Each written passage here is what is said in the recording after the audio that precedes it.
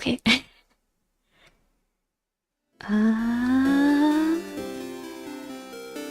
Okay. Hello. Hello. How is everybody? This is Akira Toja, but you can also call me Mar. And today I am gonna try to get a little bit further in Stars and Time.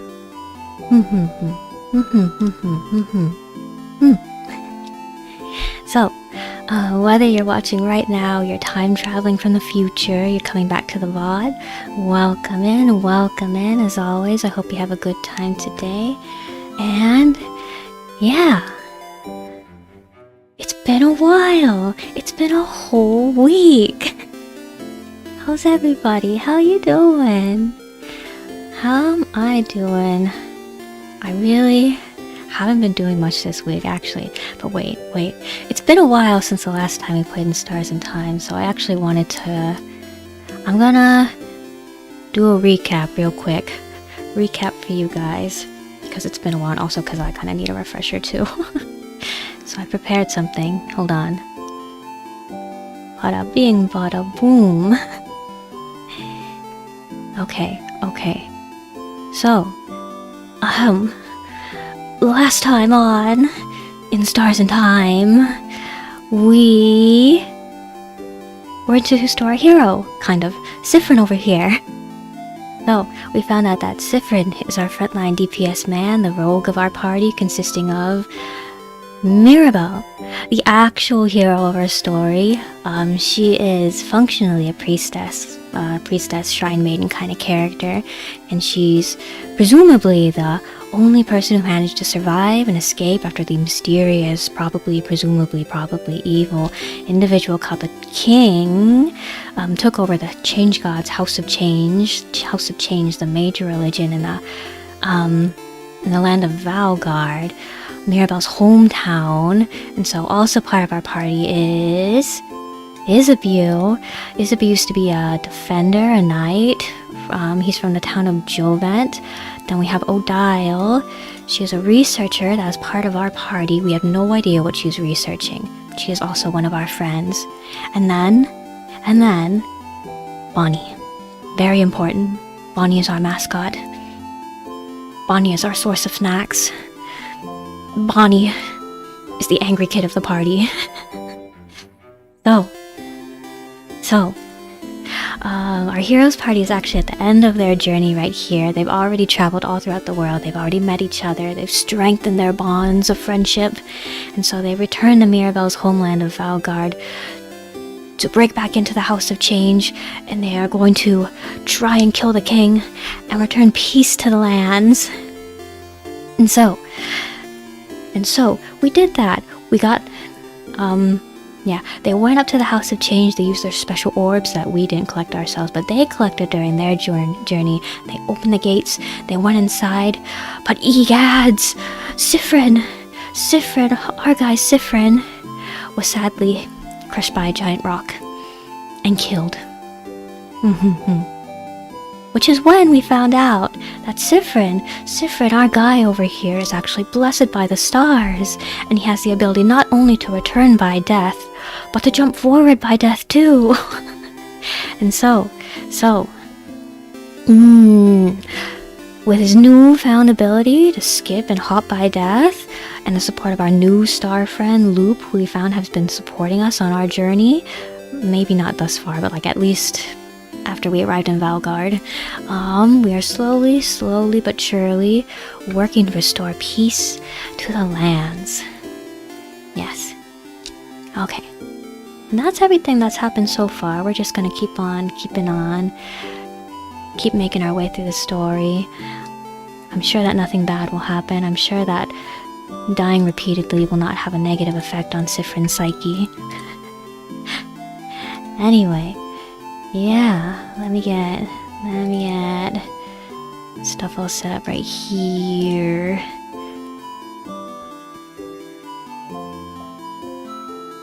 Okie dokie. Alright. And yeah, last time we left off, I was just at the end of the last loop we did, and I just saved in the yeah, saved in the meadow area right here, and I remember we were gonna go back and do some stuff in the town. I think somebody had a password for us somewhere. So, was it... I think it was the florist, the gardener that we needed to track down again. Anyway, I think, yeah, we're just gonna work on 100%ing the starting area. We're gonna chat a bit. It's just gonna be a calm night tonight. Gonna get a little bit further. Gonna get Siffrin a little bit tougher. Hopefully get a little bit further in the story too, but yeah. Siffrin, you're up. The usual, please. Hey, Mira. Hey, Siffrin. Hee. So how was your nap? On a scale of 1 to 10. Siffrin's taking this loop a lot better than the last one, but I suppose... Because last time Siffrin died, he got, like... He didn't, like, die a horrible, traumatic, painful death by crushed by a rock again. It was just like he touched one of the freezing tiers in the castle, so... I would assume that that's a lot less traumatic than what happened to him the first time. It was alright. That's something Siffrin didn't say before. I'm glad. I know how much you value your naps. Oh, wait. I had something I wanted to ask you. I have an idea for tonight. This will be the night before we go fight the king, so I felt like we could make it special somehow. So, I was thinking, how about a sleepover? Let's all eat good food together. Sleep in the same room, maybe tell stories. It would be nice, wouldn't it? Yeah, you know what to say. Make her happy. That sounds like an amazing idea, Mira. Yeah? Oh, I'm glad you think so. I was thinking it was a little silly, but if you think it could be fun, then great. I can't wait. This will be delightful. I'm smiling just thinking about it. You're happy, she's happy. It's been a while since I played this game, so I actually don't remember the conversations too well. It keeps it fresh, though. It's good. It doesn't feel stale when I reread them. It's good. You smile back. So, could you let everyone know? I'd really appreciate it. Sure. Will do, Mira. Anything for you, Mira. Okay, let me think. Madame O'Dial should be in the shop buying items. Bonnie should be near the fields to the east. And Isabeau is at the favor tree to the west. We're staying in the clock tower at the east of town, right past the broken bridge, so you can tell everyone to meet up there later. There's a lot of names and places. Will you remember? You think so? Yes. You see, I'm the kind of person that needs to hear things more than once, Mira. So we're doing all good. I always remember things. I always remember things, especially when it's third pass. Well, unrelated to your memory, here's a note with everyone's location. Just in case. You forget. Got the reminder note. You put the note in your pocket along with your souvenirs. Okay, see you at the clock tower later then. I'll be near the library if you need me. Come talk to me whenever. Oh, and don't forget to check the Change God statue too. For good luck. Wave goodbye. Bye, Mira. Okay, so everybody's stats, I remember everybody's stats reset each loop, except for Siffrin's, but weapons don't reset. So let's go Change God first, and then I'm gonna keep giving Siffrin the attack buff. Believe strongly, believe strongly. Believe in the me that believes in change. Believe in the me that believes that my attacks can be super hurt. Super duper hurt. Best defense, good offense. Yeah, super hurt. Super powerful, super powerful, super powerful. Super hurt. Actually feel more powerful. Yeah, and then he drops the dagger. I wonder if that changes. I wonder if, like, as the loops go on, if there's going to be a time where Siffrin doesn't drop his dagger. Anyway. Yeah, let's save. Save. Yeah. Act 2. Okay, wait. Yeah, I remember wondering about that earlier, but I guess the acts don't change every time we loop. So then looks like acts are related to a specific story. Stuff and stuffs. Yeah. Okay. Tutorial Kid. Let's go fight Tutorial Kid again. Let's go get some items off of Tutorial Kid. My name It's Tutorial Kid. My mom says you're very strong, you're gonna help save us all. I think X was the skip button, but I don't think it'll let me skip Tutorial Kid's dialogue. Actually, I remember that banana up there, that banana peel up there. The first time we inspected it, it was like being lauded as like a dangerous, deadly item. Can we actually die by banana peel? Should I test that? Battle start.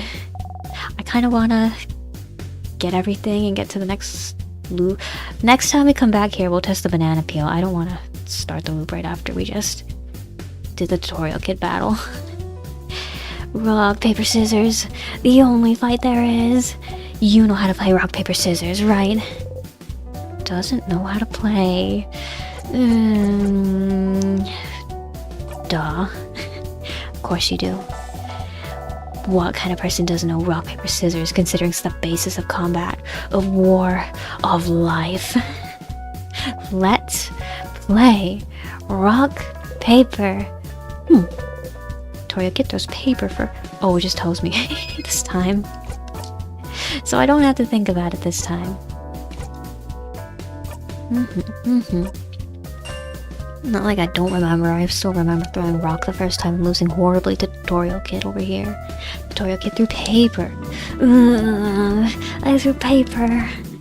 How could I lose to someone like you? Okay, do it again. Rock, paper. Next Tutorial Kid throws rock. So we throw paper. Rock, paper, scissors, master.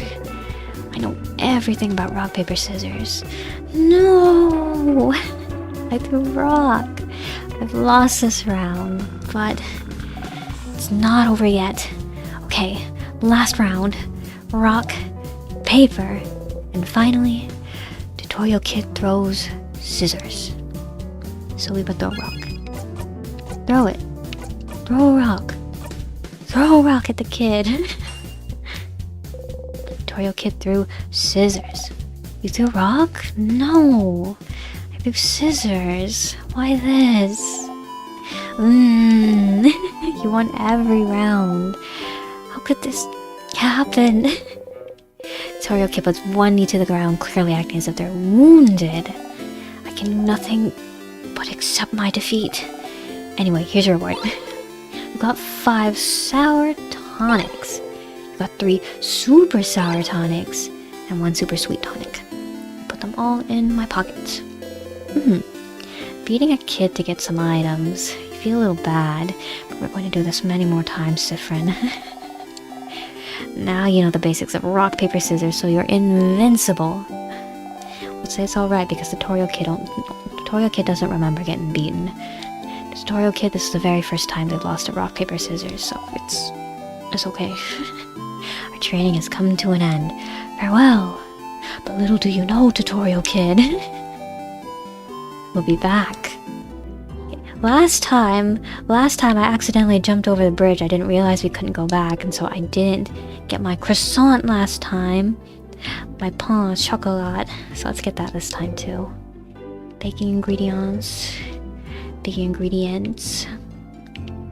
I like these little change god statues, they're cute. You know what these remind me of actually? You know those little like solar powered like Lucky Cat figurines that you can buy at places? They're just like little plastic like solar powered figurines. You like put them in the window and so like the paw like bobs up and down and stuff like that. Those little Lucky Cat ones, or like sometimes they're like frogs and they got like umbrellas that they like move up and down. They make them in all sorts of kind of shapes and sizes, really, but I got one on my desk. They remind me of that. These little change god things. Just a little bobby dance it does. It's been crafted to dance slightly. This one has clumsily drawn eyes and a drawn baguette for a mouth. They're like darumas then, I see. You can decorate them yourself. Small boulangère. I made it. I made it myself. Nice job, small boulangère. Some baguettes. Smells heavenly. I actually got a banh mi for dinner earlier today. Shrimp banh mi, so I had a baguette too. I also got a milk tea and I'm drinking the rest of it right now. A torch. Black tea, brown sugar, milk tea. It burns slightly. Some croissants. They refuse to even know. I don't understand why Siffrin doesn't like croissants. Croissants. Croissants. He seems to like pain au chocolat, which is basically just like a chocolate croissant, right? They're just chocolate croissants. So why doesn't he like plain croissants? Refuse to even look at them. Okay. Welcome. I'm helping Papa today. Yeah, you are. Good job. Okay, that's all she says. And then Paps over here. Paps! I have a silver coin. Please give me a chocolate croissant. Third of a pastry, but I had chosen one benefits in this shop. I had chosen one freebies. Croissant, yeah! Get you anything on the house. Wait, you offer your croissant. Can I choose something different last time? No quesos over here. You have to ask for a pain au chocolat. Quick. I need to ask for a pain au chocolat. Do you have any pains au chocolat? Sure, but I'm actually known for my delicious buttery croissants if you want one instead. No! You shake your head side to side furiously. Incredible. Incredible. I've never seen anyone give such a look of disdain when offers a croissant. Huh. One pain au chocolat coming up. You got a pain au chocolat. Yay! You think about putting it in your pocket for later, but it smells so wonderful. And the past repeats. Still warm. It smells like butter and chocolate. You try to control yourself and take only a small, dainty bite. But it's too yummy. In 2 bites, you've already swallowed the pastry whole. Not gonna lie. Seeing a tiny one like you eat this like a rabid beast. That was disturbing, but also weirdly satisfying. Again, I'm getting a weird sense of deja vu. Good luck tomorrow. Thank you. I won't die this time. I won't. Are these doors locked? No, okay. No, yeah, you are the person who was waiting for the next volume of your novel. Oh, that reminds me. I found my new surviving week-to-week things. You know the end of the world is fine and all. Oh wait, let me read this first, because I think last time we found the volume of the book she was looking for in the castle, didn't we? So let's see if she has anything new to say this time. I only have one regret. I won't be able to know what happens to Lord Joseph Andre in the final issue of The Cursing of Chateau Castle. Did he manage to protect his castle to the very end? Did he finally find his friend Pierre-Jacques Ernest? Did he finally find more about himself? Oh, I'll never know. The last one you've seen is the final issue number 51. No, that's when Pierre-Jacques Ernest betrayed the whole party. Get with it, Siffrin. What a turn of events. Oh, okay. Okay, so I should have read... Can I even read the issue? Because the issue was frozen in time, wasn't it? Oh, Lord Joseph Andre. I hope you're okay. Yeah, anyway, I've been having less busy days at work again, so I've been having time to actually sit down and enjoy anime episodes during my break again, so I've been catching up throughout the week on seasonal anime. So I started watching the new Gundam series, I don't remember how you say the name, it was Gundam Gooks or something like that. I think it was Gooks. Anyway, the new one. I liked it. I really like the art style. It's super pop. The pop art style. It's what am I trying to say? Anyway, yeah, it's a lot like a pop art style. It's nice, it's colorful, it's really good. But also the composition of the shots too, I think are super interesting, and the animation of course is really good. I like it a lot, but at the same time they keep talking about stuff that happened the original. like, what year did the original Mobile Suit Gundam come out? Was it like 80s or 90s? Anyway, there's references being made to the original Mobile Suit Gundam, and since I never watched the original Mobile Suit Gundam, I'm not really picking up on them, but I'm seeing like threads of like people online on like Twitter and whatnot, like doing comparison shots where they show like, oh, look at these shots from Mobile Suit Gundam, and then like look at how they paralleled it in Gundam Gooks, and then also like I saw like apparently there's like a whole bunch of, I haven't watched the second episode yet, but like second episode especially, there's like a whole bunch of parodies, and like Char, is that how you say his name, also like appears directly in the episode from the original Mobile Suit Gundam. Is it Mobile Suit Gundam, or is that, I hope it's Mobile Suit Gundam is a series, I'm thinking the original series. Anyway, yeah, I think before I watch the rest of it, I'm gonna try and watch the rest of, or try to watch the original Gundam series so that I pick up on all the references, and then I'll come back to it. But it's good, and Hoshimachi Suisei also sings the ending, which is crazy to me. I remember when I first found her, she was still, it was like her next Color Planet era. She was still like 2020. She was like just got like her new model, the plaid dress design that she uses sometimes right now. It's crazy how far she's gotten. Oh my gosh. Everybody say thank you to Hoshimachi Suisei. I wouldn't be streaming right here, right now without her. Anyway, but what else have I been watching? I watched the first episode of Mono, which is like an anime about girls in a photography club. The original manga is by like Afuro, the same mangaka that did like Yuru-kyan. So it's good. I like it a lot too. It's stylistically, it's a little bit different from Yuru-kyan. I think, well, you can still tell that it's like based off of Afuro manga. You can still tell that the character designs are super Afuro, but like also thank you, Suisei-sama. Yeah. Sweet-chan best. Sweet-chan the greatest. Ooh, one of my Hoshis for sure. But anyway, yeah, about Mono. Yeah, you can still tell that like the art style is still like super, the character designs for the anime at least are still super in line with like Afuro's art style. You can still tell that it's like really similar to Yuru-kyan, at least in terms of art style.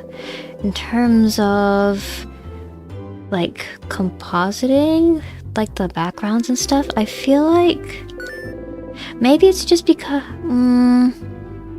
well, yeah, I feel like not cartoony isn't the word I'd say, but I feel like the backgrounds are a little bit more like illustrated, like a little bit more like Yuru-kyan. I feel like had a little bit more of an emphasis on like realism in its backgrounds, but I feel like Mono, at least from the first episode, looks just a little bit more like painterly and illustrated, which I think like works if we're talking about like viewing the world through a camera lens and like appreciating like the world through like literally through a lens, and like through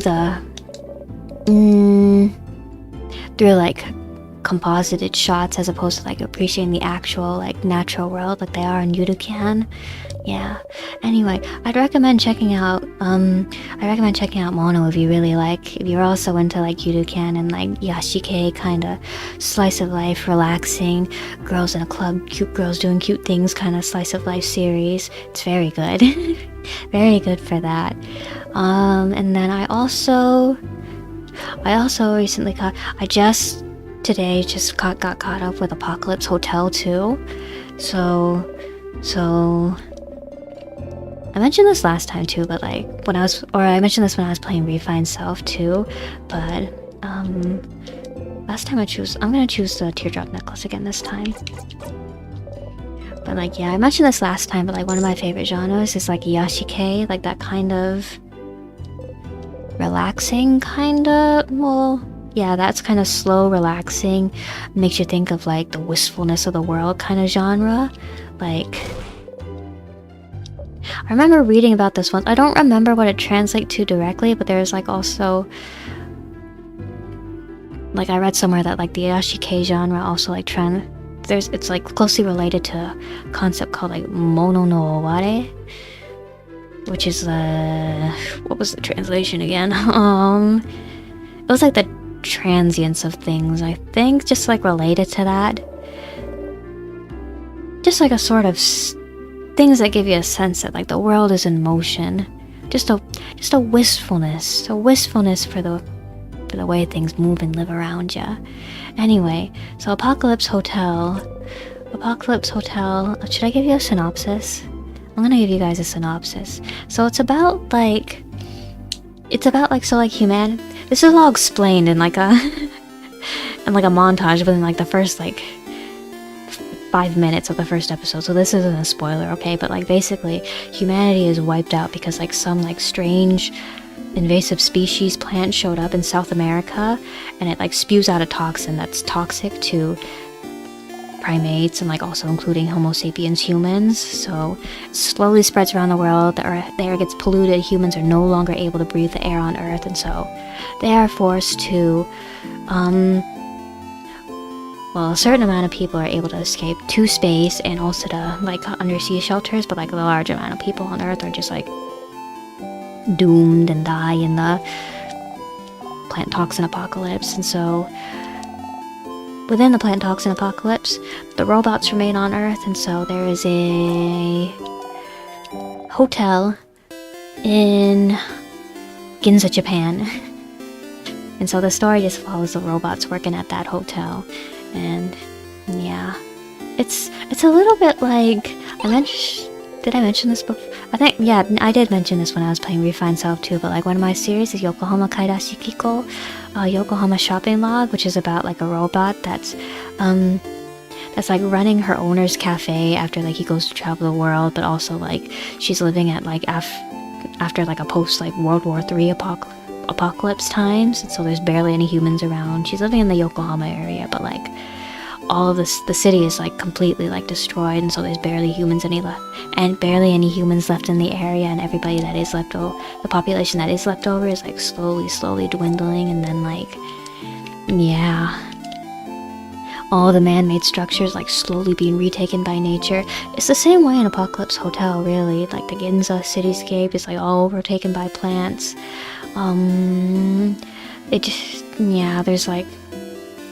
It's similar. It's not exactly the same. Like I think Yokohama Kaidashi Kiko like focuses more on like the slowness of things, and like there's also like still that human interaction element in it.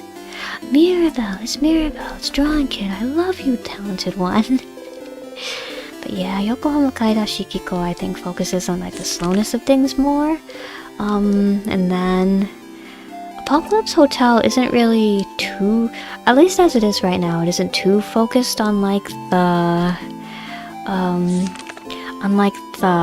reality of living in a post-apocalyptic world. It's kind of like, it has its silliness in it. Like the first arc that it just got through right now, they just had like an alien guest at the hotel. And it was silly and it was fun. But like there are just like some serious moments here and there, and like the layouts too. The layouts are really nice. You can feel like like when like the main character is like a receptionist android, and so like there's like portions of the episode where she'll like sit down and like inside of what's the skip button again? I don't remember. Funny. I don't remember what the skip button is. Can I? Ooh boy, what do you want? But yeah. No, Bonnie made me lose my train of thought. What was I talking about again? I was talking about that receptionist android. Oh right, I was talking about like there's scenes in like every episode where she like sits down in like the hotel office to write a progress report about what happened that day at the hotel. And like the layout for that shot, it's like, it's not very bright. It's like, I like it a whole lot. I think you guys should watch the series. Like, I think it's one of the shots that kind of remind you that they're living in a post-apocalyptic world. Like, it's a very serious situation going on around them right now. But yeah, it's very good. The animation's very good too. You can tell there's a lot of like passion going into the series. There's a lot of passion. The team's passionate about it. There's a lot of effort going in. A lot of good time being spent on it too. They got a good schedule, I feel like. Or at least it looks like for the time being. I hope it stays that way. Because it's good and I want it to stay that way.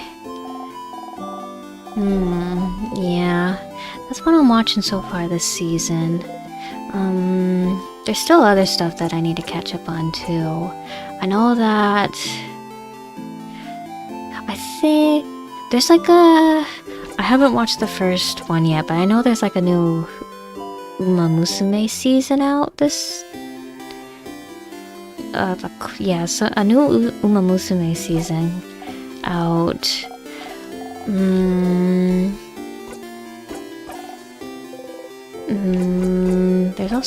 Isn't there also like a new Uma Musume movie? I think there's also a new Uma Musume movie that came out. I really want to get caught up on Uma Musume. It seems like the kind of thing I'd be really interested in. Like sports, horse girls, idol sequences all in one. I really want to get into Uma Musume.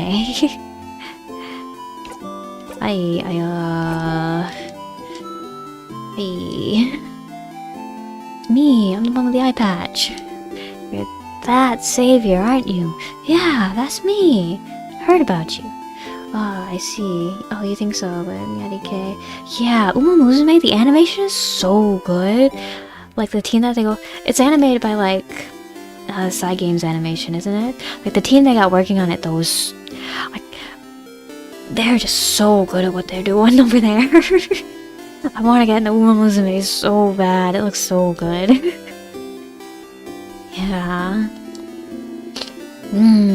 But yeah, I need to get caught up on that. I heard people in the village. It's a new development for you. Yes, Siffrin was not always injured like this. I used to be a different man, but then I lost my eye. What else? Oh wait, so one of my favorite anime is like Nichijou, right? So was it last year? Yeah, I think it was last year, like Kyoto Animation announced that they were gonna do like an adaptation of another one of Raikeichi's manga. It's called City. So just recently, like last month I think, they released like Change. Is that it? That's it. When did I learn the password for this door? Did I just guess and break in? Anyway, let me finish what I was saying before we explore here. So, yeah, last month I think they finally released like the PV for like City the animation, first promotional video, and it looks so good. It's really different from Nichijou. Like you can tell the art style is still like Raikeichi's art style. Like it still looks a lot like Nichijou, but like the colors are a lot less pastel, and like I think like Nichijou like it's a lot more like nice. Yeah, it is really nice. Yeah, you should check it out too if you like Nichijou too. But like Nichijou, I think like it's a lot more traditional in the sense that you could tell like the backgrounds were like more painted, and then like you could tell like the character animation cells were on top of that, and like I think Nichijou like overall had like a softer look than what City has, but like City, like you can tell like it's a lot more like the colors are a lot more stronger, they're a lot more saturated, and then like the background art is like super like the character art and the background art are like really well integrated together. Like they're seamless. Like you know how you can usually tell the background art from the character cells in anime? Not in City. It's seamless. They're so well integrated together. It's exactly the same style. Like And I think it works really well because, like, you know how, like, in Nichijou, like, everything, like, is sort of just connected together and, like, moving together? Like, City is kind of the same way. Like, all the stories of, like, all the people living in the city, like, are interconnected. Like, how Nichijou has, like, everybody in the city. All their stories of their everyday life are all, their Nichijou, are all interconnected. Like, yeah, City's the same way, but, like, yeah. It looks like they've put in so much effort. And I'm so excited. I'm so excited for City to start airing. It's gonna be so good. Yeah. I recommend checking out the PV though. It's gonna be really good. On the topic of Kyoto Animation too, I know like they're like also working on like that new Dragon Maid movie. I'm excited for that too. I know that like after the 2019 like arson attack they had on their studio, like a lot of the people that had been working on like a lot of the series that are like classic for them, like Nichijou and like Dragon Maid too, like a lot of those people left. But yeah, I'm still excited to see what the people that are still there. I think it's important to support the people who stayed with the studio. Yeah. So yeah, I'm looking forward to those anime. Architectural plans, that's a barrel, spices and other ingredients, that's a barrel, that's a barrel, that's a barrel, that is also a barrel. Incredible. What kind of barrel though? Oak barrel? Pine barrel? Is it a wine barrel? Is there water in this barrel? Perhaps there's lard in the barrel. A letter is laying on the barrel. There seems to be something inside. You open it. You can only describe the item inside the letter as a long thingy thing. You got a long thingy thing. You put that thingy thing in your pocket along with your souvenirs. Maybe it'll be useful later? Maybe? Thingy thing? Let me look at the thingy thing.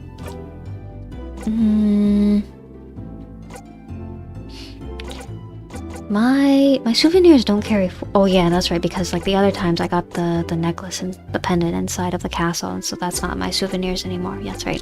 Yeah, so souvenirs don't carry through loops. I gotta pick up all my souvenirs every time, which is fine.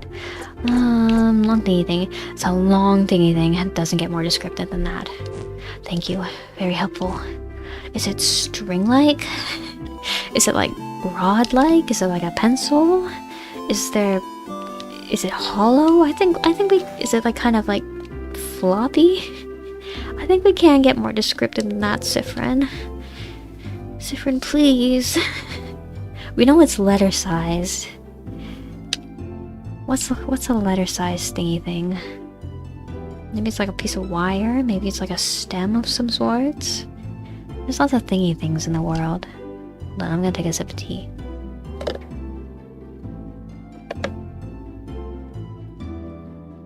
Okay. Closets full of gardening stuff. Oh, this is guy reading. Yeah, the password, please. I think you are the right person for the password. Aren't you one of the saviors traveling with Mirabelle? You're doing so much for us. I wish I could help you in some way. I know. I grow flowers. Beautiful flowers that can make someone like you, that could make someone you like happy. Here, have one. Or keep it, or gift it to someone special. You got the bright flower. You put the flower in your pocket along with your souvenirs. You got the flower again. You could give it to someone else this time. Who did I give it to the first time? I don't remember who I either gave it to Maribel or Bonnie. Or did I give it to Isabeau? I don't remember. Did I give it to... I'm like 70% sure that I might have given it to Bonnie to help them cheer up about their sister. But I also might have given it to Isabeau to try and riz him up. But I feel like Mirabelle is also the obvious choice here. I don't remember who I gave it to last time. I don't remember. Why don't we give it to Isabel this time? I'll give it to Isabel this time. Let's rizz up Isabel. Maybe we rizz up Isabel enough this time he'll confess to us. Hello, traveler. I hope the smell in here isn't too overpowering. What is beautiful when cooking? You know, something with lots of smells. Is it curry? Is it some kind of soup? It looks like some kind of soup, but I think curry would be like more of a smells food item. All of us in Dormont talked a few days back, and we decided that while you be exploring the house to fight the king, everyone in the village will be partying. Oh, okay. Why is the skip button? Party. Should I say that's for well, we know what she's going to say now. We know that she's already going to say, oh yeah, you might think it's kind of weird. Oh yeah, so I don't know. Siffrin's getting to the point where he's choosing new dialogue options just to see how people will react. Oh. Well. Yes. Miss. Yeah. Belgard is so weird. And that's it. She doesn't give me the whole spiel this time about how everybody wants to go out with a bang. I think I might have hurt her feelings. So much to cook still. It's okay. It's okay. Siffrin will be coming back again. I can feel it. This isn't the last time we're gonna be back here. You're the kid that likes frogs. Little girl making frog embroidery. No, I need to compliment her frog embroidery. I can't be mean to her. This is one of those things that has to happen every time. Siffrin is still a man of principle. He hasn't been through that many loops yet. It's only been 2. Hi. She seems shy. You like frogs? Yeah. Me too. They're totally awesome. Ooh. Totally. Like toads. Yeah. Success. Yeah. Okay. And then you're the wizard-loving kid. You get disappointed when you find out I'm not actually a wizard. My mother talked about you. She said you're a traveler with a big hat. It doesn't mean you're a wizard. Yeah, guys, I'm the wizard. Because wizards aren't real. Wizards are real. Wizard-loving kid. Are you a wizard? I wish. Oh, yeah, you bet I'm a wizard. I'm booping your nose, kid. I'm booping your nose. Did you do something? You know it. Frog spell? Protection spell. Protection spell. Oh. Boring. Kid turns away and ignores you. Alright. So next loop, we are not going to be mean the beautiful one soup lady. Next loop, we're also going to do the frog spell on the kid again. Odile is here, looking at what the shop has to offer. Odile! Oh, Siffrin. You look rested. Yeah, I'm doing better this time, Odile. Siffrin didn't have a horribly traumatic death this loop. Glad to see you this laid back on the day before the end of the world. Anyway, how can I help you? Questions? Odile, come to the sleepover, please. You guys really are kids. No, Odile, we can forget about our problems. I suppose so. Nonetheless, I'll be there. Poor Boniface probably needs it. Maybe we all do. But the room only has 3 beds, right? I better get a whole bed to myself. Mira and Bonnie will probably be sharing. Mirabelle and Bonnie. So who'll sleep on the ground? You or Isabel?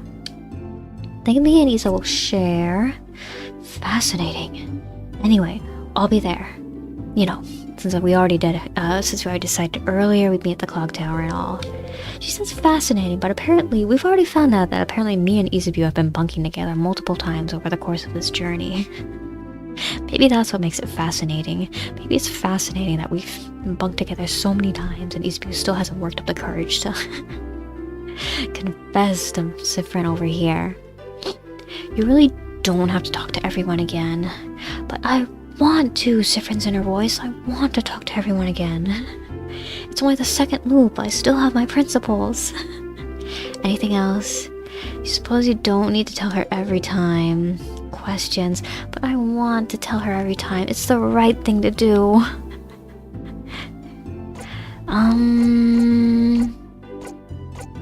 Should I give it to Odile? Is this going to be important later on? Do I need to give the flower to somebody specific? I'm still giving it to Isabelle. I'm still gonna rizz him up and see if I can give him the courage to confess to me. A closet filled with everything from empty salt shakers to half-broken pencils. Are they for sale? Can I get the half-broken pencil for free? Shopkeep? Pretty please? Old, moldy books. Musty, yucky books. Can't even read their titles. Man, those are some old books. Ahoy, traveling one. Oh, you're Mirabelle, the lady with the glasses. I recognize you. Can you believe Mirabelle has been blessed by the Change God to save us all? So, like... What? You nod, again. Blessings by the Change God, huh? I wonder if the Change God is the one who revived you and gave you those powers. Is Luke working for the Change God? Or is it... So, like... Mirabelle and, like, Isabelle, those... Whenever they, like, make their little exclamation... before I'll finish this later, wait. Oh, he's the one with the password. Do you know anything about locked doors in the house? Perchance? Story-loving shopkeeper? Pretty please? Locked doors? Ah, yes. There's one locked by one of those word locks. Let's see. I remember. The open phrase to open it is... the storage room. Because there's a storage room inside. It's the storage room. But I didn't want it to unlock if you just said storage room. Yeah. That's a good password. I wouldn't guess a password like that. Don't look at me like that. I do stuff like that sometimes. like you know when you like make an account online for like your bank or other places, like on like a credit card website or just like on a shopping website, and they'll have you choose a security question. It's like, what's the name of your high school? What's your mother's maiden name? What street did you grow up on? Like, I'll make the answer like related to that, but then I'll also like mix it up with like weird sounds, like a cha cha cha cha cha. Like I'll do my best friend's name, but I'll just like repeat the first syllable a couple of times and do like the second syllable and be like same like school names, like town names and stuff like that. So it's like related, but not quite. I feel like it makes it harder to guess. Well, either way, there's not much. I made that, yeah. I have to write, even though I make it like related to like what the actual answer is, I still have to write everything down or else I forget it too. I got like a little like notebook that I like actually write all my posts, actually write all my logins in. It'll be disastrous if I ever lost this notebook. But it just stays in my desk, so it's not going anywhere. I never take it out of my house either, so it's all safe here. It's bad if I leave my house and I need a password. But otherwise, it's really good. Well, either way, there's not much in there. Nonetheless, I hope it helps you on your journey tomorrow. Thank you. Now we know how to get in the door. It's the storage room. It's the storage room door. What was I saying before I talked to the guy? I should have made a note. What was I talking about again?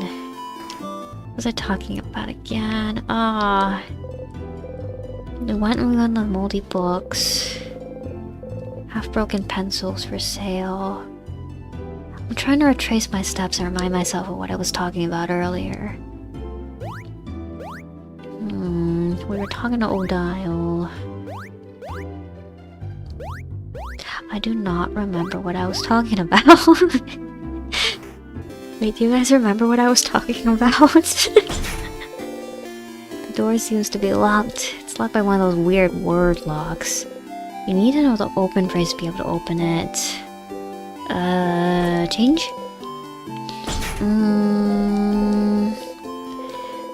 Open phrase to storage room? No? Okay. So we are gonna have to come back to do another loop then, because I don't think we can open that yet. I'm just gonna keep moving. Eventually I'll remember what I was thinking about before. You're not from Valgard, are you? That's the rumor, at least. I'm from Pateria myself. I came to Valgard to further my studies a few months ago. I've been to Pateria once. Oh, that's right! I was talking about, so you know how, like, when, like, Mirabelle and Isabeau, like, whenever they, like, have, like, an exclamation to make, they're, like, super surprised, they'll be like, oh, change! They'll be like, instead of going like, oh goodness, oh god, they'll be like, oh, change. Like, but like, Siffrin over here goes, oh, stars. Like, is like worshipping the stars like a different religion in the world of In Stars and Time? Like, I'm thinking that like the change religion is probably like the most prominent throughout the lands, but like, is like Loop like related to the change god in any way, or is he, or are they just like sort of off doing their own thing? Cause like I'm curious now. I wonder. I'm thinking they probably are, at least. I don't know if they'd be working together, but they probably are related in some kind of way. Probably. Mysteries abound. Mysteries abound. Everything we learn, I feel. One step forward, 2 steps back, but then 3 steps forward once we learn something new as a result of that. It's fascinating how small like the area we've been given in is, but like there's such a big story to be like unraveled here. Welcome to the library. Well, our selection is kind of lacking. All the good books are in the house, but the house is, well, closed until further notice. Since the king took residence there and froze everyone in time. Yeah. Are you looking for a book in particular? Are you? Anything about time? Time? We have a book about clock somewhere? Not really what you're looking for. You let it go. Ask about time travel, Siffrin. There has to be, like, time travel crafts in the world, right? What if that's what Odile is studying? What if she's studying, like, time travel or something like that? Run, child, run! The Unrestrained, the Cursing of Chateau Castle. But they don't have the... So we know 51 isn't the final issue. Like, 51 was the issue in the castle, right? So, it sounds like 51 is probably the climax, judging from what, like, the bookish one was telling us earlier. So maybe... How long is the series? Is it, like, already on, like, their 100th issue? The bookcase is filled with books about craft. What is craft? Crafting for dummies? Creative craft, how to use paper type effect. Oh, yeah, that reminds me. That reminds me, going back to like anime series that I'm looking up for. So like, pick up what is craft? Crafting for dummies. Let me finish what I'm talking about first so I don't forget. But like, you know how earlier I was talking about like anime that I'm excited for? So like, a series that I've been, like a manga series that I've been keeping up recently, like, it's called The Summer Hikaru Died, like Hikaru ga Shindanatsu. It's, like one of those existential horror series. So like, I'll give you guys a quick synopsis for this one too, but it's like, so like this middle schooler finds out that like his best friend is like actually is dead, and like the person that he thinks is his best friend right now is just like some eldritch creature parading around in his best friend's dead body. And so like, yeah, he finds that out, and so like he's trying to keep the secret like to all their other friends and like act like his best friend is still alive and well, when in reality he's like living with this eldritch creature pretending to be his best friend. And yeah, there's like also other mysteries and like supernatural things that they need to solve together, and there's like this theme of like learning to like have to like re-love somebody that you thought you knew, but like also is like kind of gone, but like also like were they ever really there to begin with all the secrets that they had, and like I think it's like probably kind of the kind of series that's not for everyone. It's very up my alley. I like it. I like psychological horror series like this. But anyway, it's getting like it's also getting an anime adaptation soon. I'm excited for that. So that's also I know that that one's gonna be on Netflix, because like it's like one of those Netflix, like funded in part by Netflix shows. So yeah, that's one place that one's gonna be available to watch. So yeah, another one of my recommendations to you. Keep it on your radar. Yeah. You know how my Kamiyoshi is like a meal castagne from the Tales of series? So, sounds interesting. It is interesting. I'd recommend it. I'd recommend checking it out if you're into psychological horror and like supernatural kind of series. It's very interesting, I think. But yeah, you know how my Kamiyoshi is a meal castagne from the Tales of series? I also learned, there's like a little tidbit from the summer Hikaru died, but I found out that like my Kamiyoshi's name might also be a reference to like a character named Emil from like the book Demian, I think it is, by Herman Hesse. Is that how you say his name? But yeah, duality is like a big theme in like Hikaru ga Shinda Natsu. It's like that's also my kind of thing. I like it a lot. When people like thinking something is one way, but then it being another way. I just really like series that like make duality like a big theme. I think it's interesting. Anyway, yeah, check it out. So, pick up what is crafting for dummies. Yeah, pick up the book and open it at a random page. Protection craft, creative craft, and piercing craft, or commonly known as rock, paper, and scissors craft. Ooh. So rock protection, paper is creative, scissors are piercing. Are three branches of common craft able to be used by most people.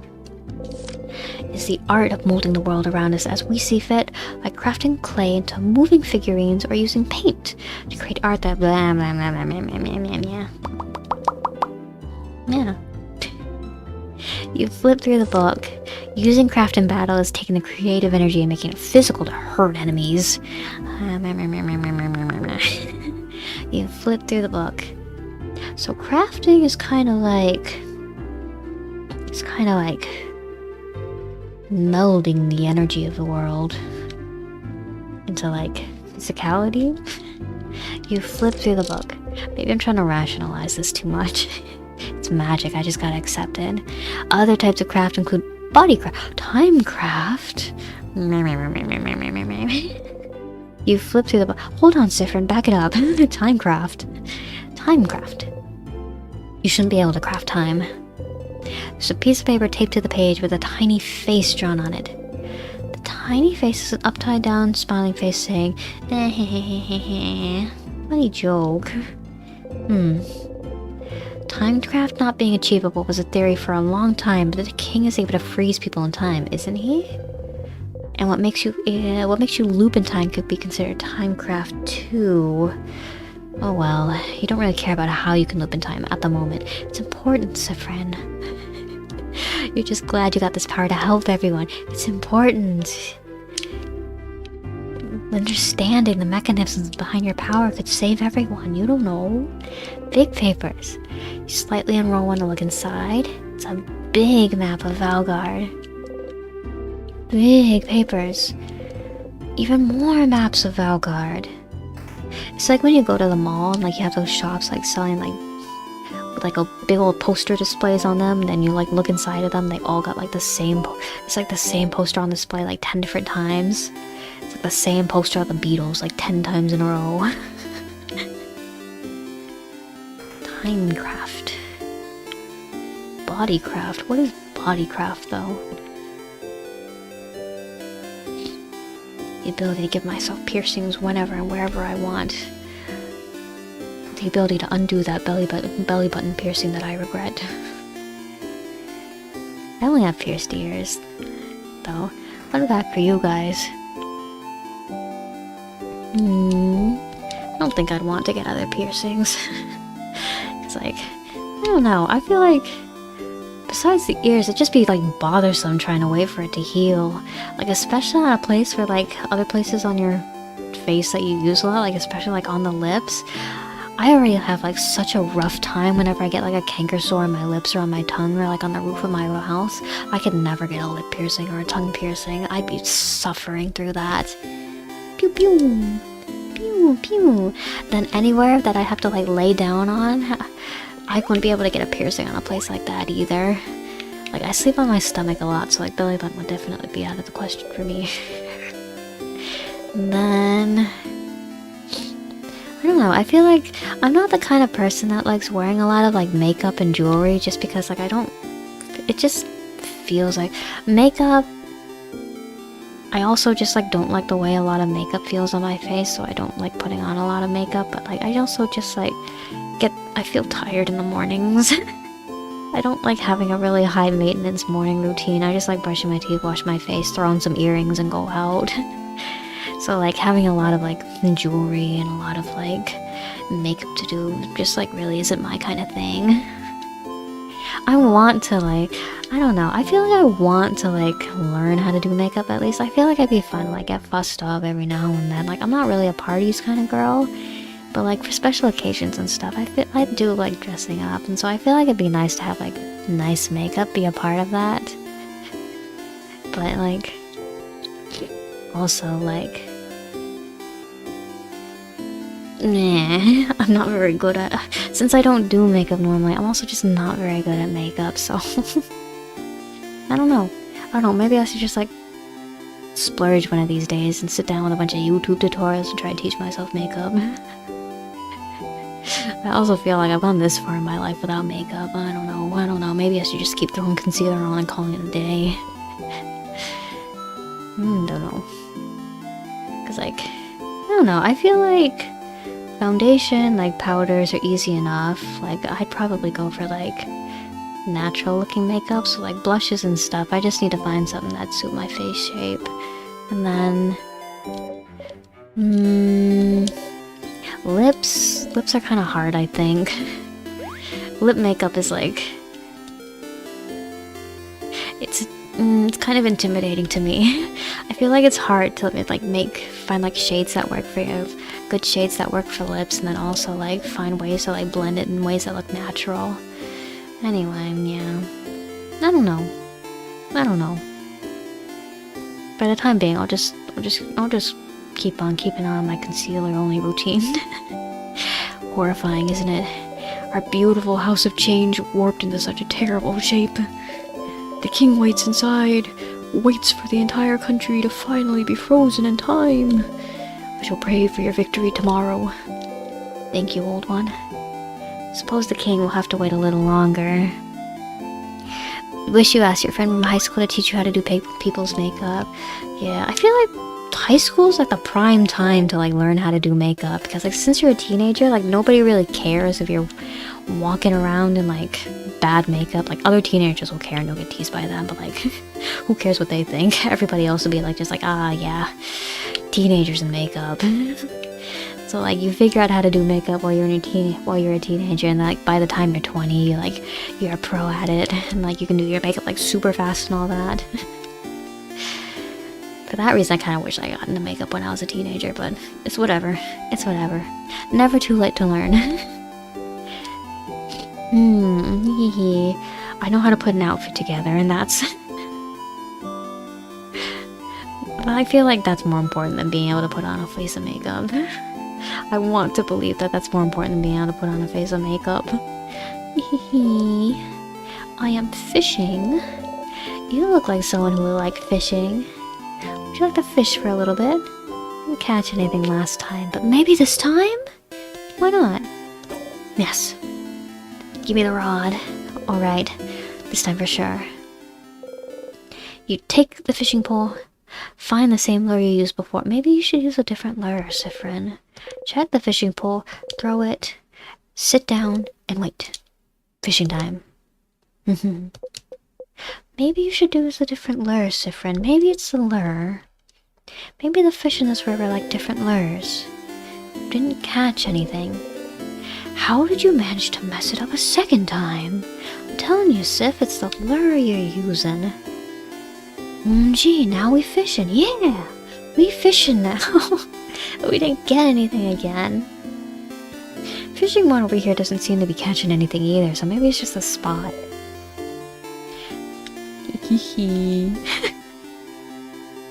How long have you been here, fishing one? How long will you be here? But you know what?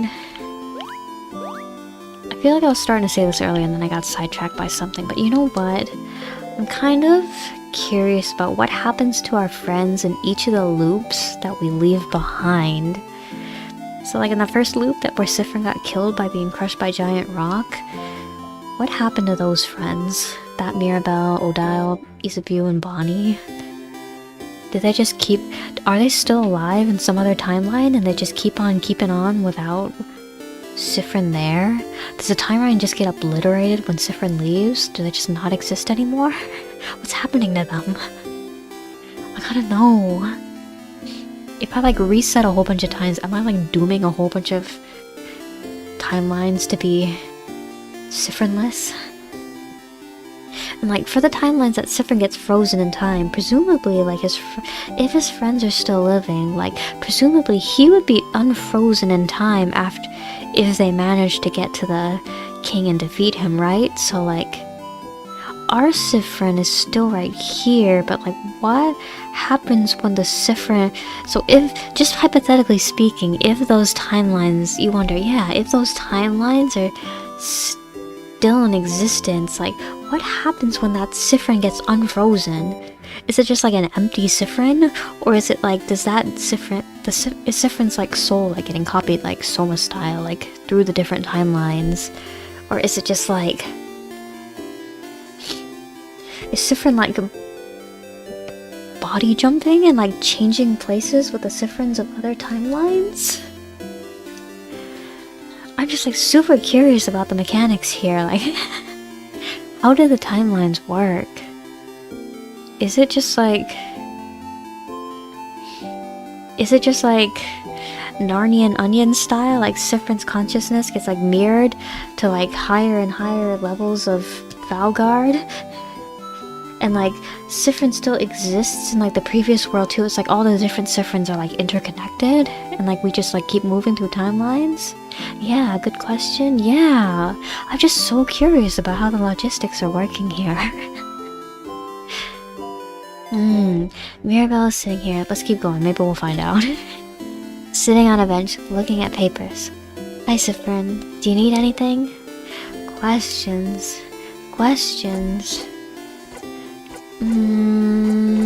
You have a fan, Mirabelle. I should tell her about this every time. This will be added to our list of requirements. I do? Not, and point at the stylish woman's house. I don't know whose house it is. The stylish lady? You describe the stylish lady as best as you can.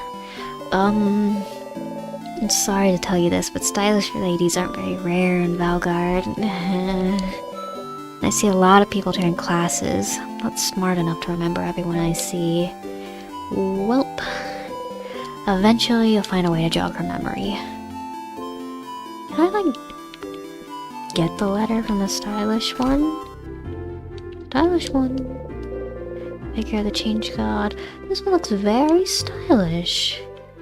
Is it, like, dressed up in, like, a custom-made outfit?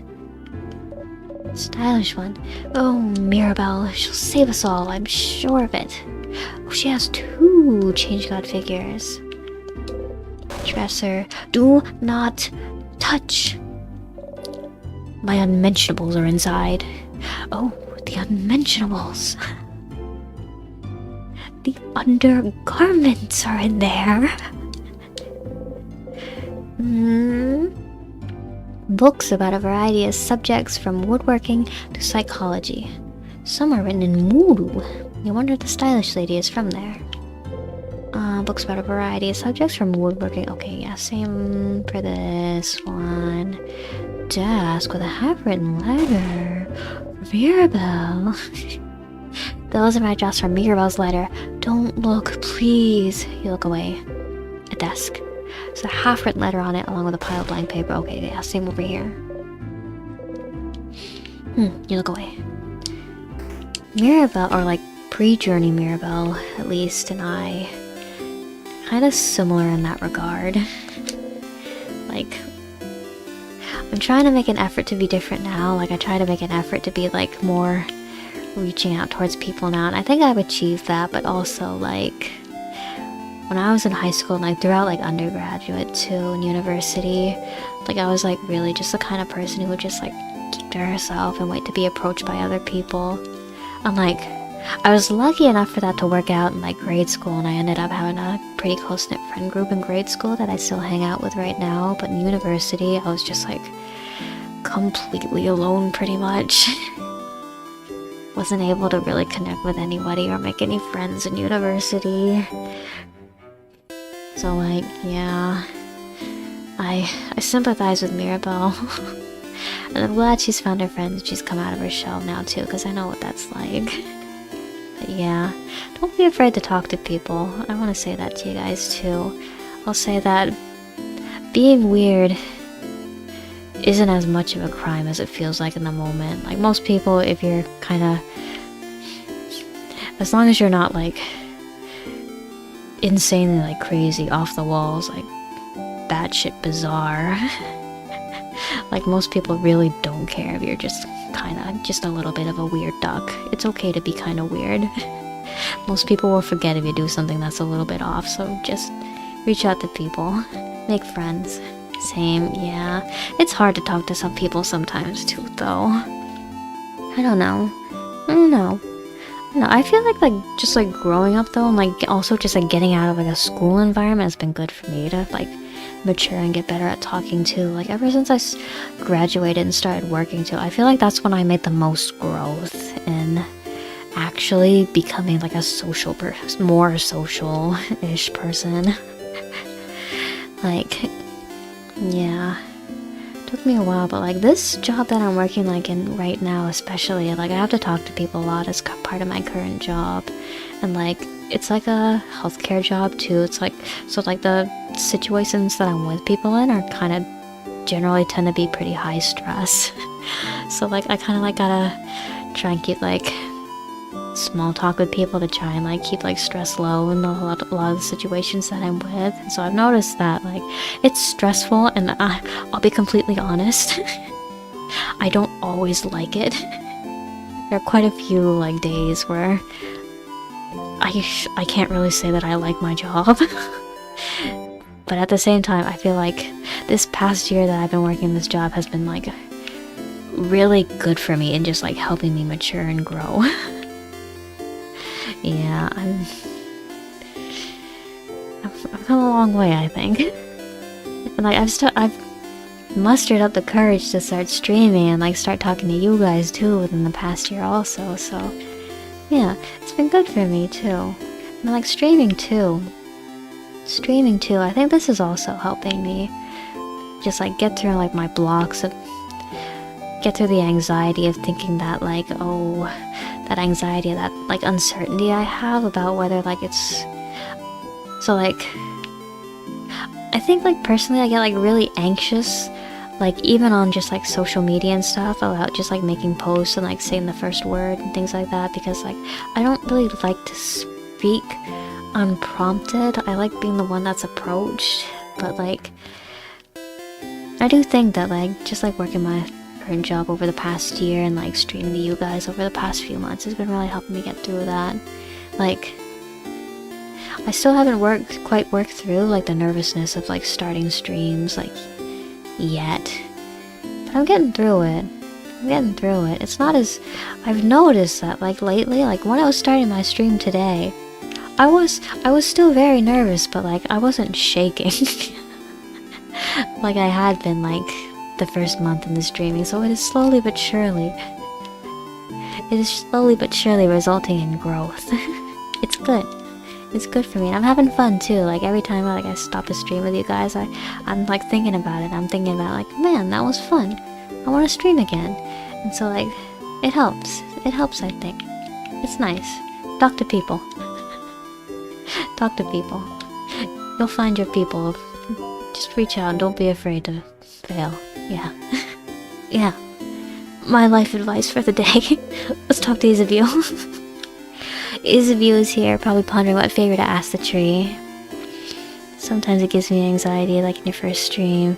Yeah, it is hard. It's really anxiety-inducing. It's hard, but I think just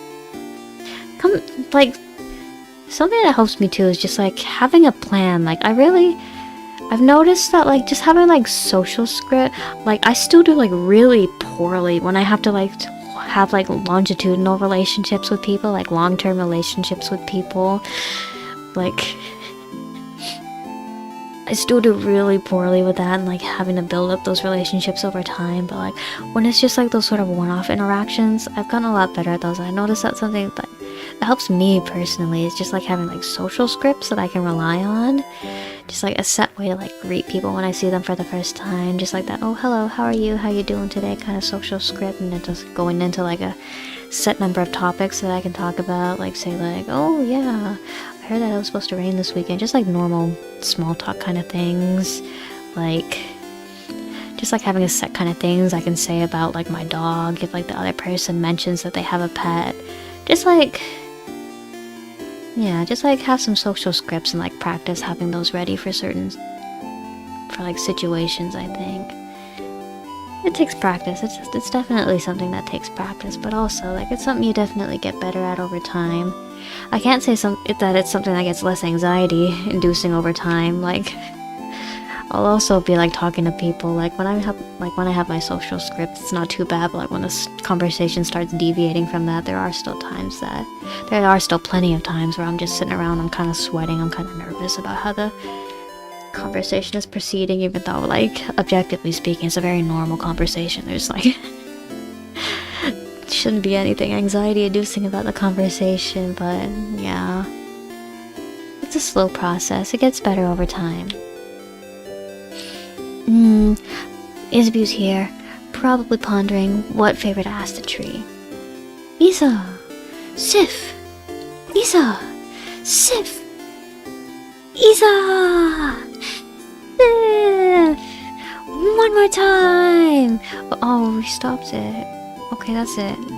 I'm ending this bit. You didn't know about social scripts? Yeah, social scripts. Have some social scripts ready. They really do help a lot. Because, like, think about it. Like, people that you've never met before will have no idea that you have said this exact same line to 10 other people. They have no idea. To them, you're just, like, coming up with this conversation off the top of your head. So it's just, like, something you can say. And then, like after you, like, get that, like, initial, like, kind of anxiety out of the way with your social scripts, like, maybe it's still anxiety-inducing, but, like, if it's hopefully the idea is that like you can use your social scripts to get the initial anxiety out of the way, then the rest of the conversation can just start flowing. Like they're useful, they're really good. I highly recommend having a few social scripts on hand. Okay, that's it. I'm ending this bit. Aww. Boo. Oh, it has to be Siffrin. Anyway, I was just looking at the favor tree. Isn't this tree cool? Joke time. Yeah, it is. Glad you agree. One could say it's a pretty... tremendous tree. Ha. Yeah. I could watch Isabel's reaction every time. Yes. Both laugh, and I think Siffrin could watch Isabel's reaction every time too. He's so enthusiastic about it. It's so good. He's such a bestie. Laughing uproariously, he raises his hand towards your shoulder, but stops and brings it to his side. So, we know that So we found out that Isabeau has never actually slapped Siffrin's shoulder before. Maybe he's just scared about being too rough for Siffrin. So he does that. It's a habit that he has from like doing it to other guards and defenders, but maybe he thinks that Siffrin's a little bit too delicate for that. So he stops himself because he cares for Siffrin. I'm gonna give him a flower, I'm gonna riz him up. Oh, that was funny. I'm gonna go soon so you can do anything with the tree, but do you want to talk before I go? Questions for Isa. I have a flower for you, Isa. This is for you. What? A flower? For me? You're the only one here, Isa. Only one here is you. Yeah. Isabeau takes the flower, cradles it gently in his hands. Thanks, Sif. I'll treasure it forever. He seems happy. Questions for Isa. Oh, I gotta tell him about the sleepover. A sleepover? Crab, yeah. So crabs are like the change equivalent of the devil, aren't they? I think I understand that though, cause like, so I don't know if I talked about this last time, but you know how like there's like this evolutionary theory that like everything is like slowly but steadily evolving to like take on the form of a crab. So like crabs represent like evolutionary finality. Crabs you could say are the death of change. Crabs represent inescapable fate.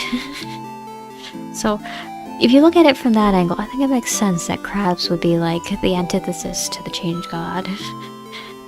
Change will share Betsy and Sif. I got dibs on the left side. Yeah. Cancer cells are also called cancer cells because like early scientists thought that they were like shaped like crabs when they saw them under the microscopes. So then that would be another reason that to say that crabs represent like the death of things, the end of change. To live is to change. Crabs do not change. Crabs are eternal and thus evil. So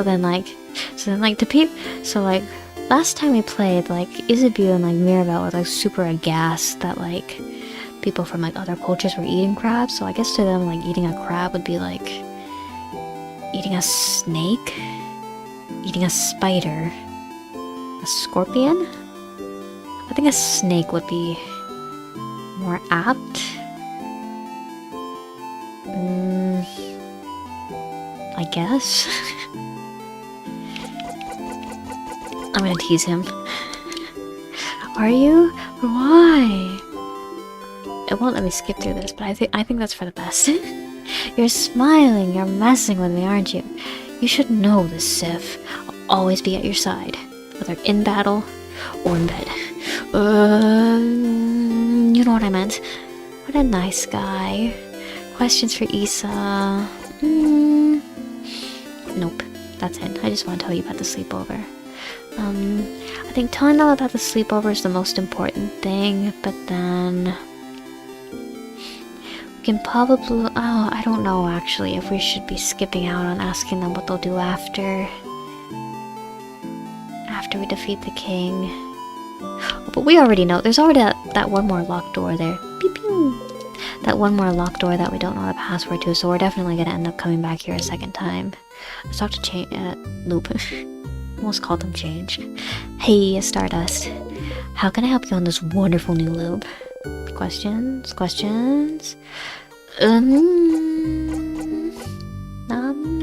me take a sip of tea.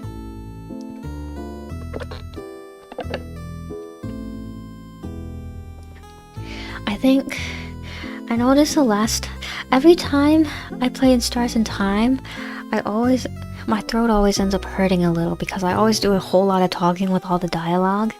But I think the secret the secret to saving my throat is just taking regular sips of stuff.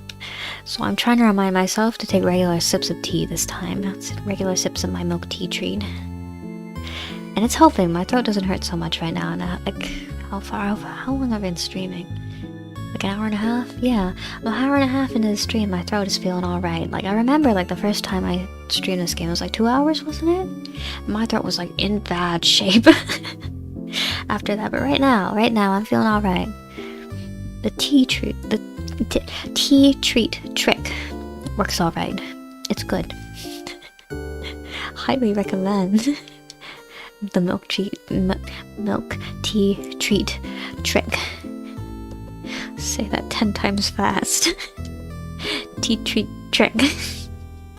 Can't even say it once. Anyway, let's talk about something. I'm not gonna ask you for hints yet. I'm not that desperate yet. Let's talk about something, Loop. Sure. What do you want to talk about? What do you do when I'm not here? When I'm not romping around the house? What are you up to? Excuse you. My life doesn't revolve around you, but you know everything that I do, so I know that you're watching me, at least most of the time. I do loads of things while you're gone. Like, I look at the sky, and, I take a nap sometimes, dream about things. What kind of things does a star dream about? What do you dream about, Loop? What do you dream about?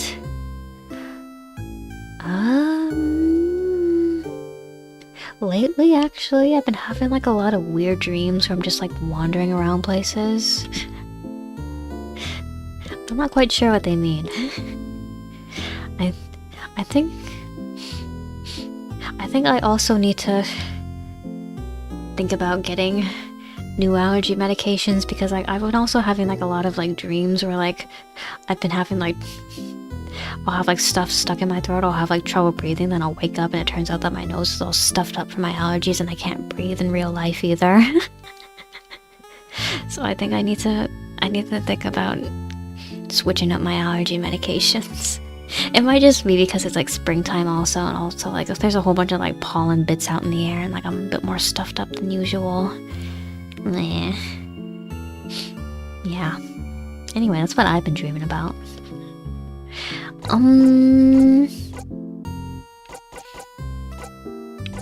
Yeah, that's it for now.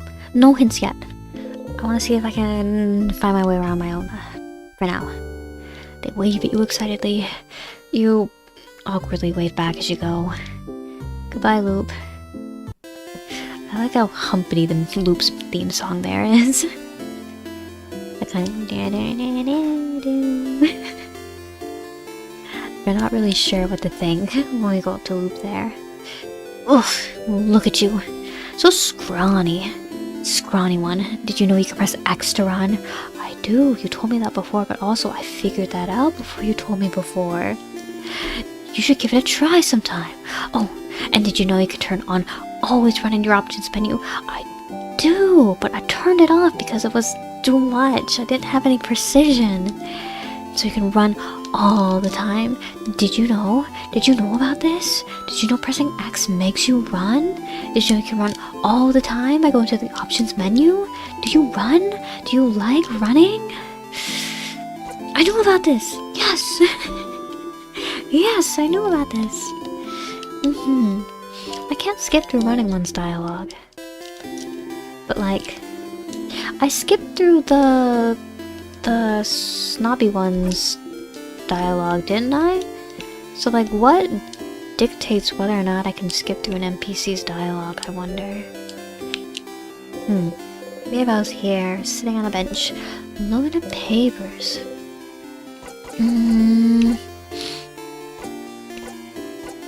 Yeah, that's it.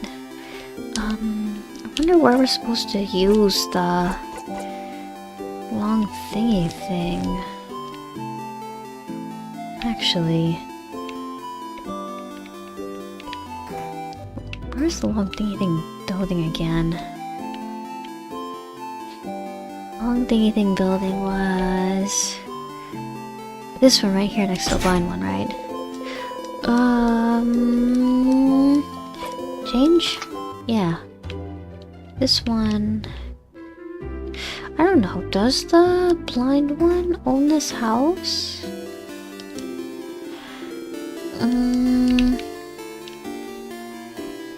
Maybe... Yeah, they don't know anything about it. Oh, this is new. Hey Bonnie, those kids like frogs, do you know that? Okay, and... I don't know. Don't you want to play with them? No. They're babies. Aren't they the same age as Bonnie? I don't think we should mention it. It'd be bad to mention it. You're the baby. I didn't say anything, Bonnie. Well, I heard you think it. Questions. Nothing. See you at the clock tower. Bye, Bonnie. We'll worm our way into Bonnie's heart eventually. What's this building? Oh yeah, that's the beautiful one's house.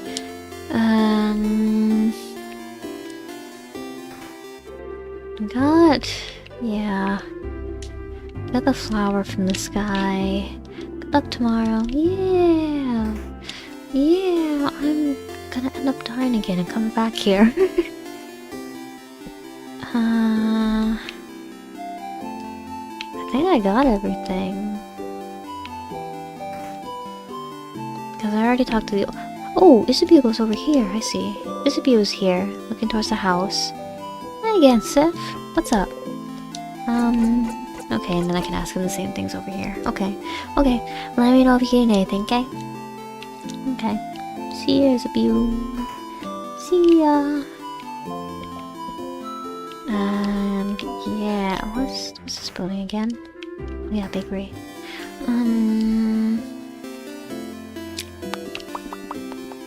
Yeah. I think that's everything we can do here for now.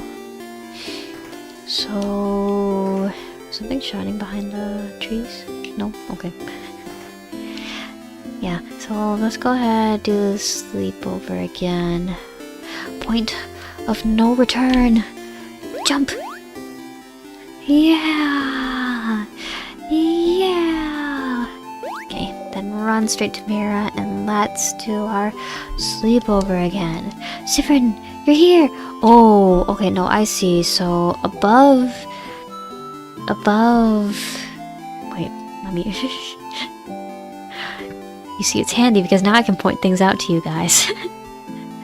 So above, when I can skip, I just noticed this, but it'll have the skip icon right there. I think that was missing before. When I was trying to skip the other dialogue options. Okay. So, I need to pay attention to that icon right there. When that's there, I can skip. Siffrin, you're here! Yes. Let's go. And then I am not going to skip through the dinner time meal again. I am not going to hurt Bonnie's feelings again. I think that's what happened last time. I just skipped through the dinner time, they saw me nodding, and then that's when everybody started going, Siffrin, is something wrong? Are you okay? That was delicious! Keep getting better at cooking, Boniface. Those samosas were delicious. So we know that Siffrin's a foodie. Is there going to be a time where Siffrin gets tired of the samosas? Is Siffrin going to reach a low where he just can't take it anymore? He can't eat the same samosas, he can't eat the same pain au chocolat, he can't get the same drawing from the talented one anymore. Is he going to reach that point? Wait, all the food on your plate and more, but you're still hungry. Try not to show it though. What about my carrot? Not my carrot though. I got a carrot the first time. I didn't skip through anything though. Okay. Yeah, let's just nod through Mira's speech. Tomorrow we'll go fight the king. Yes. Of course I do. Yes. We'll stay with you, Mira. For as long as you can. Yes. Yeah. Maybe the body resets? Maybe Siffrin's...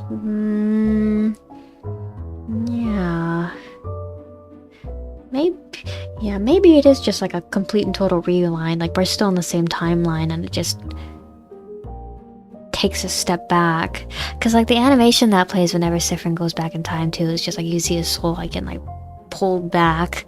Like I wonder if like the skipping forward animation is like pulling him forward. I don't know. It's interesting to think about how like the step forward works too. Like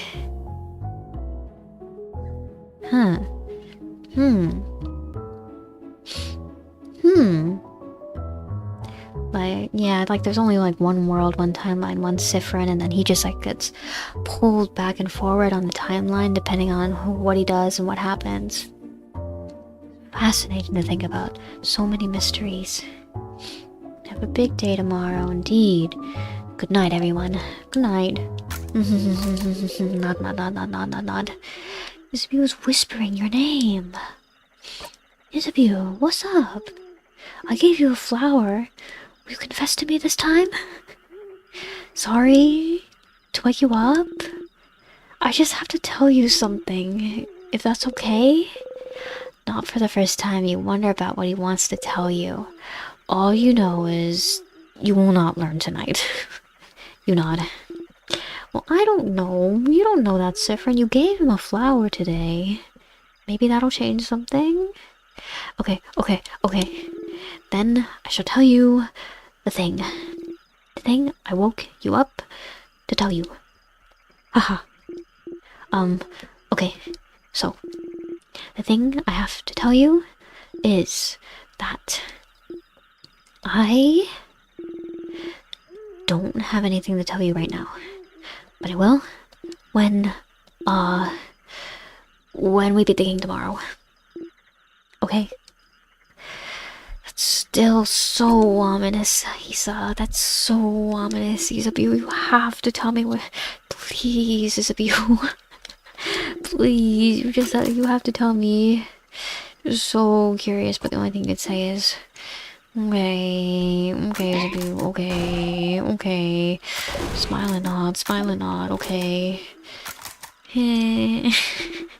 Not tonight, okay, I understand. We gotta do it for Isa.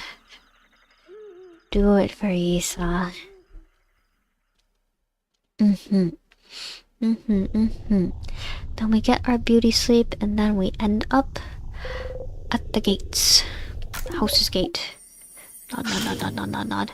Siffrin's so cute when he's nodding over there. His face is so cute. Okay, put the orbs in. In we go. I'm sorry, Mira, but I'm gonna skip the tutorial. I don't feel like it. I don't feel like sitting through the tutorial again. Oh, up ahead, that's the same sadness as usual. Sadness, huh? The house must be crawling with them. What? I wonder if like the cutscene changes. Like if I were to just like sit around and grind Siffrin up until it's like super powerful, until his attacks are like maximum hurt. Like get Siffrin to the point where like he can like one shot any enemy. Would the cutscene change? I wonder. Like actually, I'm thinking like, cause I'm probably not gonna. Yeah, no, we're definitely not going to finish the game at this sitting either. So, like, I was thinking about like after this stream, like taking some time, my free time to just like grind Siffrin up, and then like getting back into it, and then just like absolutely bodying everything with Siffrin the next, and like blazing through the next time I stream with you guys. I was thinking about doing that. I wonder if that like give us some like interesting like tidbits to new dialogue to go through. I'm curious. So yeah, I think I will, like, before the next time I stream in Stars in Time. I am gonna grind Siffrin up a little. Okay, everyone, let's here again. Alright. Let's just defeat it. I feel like we're gonna go through this again, so she'll be fine anyway, won't she? Yeah. She'll be fine. We'll be doing this again anyway, so we'll get the chance to give Mirabelle her time that she needs. Okay. I'm just gonna give my tornado view. Laser view! Go! Smash! Yeah! Mirabelle time. Mirabelle doesn't have a... yeah. She doesn't have a... has to turn to somebody else. Tristesse is distracted. They can be distracted? I feel bad. I still feel bad about killing them. Cause like... wait, do the sadnesses actually only come from people? Like they're a manifestation of like despair? Or like are they actually like people mutated by their despair? I feel like that wasn't clear. Or maybe they did make that clear. No, well... I don't know. I hope they're not actually people. I hope they're just like manifestations of feelings and we're not like actually killing Mirabelle's mutated friends. I'd feel so bad. Oh, Tristesse got first attack. This is a rocked one. Yeah. I'll give my turn to Odaya. Actually, yeah. I think... since Odaya has all 3 attacks and she's also the slowest one, I think like, unless I get like Siffrin super like round up and super like get his attacks super hurt, I think it probably would be best to just give Siffrin's turn away to Odile every time. Yeah, because look at that, she does like a whole... she does so much more damage than Siffrin does in his own attacks. She almost does the whole thing for these base, like, these standard Tristesses. Storage room, let's pick everything up again. And then... yeah, and then I'll save at the star. And then that will give us the thingamajiggy from the letter at this checkpoint too. Super sour. And then the pendant was in the closet, I think. Yeah. Bell pendant. Bell pendant. Ding. And then that's a tonic too. Everything goes to Bonnie. Oh, ginger juice over here. Pepper juice, ginger juice, thyme juice. Everything goes to the monster. And then there was Cirque here. Perfect. Yeah, we'll let her talk about the circles. But I can't skip it when she talks about the circles. We gotta listen to her go talk about her circles every time. But yeah, I suppose it's good to listen to your friends. It's good to listen to your friends. Yeah, circles within circles.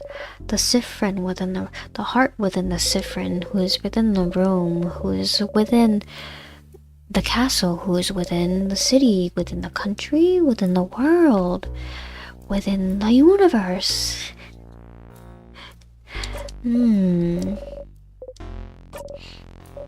Exactly. The circle's gotta end somewhere, Siffrin. Onion, onion. Do you guys know what I'm talking about when I say Narnia and onion? It's just like, yeah. So like in the Narnia lore,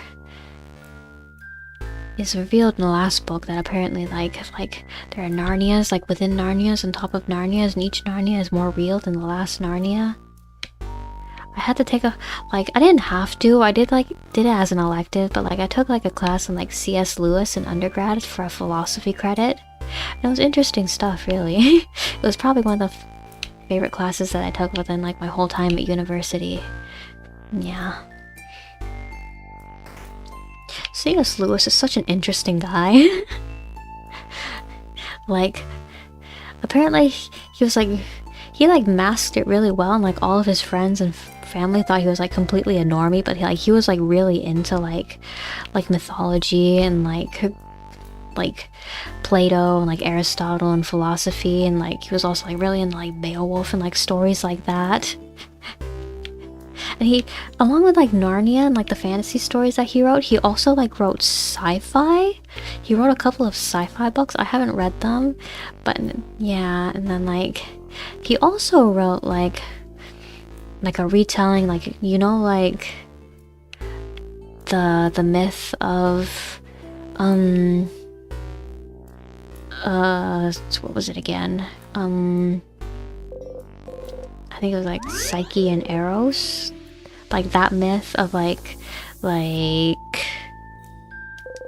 Psyche, like the lady Psyche, like she marries like Apollo, Eros, Hermes, whatever you want to call him, like him, and then she like moves into his house, except like her family doesn't believe her, so she's like, come over here and see for yourself, and so they do come over, but like he like changes the myth so that it's like, instead of her family coming over and them seeing the castle and seeing that she's like living with a Greek god, is instead like that they can't see the castle, and like they think that like she's gone crazy. So like instead of like a story of like about like jealousy, it turns into instead like a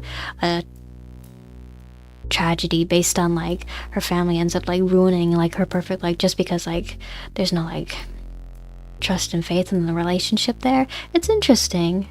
It's probably like, out of all the books from C.S. Lewis that I had to read for that class, I think it was like probably one of my favorites too, because it's like told from the perspective of like the of like one of Psyche's older sisters too, like one of the ones, yeah, that originally didn't believe her and like conspired against her in the original story.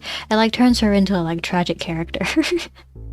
It's like an edgy retelling of the myth of Psyche and Eros. It's interesting.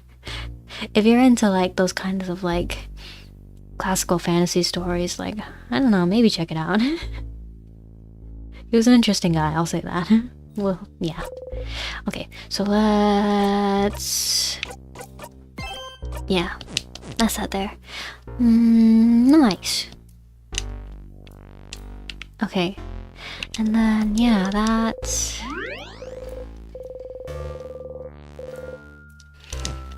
that's everything for this key time. Yeah, key time. Everything for up until there. Oh. I forgot. I forgot.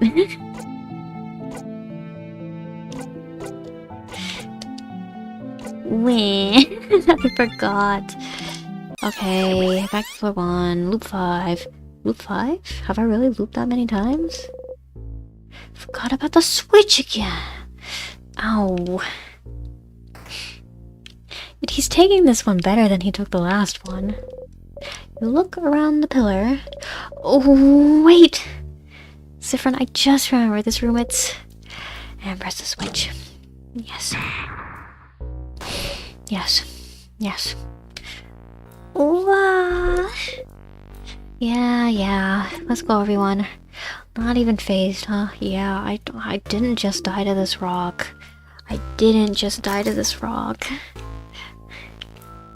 I remembered it was there. I didn't just die to the rock. Okay, so we need to find the key to that door again. Let's go kill this sadness. Are these tristesses getting faster? I feel like before Siffrin was able to get a hit on them before they got their turn. Or maybe that's just me too. Paper. Pow! Got paper. You breathe in and out. Much like talking to people, battling tristesses doesn't get less scary with each time you do it. I can understand that. A lot of things, I think, you get used to them, but they don't really get any less scary.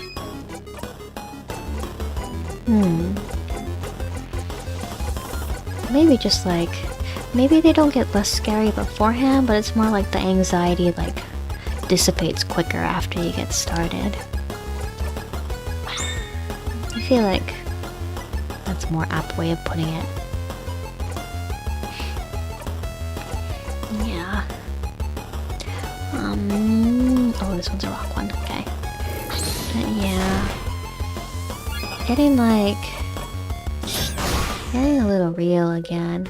To be honest, I'm not completely sure there's ever going to be a time where like I don't feel anxious before I start a stream, or like I don't feel anxious before I have to drive somewhere, or I don't feel anxious before I have to go to school or work. But I think that's okay. Like I know that I'll get used to it eventually. And like I know, like I feel like I've got a pretty good handle on my capabilities, my limits too, so like I know like what pace I need to go at to like keep things bearable at the very least. Yeah. I think it's important to just like slow down and take inventory of yourself every now and then. Like set like goals for yourself too. I think that also helps you like get you into a mindset where you're like able to stop and slow down, reduce anxiety situations too. If that makes sense. Okay, it's scissors. We're gonna do rock. Yeah, rock and roll, baby. I wasn't here again. I completely forgot what's in all of these places. Salty broths. What do the salty broths do again? Salty broths lowers all of an ally's craft skill cooldowns. So salty?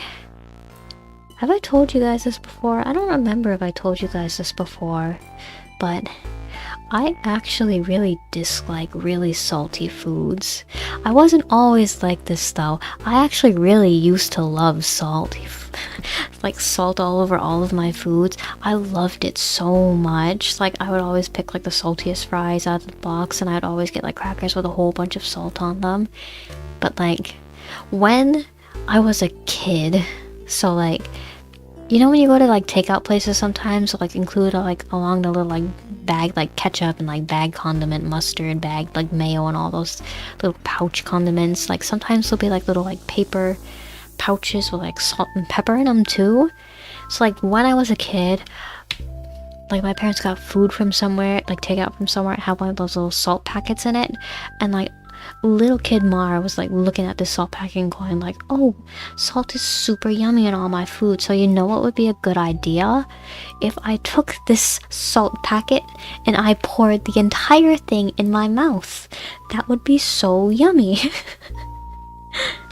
So I did that, and it was bad. It was so bad. Like, after that, I could not eat salt without getting, like, insanely nauseous for, like, a couple years, honestly. Like, even to this day, I still can't eat, like, really salty foods without getting, like, super grossed out and kind of nauseous. Like, I have to order my fries without extra salt now. And, like, for the longest time, I was just, like, taking my food and like scraping all the salt off of my crackers and off of my fries, and like putting less salt, and whenever I made like cup noodles I wouldn't put the whole salt packet in. Oh no indeed. Yeah, it changed me forever, pouring that salt packet in my mouth when I was like 7 years old. Little did I know. Anyway, that's the story of how Mar came to hate salty foods. I don't hate salty foods. I still like salt on my foods. I think, like now especially at like 26 years old, I am finally getting back into eating salty foods. I can eat a cup noodles while pouring the entire salt packet in now. Actually, it depends on the cup noodles. Some brands I'm able to eat the noodles with the whole salt packet. Some brands I still have to put just like half of it in, but yeah. I won't say this has been the story of how I became sensitive to salts. That's what I'll say. This is how I severely nerfed my ability to taste salts and view salts as delicious and yummy. Pepper juice. Boosts everyone's attack. This vice will make you strong. Time juice. Makes everyone faster. Apparently this is a fun wordplay in some languages. Boosts everyone's defense. Did you know ginger helps you not be sick?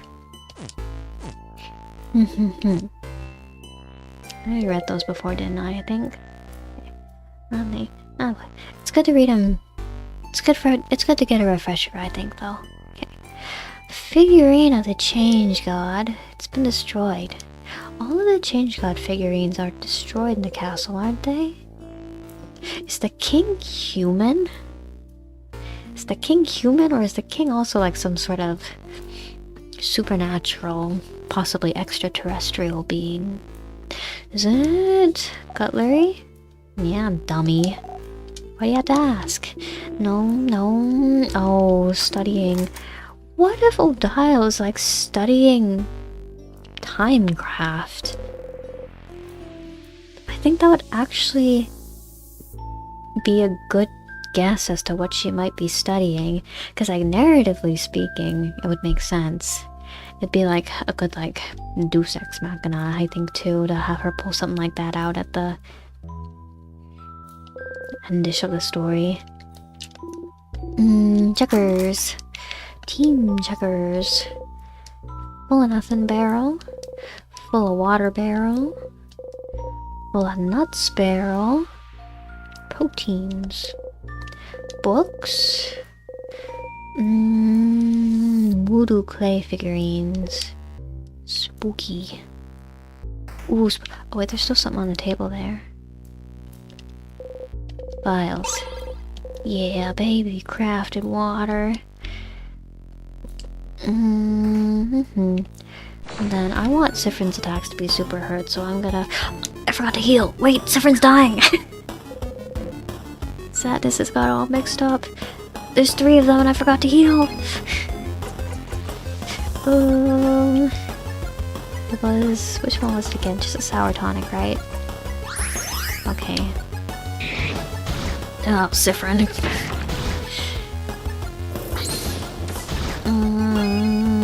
We're not doing so well.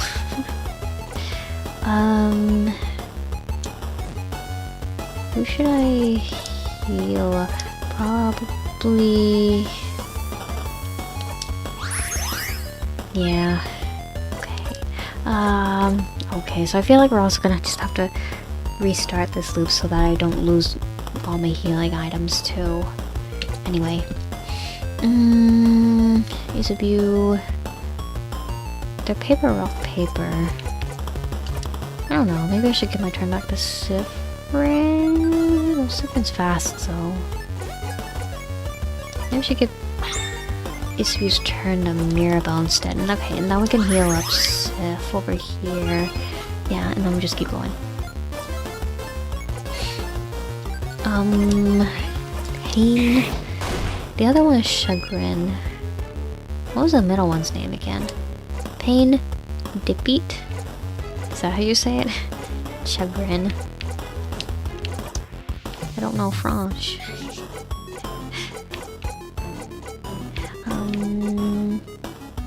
Yeah, it doesn't really matter. This one. Oh, that was the AoE. I should be paying more attention to what Bonnie missed. I should be paying more attention to what attacks I'm doing though. Chagrin.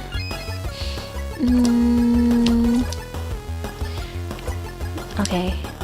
Oh wait, that's pay. Okay. Oh, but there's no scissors in here, so that should be good. And then Isabue can just go attack that one. I'll have Siffrin take this one out, yeah. That's okay. Okay. Okay. Yeah! Yeah! 500 attack experience. Nice. Nice. Let's not run into that.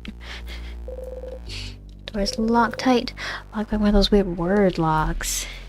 It's the storage room. Open sesame. What? Well, let's go inside then. Let's go inside this storage room. The walls are cracked. Hole doesn't really bring us anywhere. It's just broken then. Signs of struggle. Barrel full of nothing, full of water. Books? It's a Batarian Valgardian translation dictionary. It's open to a page of Valgardian words starting with a T. You know the feeling when you like read a word but you never hear it said out loud, so you don't actually know how it's pronounced. How do you is it taciturn or taciturn? Let me look it up. Wait, how do I say this word?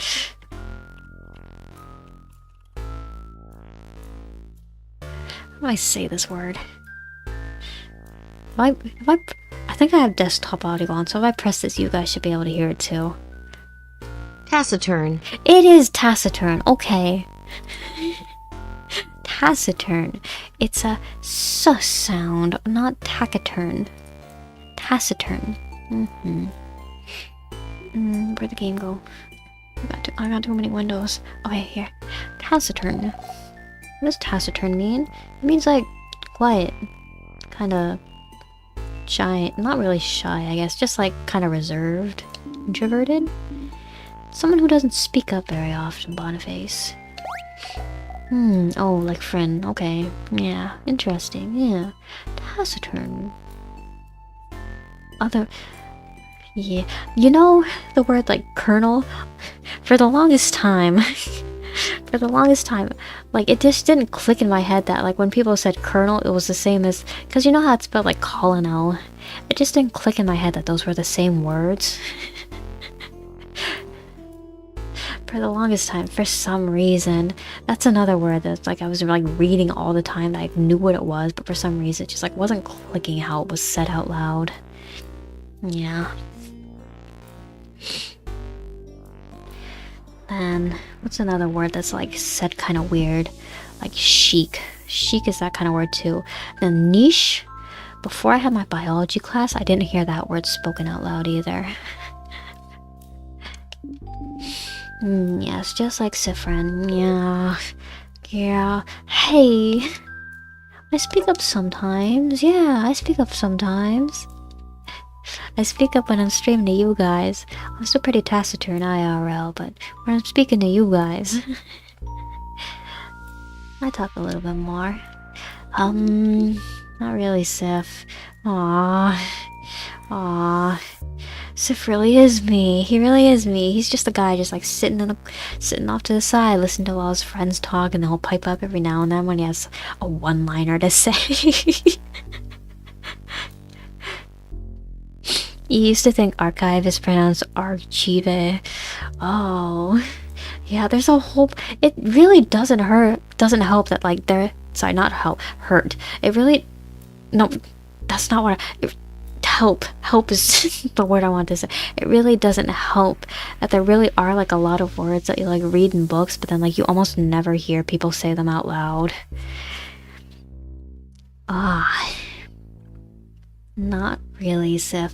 I think like, but since we're like in an age of like audiobooks and like podcasts and like voice acted video games and stuff too, I think that helps a little, like exposing you to like more words written as prose being spoken, like literature type words being spoken out loud. It's good for literacy, I think. In a sense. Not good in the sense, well, it's good to know how words are pronounced, but like I think, at least for me, for books, I'm the kind of person that like likes to go back and like mark things and like reread things a couple of times so that like chew things over in my mind before I move forward. I feel like reading like an actual kind of flip the pages book is best for that. You know, ups and downs of the technology. Not really, Sif.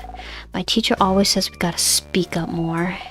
You're an adult, so why don't you speak up more, stupid? Bonnie, please, that hurts.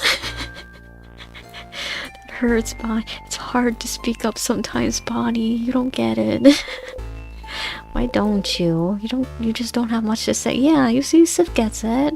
Sif gets it. I'm not gonna force myself to talk if I don't have anything to say. It's simpler to just let people talk. Yeah, and then you join the conversation when you have something to say. You just don't have much to say. Yeah. The same, Siffrin, same. It's nice to hear you all talk. It is. It's nice. It's nice when I'm just listening to my friends talk, I think. Aww. Gee, it's gonna be your answer.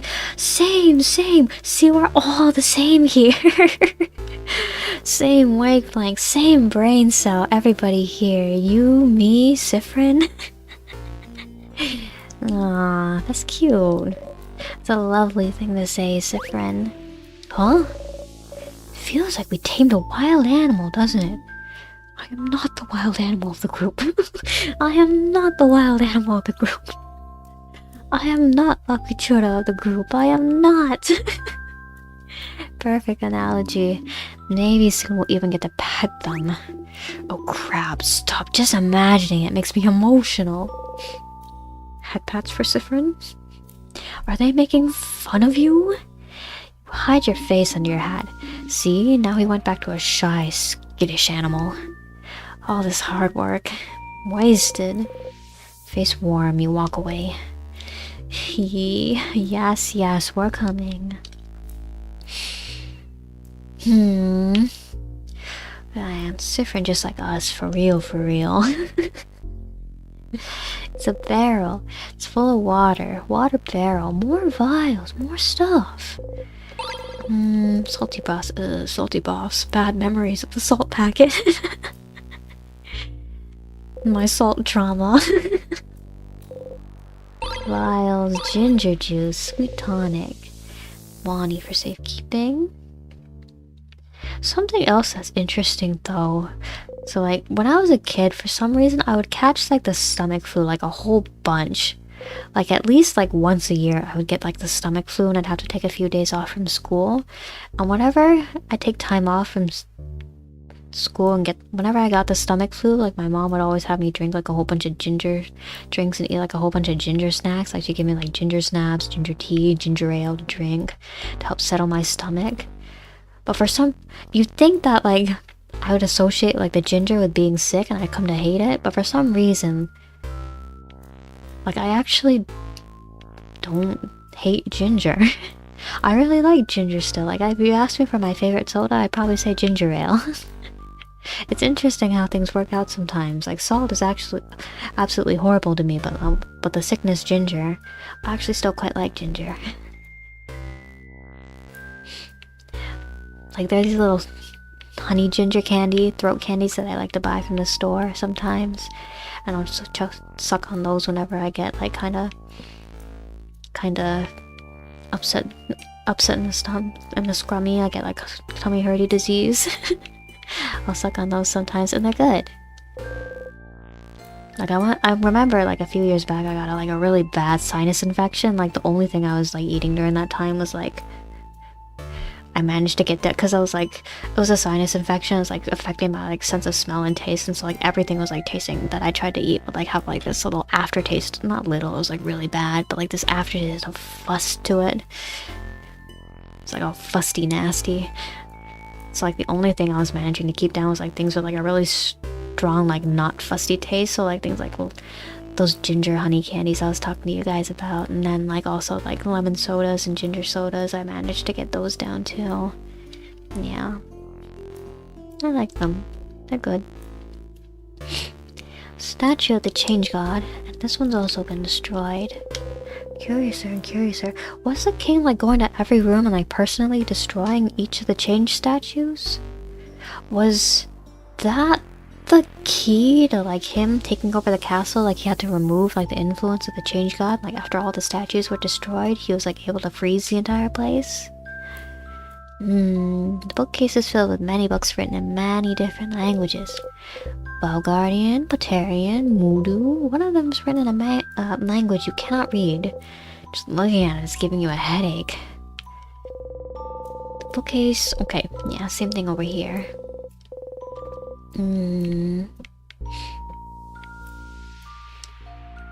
Anyway, can I kin Siffrin? Siffrin is literally me. Siffrin never speaks except when spoken to. Siffrin just doesn't have much to say. Siffrin is literally me. I'm gonna give my turn away to Odile. And then Odile will use her rock crafts. Take him out. Ooh. Ooh. Ooh. Ooh, this is a super sour tonic. Okay, and then Mirabelle's probably gonna have to heal herself later too. Yeah, that's okay. We're doing good. We're doing okay. Okay. There's that one taken care of. Oh god, no, Bonnie, no! Second one! Final blow! Yeah, good job, Bonnie! Good job, good job! Can't give away my turn again. Do I have to kill both of them for it to die? Are they both considered like one monster except just with like one? Aw, man. Okay, so that's how this guy works. Wait, no! Okay, so they are separate then. So the other one is just... It's just because Bonnie missed the other time then. I literally got that guy with just one health point left then. Okay. Slowly but surely reacquainting ourselves with the game. Breathe in and out. 450 experience received. Yeah.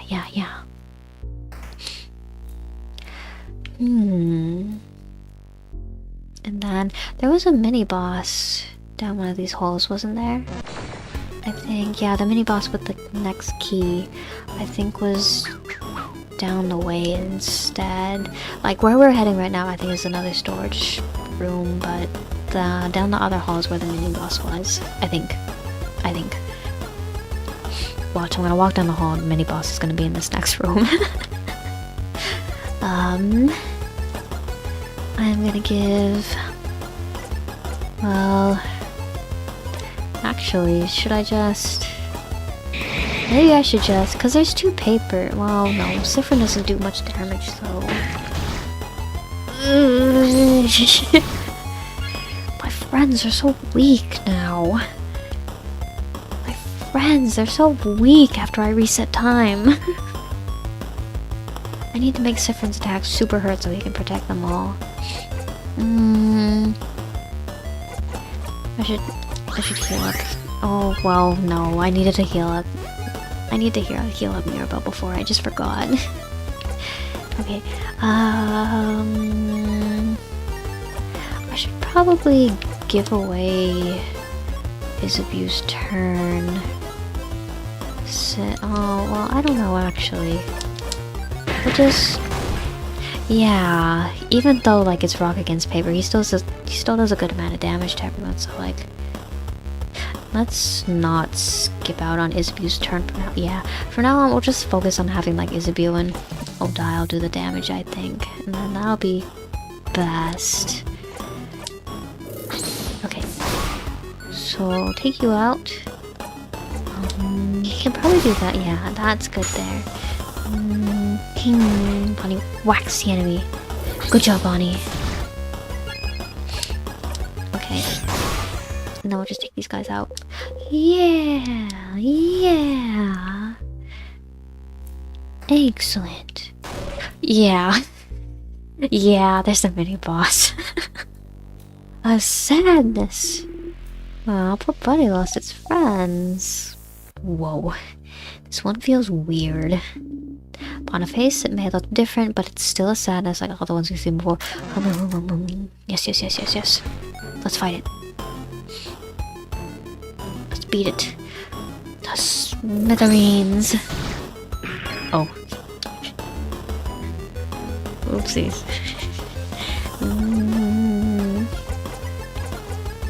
What was it again? The crafted water. Yeah. For you, Odile. Mirabelle time. This one? Well, this one we needed Odile to go first to examine it, didn't we? Okay, here, we'll just scissors attack. Oh, okay, it's paper. It's paper. Oh. Isabelle isn't doing so much damage this time, though. No. I'm trying my best over here.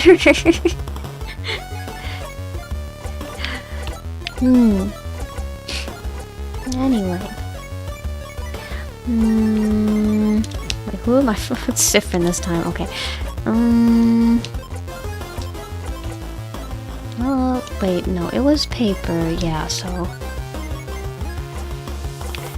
Yeah, well. Siffrin isn't doing too much damage either, though, I think. Yeah. I'll just hound on him, and then, like, Isabelle can give his turn away to Mira's lowest right now, so we'll get to her. Yeah. Yeah. And then just a normal attack like that. And then... none. Siffrin's okay there. Okay. It's nice that Odile has all three. I feel like I'm getting a better hand on the strategy now, too. Okay, Siffrin time, baby. It's Siffrin time, baby. Super attack, yeah! Okay. That is the mini-boss taken care of. For the second time. You breathe in. And out. 1100 experience received. I got the star crest again, which means we can get down the other hallway again. Feels weird too, like the tier we passed by earlier. Okay. Maybe it'll be useful later?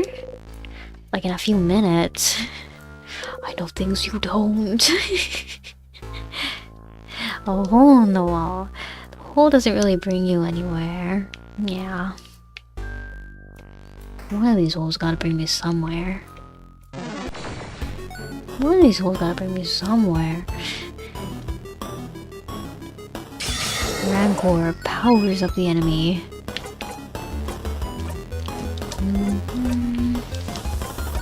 So, yeah, go ahead, give the turn, Odile. I'm slowly but surely eking out my strategy. If you can call it that. Anyway, should we go for... Is it better to take out the guy on the bottom first? Maybe it is. Maybe it is. Okay, so whenever we run to these Rancor guys, we gotta take out the guy on the bottom, and then we can take out the guy on the top. Mirabelle's got a paper skill. So paper there. Oh wait, no, it's scissors, so I should be doing rock. I'm paying attention. Bonnie whacks the enemy. Whack. You breathe in and out. 450 experience. How much more experience? Okay, so Siffrin's 2 levels above everybody right now. Zoom. Does it tell me? Oh, okay, it does tell me, yeah. Not too much experience to my next level then. Not too much left to go. Where's everybody else at? Okay, everybody else is pretty close to leveling up too. Okay. Okie dokie.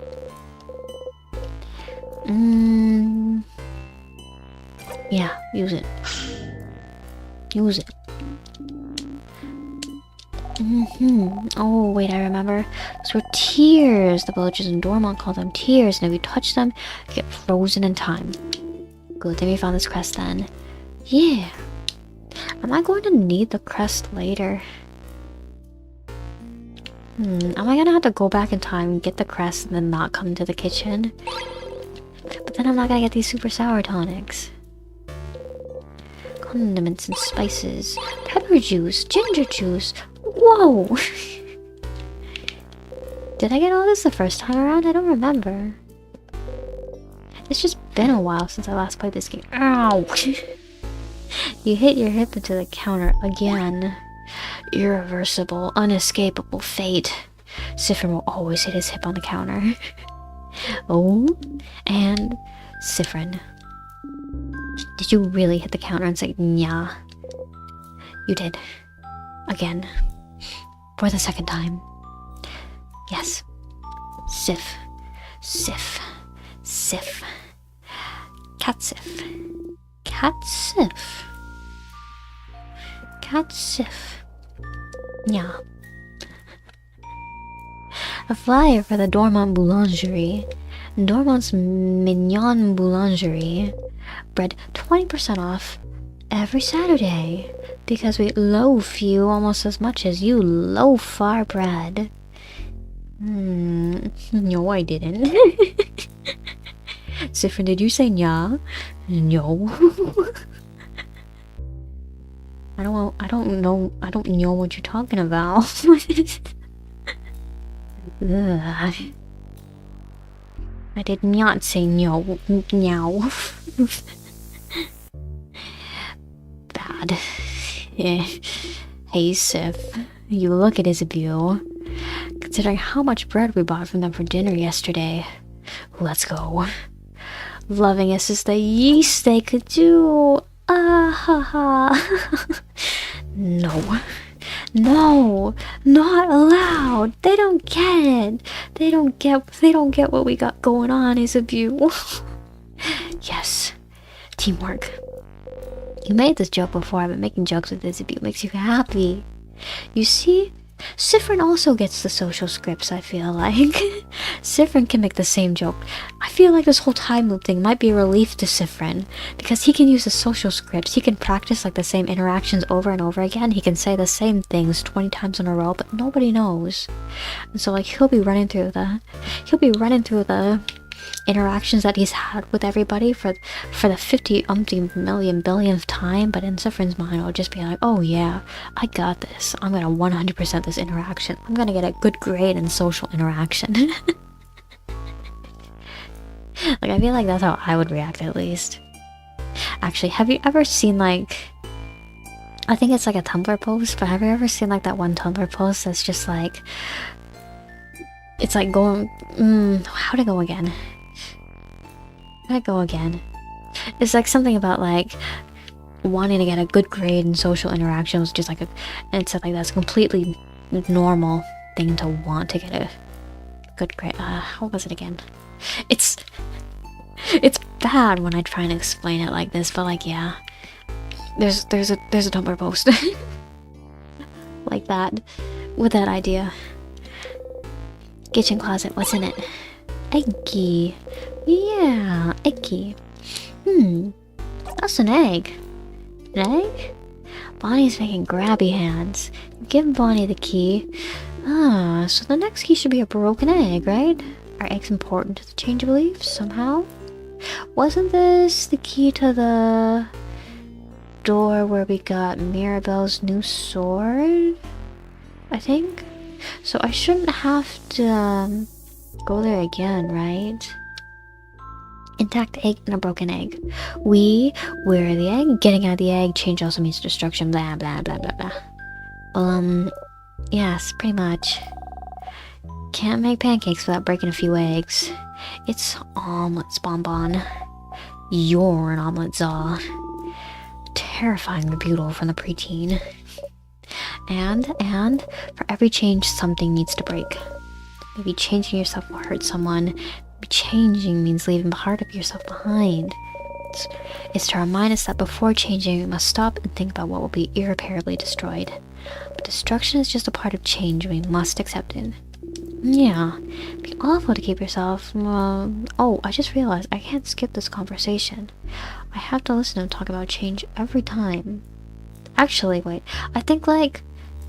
all of the conversations that gives me like the choice to initiate or either go like no time before are probably like ones that aren't skippable once I actually initiate the conversation. Let me take a sip of tea real quick.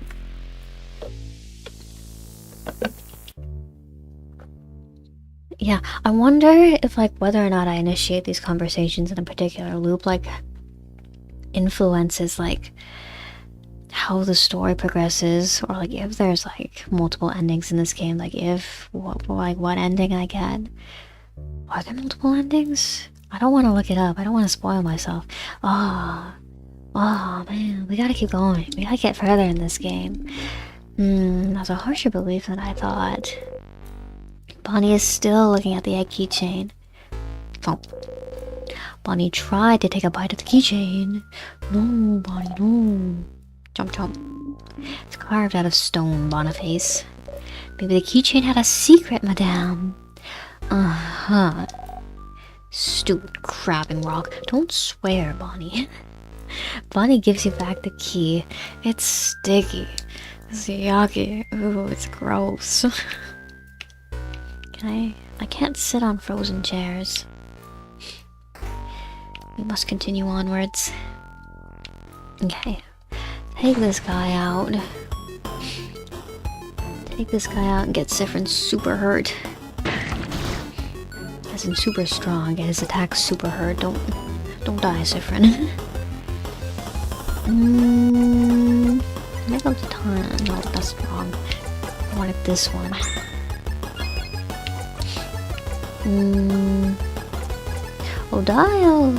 Odile's like the squishiest one in the group, but considering she's like got the most breath in her attacks, I think like her so far like she does a lot of damage, doesn't she? So she's like in true mage style, she's kind of like the glass cannon of the group, isn't she? Yeah. It's rock. Yeah. Paper. Yeah. Rock, paper, scissors, master. Oh, I probably should have healed Siffrin before. I'm allowed to go back to the star from the previous room, right? Let's go sprint back there real quick, heal up. And then we can get a bit more grinding done. Oh, whoopsies. Whoopsies.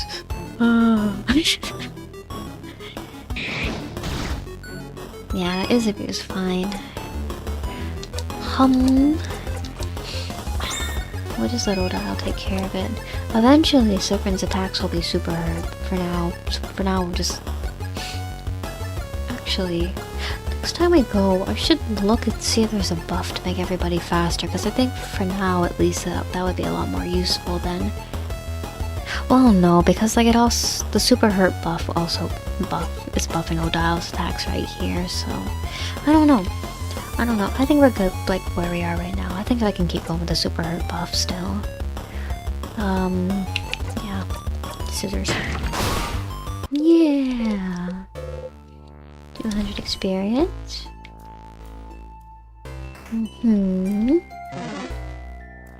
Now over here. Big old rock. Very big rock. You can say from experience that a rock like this falling on you would kill you near instantly. Well, okay. I guess it's good that Siffrin didn't feel any pain then. No pain from being crushed by the giant rock. Save my progress. Yes. Save my Oh, wait. So since I can save my progress right here, and since, like, every time I save, it, like, only overwrites, like, the maximum item stats that I've gotten, that means that if I just keep saving at that first point right there, like Siffrin... Oh, wait, no, never mind, actually. Because, like... Yeah. Like, it's regardless of... Never mind. I don't know what I'm trying to say, actually. Never mind. I'm getting all mixed. Sadnesses are getting all mixed up. I'm getting all mixed up. Okay. AoE. That wasn't too bad. defeat attacks, Siffrin attacks. They're kinda doing a lot of damage on us. These guys right here, so like the double layer guys and the tristesses, I feel like are the best for grinding since they're the easiest to take out. They're pretty quick to fight. These guys right here cause me a little bit of, make me feel a little bit stressed, honestly. Because there's like so many of them, and also they're just kind of hard to deal with in general. Paper on the route guy. Pretty please. Thankies. Yeah. Okay. I think everybody else we can just take care of. Like, I should check out. You know what I should do? Actually, I should check everybody's attack stats. Bonnie, you missed again. You missed again, Bonnie. Nah. Breathe in and out. 510 experience. Yeah. And then the egg room is down here. Okay. And then I remember this one. Better to attack the bottom one first. So not rock, paper. Probably I'll do that. Good. Perfect. Then yeah, should have heal up Siffrin. Good. Perfect. Perfect. Nice. Yeah. And then we'll just take out this guy. Then, can this top one only buff? If it can only buff, then yeah, it's better if we just like attack the bottom one and then we go to the top one. Good strategy. We're figuring it out. Figuring things out. Okay, and then mirror belt, and then we leave when we're hidden. Yippee! Yippee! So yeah, this was. The sword is back, but we already got. It blinks out of existence. Nothing. It's just a normal boring wall. Whoa! You stumble. There was something there. You remember? Does this happen because whatever you found here before is already in your possession? I feel dizzy. Whoa. So, I was actually wondering about that. Like, what happens with, like, the items that come back in time with Siffrin that we didn't, like, find naturally on our journey? So they just do sort of, like, glitch in the Matrix, blink out of existence when we find them again in the castle. But, like, what would happen if, like, Siffrin were to ask his friends, like, hey, where'd you get that sword? How would they answer? Would they just, like, kind of stare at him all, like, glassy-eyed and go, like, what are you talking about, Siffrin? I've always had this. Or would they, like, realize that, like, something was kind of weird going on? Curiouser and curiouser. Again. Again. Anvil, sharpening stone, forge, vials, yeah. Okay, get out the money. Take out these guys again. Yeah, they're gonna mix themselves up. Okay, yeah.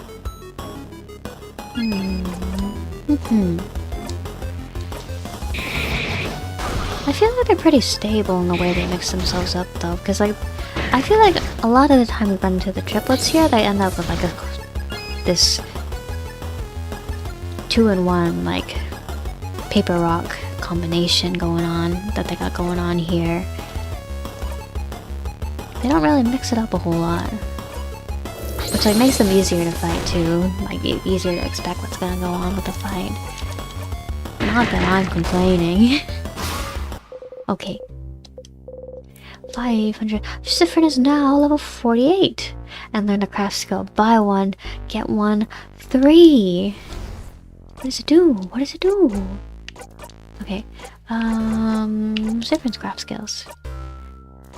Buy one, get one, 3. Deals 3 scissors hits to 1 enemy. High chance of doing critical hit. 2 turn cooldown. Oh, I like that one. Hey, I like that one. Okay, actually, wait. Bonnie has craft skills. What are Bonnie's craft skills? We didn't go through these before, did we? I don't think we did. Okay, Assist. Bonnie whacks one enemy with their cooking... Oh, 1,000 blows technique. Bonnie whacks one enemy with their cooking pan, hurting them a little bit. Just a little bit. Aggression boost technique. Boost all allies' attack. Bonnie's egging on the party. Fortress building technique. Boost defense. Wolf speed technique. Boost attack speed.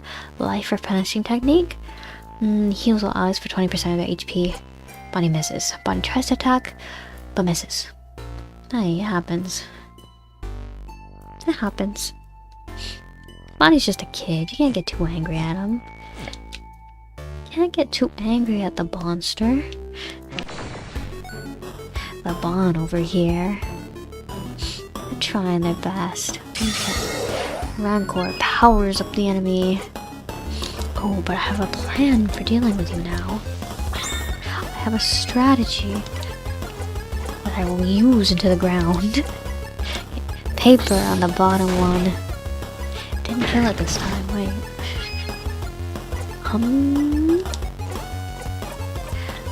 Paper AoE, I guess should. Yeah. That's good there, and then... I'm actually wondering if like... Oh, actually, Izuku's about to die.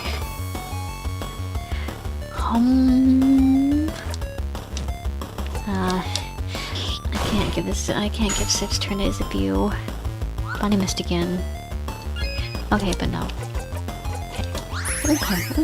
Okay. Maybe I'm not bad at turn-based RPGs. Maybe Kidmar just had bad memories of being not very good at turn-based RPGs. Izuku is now level 46 and another craft skill. So weak! Well, that is now level 46 too. Hi. Key time. Key time, baby! Yeah! So the key to the keyhole, open the door. This guy's here. The Rancor buddies again.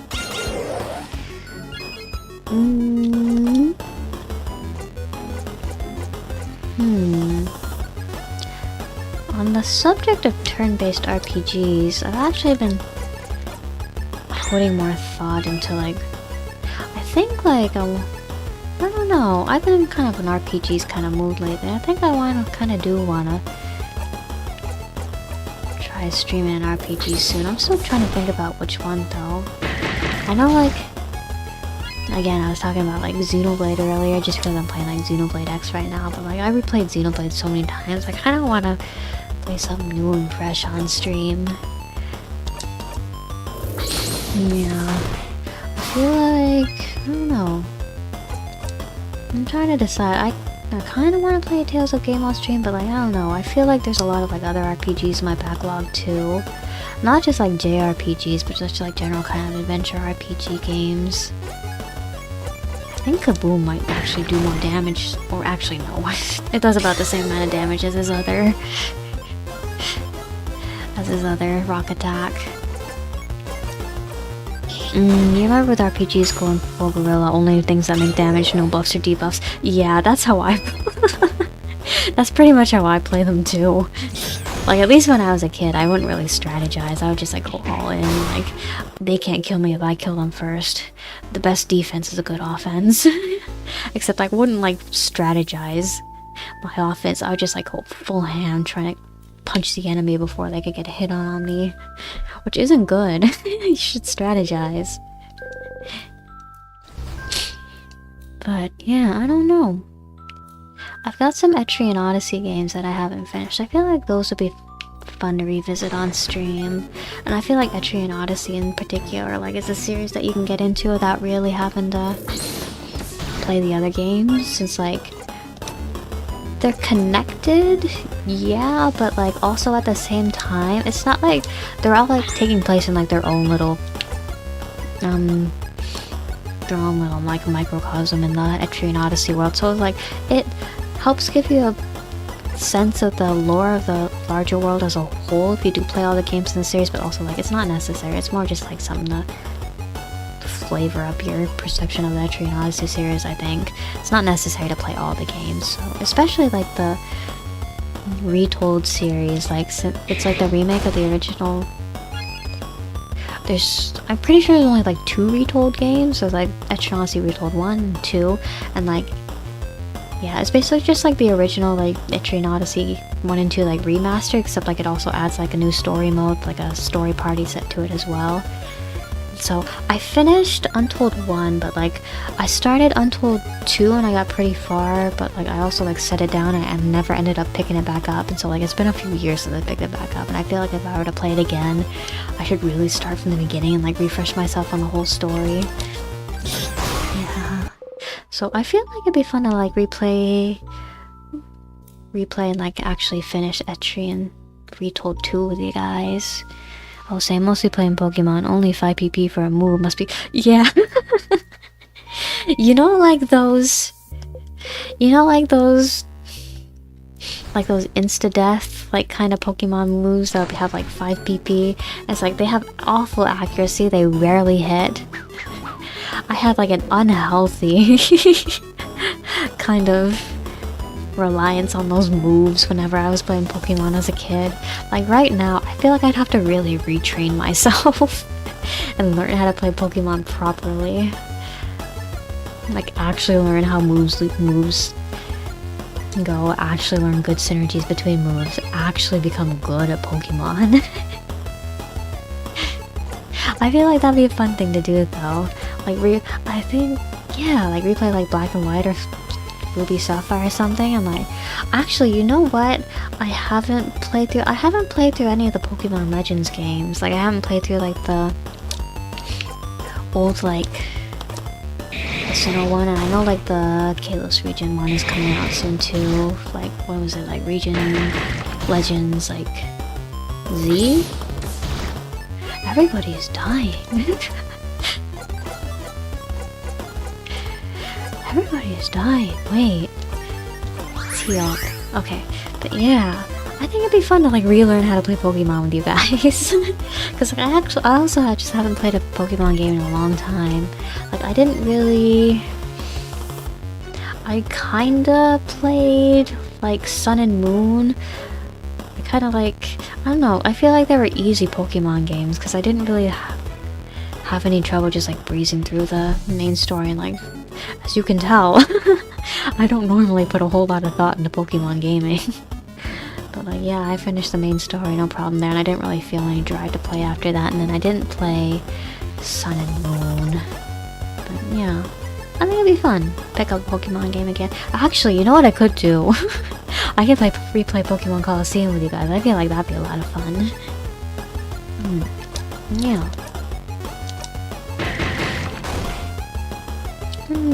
No, there's so many games in so little time. I feel like I talk about this every time with you guys too.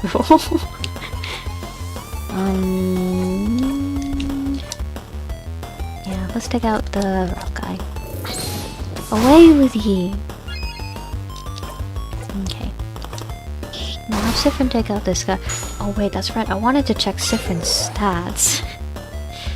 Siffrin's like the highest level one in the party right now. He's still not hitting very hard. Maybe it's just the weapons that I've got on him too. But didn't I find him a new knife last time too? Maybe his stats are just... Maybe it's the memory that I've got on him too. Maybe I should change the memory on him.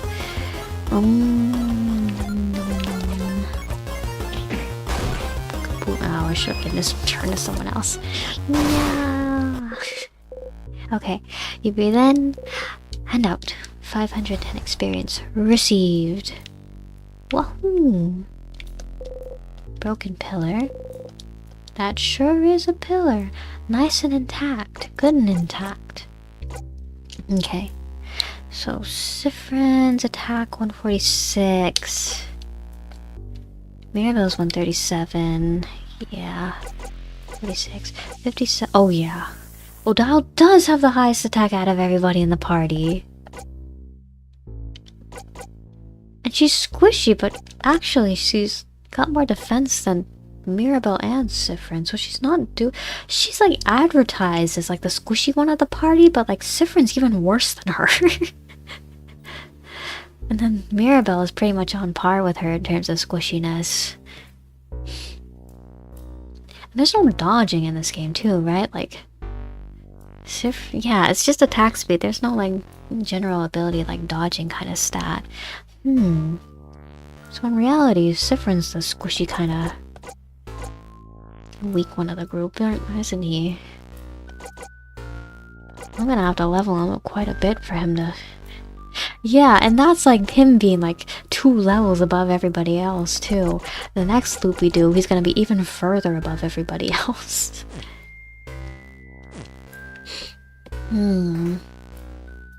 Oh, actually, wait. Going back and going to the first one and saving actually does have a point, because then the rest of the party's levels will be saved too. It's not just Siffrin coming back with like his levels being all the way up. Okay, I remember now. Yeah, so that's good then. So I should be going back to that first star and saving regularly so that I can record everybody else's levels besides Siffrin's. Okay. Okay. Yeah. Okay, that's that. Was there anything else in this room again? I don't remember.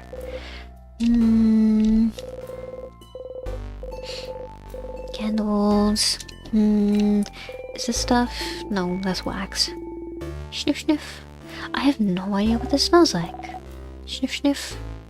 Apples and cinnamon. Pie smell? Pie smell. Pie smell. Pie smell. Yeah, pie smell. Pair of... You don't stumble this time, but you feel dizzy still. It's gone. Felt like the air around you warped and changed for a second. There's no glasses in there, but there are some supplies. You got a salty broth and a bonnie for safekeep. Oh, okay, so we got glasses for Odilist. What glasses is Odile even wearing right now? Oh, pop glasses. Okay, she's wearing sunglasses then. Odile wore sunglasses inside. Okay, step over here. Just with art books on top of it. You open the drawer. Broken egg key. Yippee! In someone's drawer? A weird place for a key. Definitely not a very king-like place, huh? That's pretty stupid of him. I'm not sure. Hiding keys in places like drawers isn't very king-like, yeah, but it means they're harder to find since... Did the king even put it there? Or was like somebody trying to run away and they just like shoved it in here hoping that wouldn't be found? But thankfully you have a good old Sift here to help us find them. Thank you, Siffrin. I totally don't know where these keys are already. I totally don't have a handy-dandy cheat button every time I die and have to do a step forward, step back by death. That tells me where every key in the area is. I haven't been using it lately though. I should use it, that's right. I need to use the tools. The tools provided to me. I need to use them. Various newspaper articles about the king. Somebody's nice to comfy looking bad. Notes. The handwriting is so terrible, you can barely read what's on it. Not unlike mine, then. These guys again. These guys again. Okay. So Siffrin gets the first... Actually, should I... I'm gonna try Siffrin's new skill, and I'm gonna see how much damage it does. It's okay. It's okay. I could do more. They could do less too. I feel like Mirabelle should heal up a little. Then I feel like I should give Mirabelle her turn again. Yeah. And then we'll do her paper AoE. Yeah! Which is good against these guys. Okay.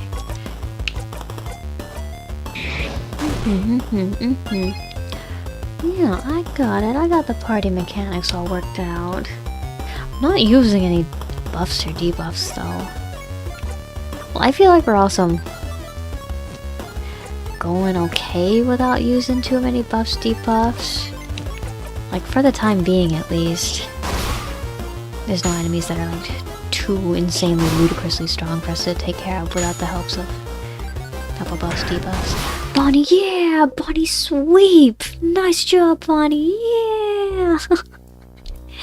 You breathe in and out. 510 experience. There's 3 of them, but aren't they like giving like the same amount of experience as like any other enemy that we've been facing?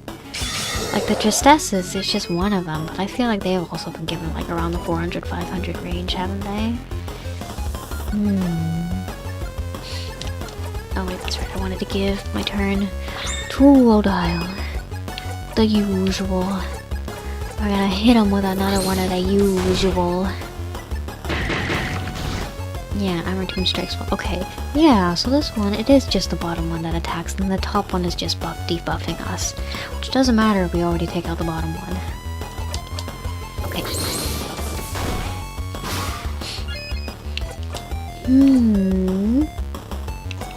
So weak. Oh. Lower attack.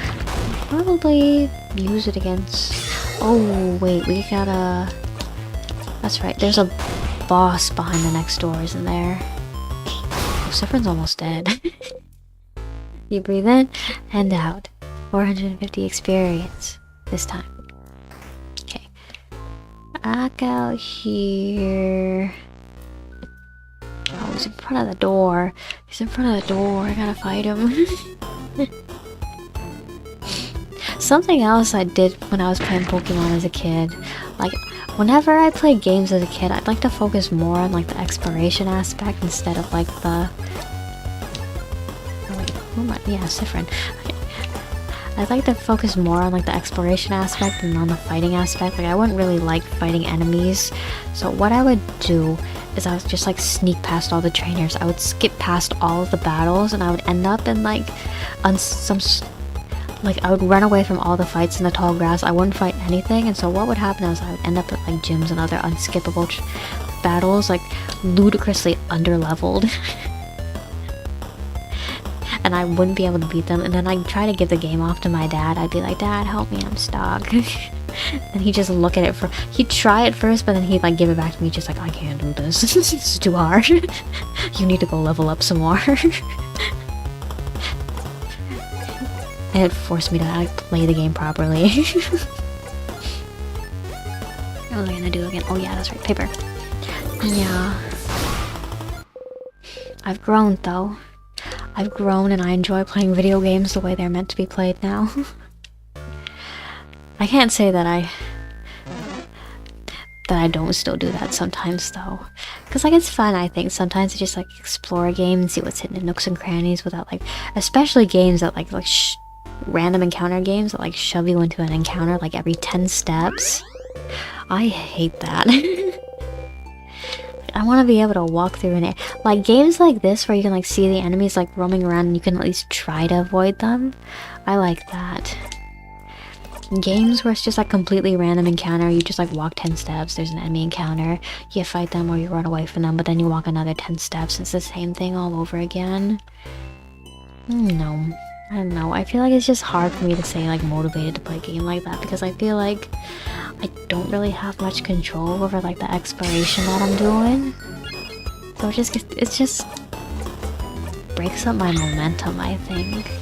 Like games like this, I feel like if I can run from something but I don't outrun it, I feel like okay, I can accept that kind of encounter. It doesn't feel like it was forced upon me. No. I think that's what it is. Anyway.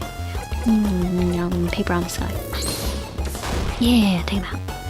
Yeah. Okay, and then... Actually... Okay, yeah. I can do... I should heal, I feel like, and then I'll just have... Blah, blah, blah. Is of you. Give his turn back to Mirabelle, and then she can do... her skill. Good. Nice.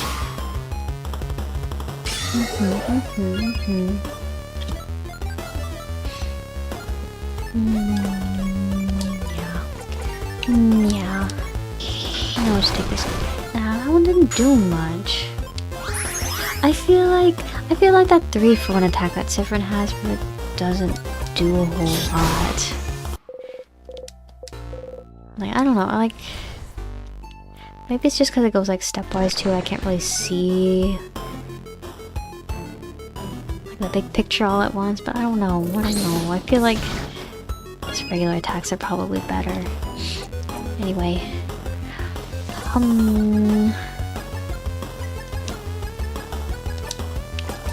Yeah, probably just go for it. Might be good here. Especially since it's like paper, so like I know how to use Siffrin and Mira's regular attacks there.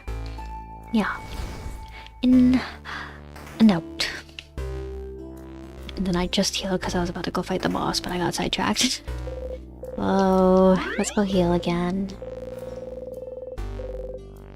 Save my progress? Yes. Yes. Okay.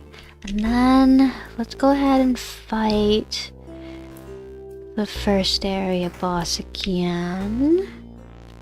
Oh, we could have just did it right here. You reach towards the light. And then this one disappears after we touch it, I think. The only thing you never did was read, and now you're not in the habit of reading. Oh. I try to read the dialogue in games. I won't lie, when I'm playing like Arknights and I just want to like get through the stages, like sometimes I'll just want to like get through the stage, so I'll just like skip all the story scenes and then I'll like play through the stages, and then like I tell myself that I'll read them afterwards, and then like I don't. I either forget or just run out of time, and so like I have like a huge backlog of like Arknights events that I need to go back and actually read now. And playing games, yeah. I don't know, sometimes you just want to like play a game. Arknights has story? Yeah. I don't know, I feel like with gacha games especially, since like the visual novel portions, like the reading portions, you just get so long. So like when you're just trying to like play through like stages of a game, it just like really breaks up the momentum, I think. Like, I don't know, for other people it might be different, but for me it just like really makes it hard to just like stay like motivated to play a game when I'm constantly trying to like switch between like, okay, I gotta read this, okay, and then I gotta strategize here and play through this stage, okay, I gotta switch back to reading this here, okay, and then I gotta switch back to getting through this here. Like, I don't really like doing that. Like keeping the momentum going. Like, actually, you know what? I have been trying to play through like some of the older games on my backlog, and like also just like replay some older games in general. Like a while back I was trying to like replay Golden Sun, and it was going good at first, but like I think it gets annoying like when you're like in the middle of a dungeon and you're trying to solve a puzzle, but like you can't like solve the puzzle without like triggering like a random enemy encounter like every couple of steps. Like Golden Sun I feel like wasn't too bad in its encounter rate. A couple of years ago though, I was playing through like Tales of the Tempest, and like that one I feel like was kind of bad in its encounter rate. That one I feel like I literally couldn't walk like 5 to 10 steps without triggering an enemy encounter, which was like kind of bad when I was like trying to run through like a big field area trying to get to the next town so I could like get through the next portion of story or whatever, or like trying to get somewhere to do a quest. Like I didn't really feel like battling enemies. I just wanted to get through like new story and like new this and that, and like not like sit around battling the same enemies every 10 steps. I don't know.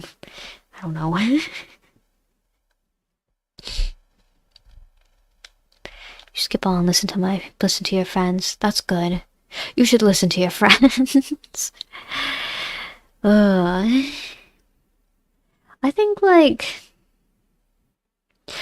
actually just like watching other people like play games too though is a good way to like absorb story for games, like, and not like feel like the momentum broken up, since like I feel like when you're watching somebody else do it, you don't like feel the momentum like the same as like when you're in the moment actually playing through it yourself. You can never play Golden Sun correctly because of language. Golden Sun, yeah, actually something about Golden Sun for me, like growing up I never had the first Golden Sun, I only had the second Golden Sun, and so like A thing about Golden Sun, so like the second Golden Sun is like a direct sequel to the first one, so it like leaves off like directly right where the second one ends. And so like I would start playing the game and I'd be literally missing like a huge chunk of story and lore because the second game like starts directly where the first game ends, except like I didn't own the first game. I've never played the first Golden Sun, so I just have no idea what the story was up until that point, which is, yeah. Which also made for an interesting experience, I think. You know what I should do? I should play the first Golden Sun. I should familiarize myself with Golden Sun lore. Big ball head. Look at this ball head. Look at this big rotund head. Wait, something's happening. Something's happening. Yeah. Orangey boss. Orangey boss. Boss music is so Undertale here. It's just so Undertale here. That was a scissor sign? Does it mean something? Yeah. You guys don't know, but we fought this boss before. If you need help, Siffrin, let me know and I'll analyze this enemy. Will do. Calamity attacks. And it did a lot of damage. Okay. So dial. Is it still scissors? Is it? Yeah, it's still scissors. Okay. Not sure paper and scissors attacks will work. Rock attacks it is. Okay, yeah, we can only attack this guy with his weakness. Okay. Let's use the same craft attack 5 times in a row. Then, yeah, we're gonna have to make good use of guarding here. Rock. Kabam. Mirabelle. Should heal a dial. It's nice that there's no like TP meter. I think you just need to wait a certain number of turns for everybody's moves to regenerate. Let's do some debuffs. Calamity attacks again. Oh, paper. Sadness changes craft type to paper.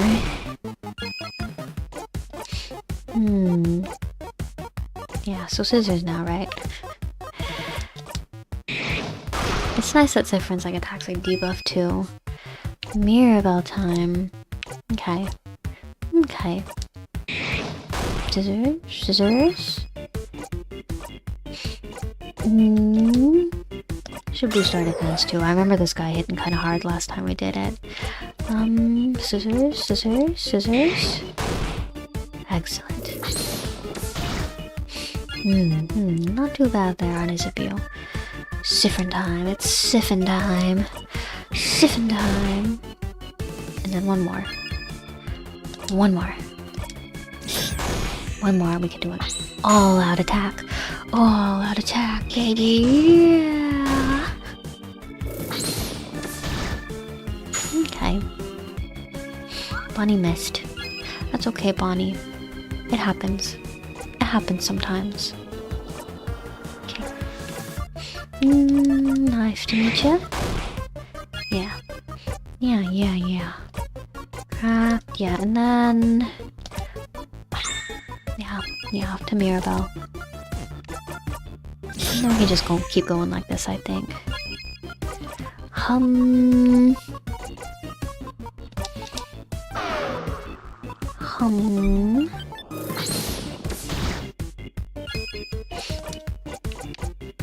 Social scripts. Instead of social scripts, it's battle scripts that I'm coming up with here.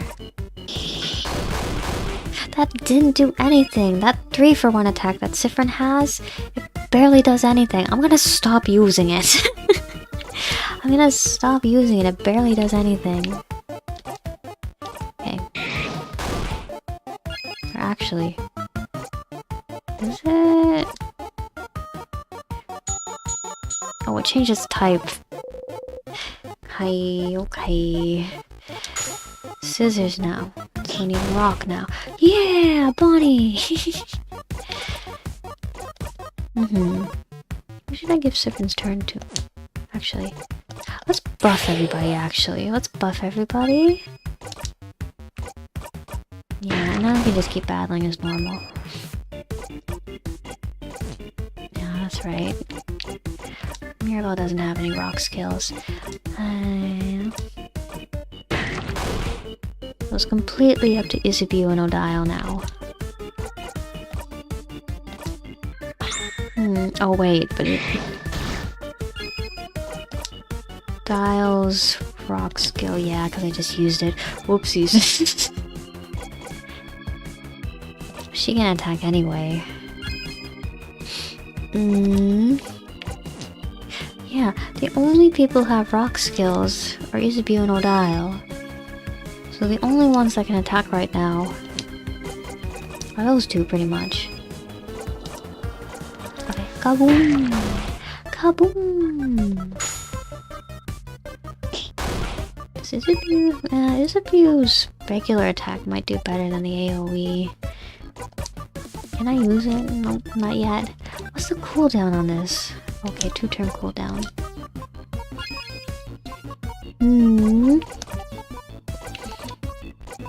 Get the turn to Isabeau? Yeah. Mirabelle time. Did I mess up? Did I press the wrong button? I think I might have pressed the wrong button. Whoopsies. No, that time I pressed the wrong button.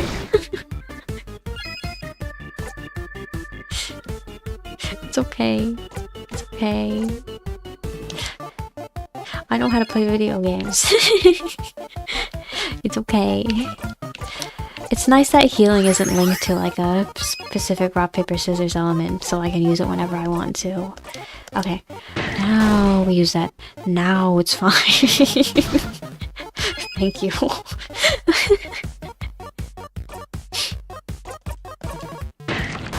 I'm a real gamer. I'm good at video games, guys. Ooh. Sad to change the craft type, but you can't see anything. Just gotta experiment this time. Immune. So not scissors. Oh wait, not paper action. Okay. So it is rock. Rock. Actually... nah, let's debuff him instead. Yeah. Okay. It's good. It's good. I'm doing good. I am doing good, actually. We're almost beating him.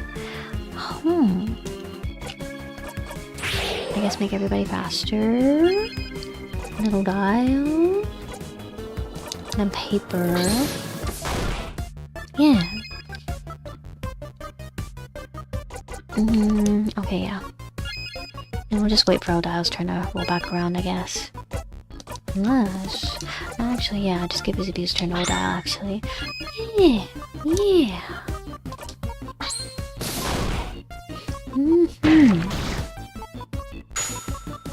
Bonnie with the finishing blow? Oh, almost. Bonnie with the finishing blow? Nice! 2,000 damage! Bonnie can do it when they put their minds to it, you see? Bonnie, MVP of the day. You breathe in and out. 6,000 experience, and Siffrin is now level 49. Mirabelle's now level 47, learned the craft skill. Lovely moving cure. Isabeau's now level 47. Odile's now level 47. Very nice. We did it. Victory! Yeah! Alright, let's keep moving. Mirabelle just learned a new skill. Oh, thank change. I'll be able to help out more. Got the memory of lovely moving cure. You'll always remember this. We didn't get that last time, right? When equipped, your housemate will be able to use lovely moving cure as a skill even if she isn't at level 47. Lovely moving cure is a skill that cures frozen for 1 hour. There's enemies that are gonna freeze us later on. Very useful. It does sound very useful. I don't like that there's gonna be petrifying enemies later on. Something is keeping you from going. Oh, there's no turning back now. You have to press onwards. Oh, okay. So after that first boss, we do get blocked off. We can't go back to the first save point anymore. So there is somewhat of like a soft level cap on the earlier floors then. Unless I really do just want to sit around and grind out levels until everybody's super high on those first few floors. This room feels different than the others, doesn't it? It's missing the threatening pressure the rest of the house has. Shall we take a little break then? No, smiling on, smiling on. You guys, stay here. I'm making snacks. Smiling on, smiling on. Fell on heads, but last time didn't it? Oh, new things are happening. Oh, this is what happened when Siffrin smiles and nods. Huh. Yeah, too bad. Interesting. You now owe me. We were betting? You now owe me 1,000. 1,000 what? Books. Books? Books are expensive, Dial. Books can be expensive. Ugh, I can't believe it. How much money was Isabelle making as a defender? Was it a pretty, like, well-paying job? Or was he, like, pretty much living off of, like, pennies and dimes? Can't believe this. Or, like, were all of his needs taken care of by the defender, so he didn't really have a need to get anything other than like a basic allowance? How does the defender system work? I need to know. Betrayed by a friend, buying her 1,000 books. That's so expensive though. 1,000 books? Are we talking hard copy books or paper copy books? We're not friends. Okay, no. So I see. So Odile accepts her role as mom of the group. Not friends, because she views you as a son, Isabelle. We'll say that. We're associates. Or my associate, Isabelle. Not companions. Associate is... but no medicine books. Medicine textbooks are so expensive. Textbooks are ridiculous. Ugh. No medicine books. No, medicine textbooks in particular, I feel like. So expensive. So expensive. Textbooks are just so expensive. Not companions. Colleagues. Colleagues. Where does colleagues stand in comparison to friends? Allies, at best. Not even soulmates? Can't believe you've gone down to being an acquaintance now. No! What was a coin flip about, madame? Well... I asked a favor tree to make me win my next coin flip. Huh? Such a silly favor. Purely for scientific reasons, I was wondering whether this favor tree business had any truth to it. As you can see, it does. But that wasn't the best experiment to prove it. There is a 50-50 chance after all. You don't believe you won thanks to the favor tree? Not really. Call me weird, but I don't think a tree can grant favors. Oh, Dial. But Madame Odile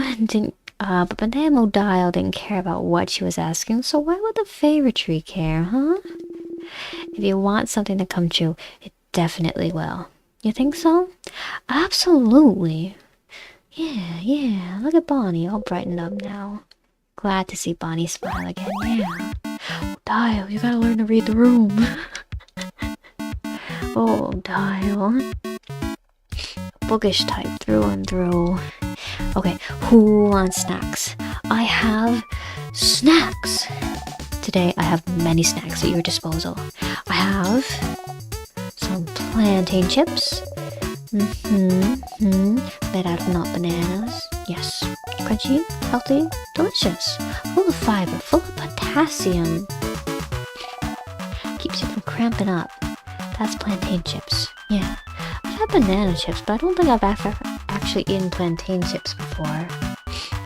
Like, I've had, like, sweets with, like, plantain in them, but, like, in terms of, like, plantain chips. I only think I've had banana chips before. Second snack is some boring but delicious cookies. Now, don't call cookies boring, Bonnie. There's a lot of effort that goes into a cookie. A lot of effort that goes into balancing the ingredients. You can't call them boring. There's so much effort and consideration that goes into a single cookie. Great sales pitch, great sales pitch. Boring but delicious. Not boring, not boring. The taste of home. Yeah. What kind of home is boring but delicious? Zaya, weird. Yeah. Okay. For our third and final snack, we are proud to present some onigiri,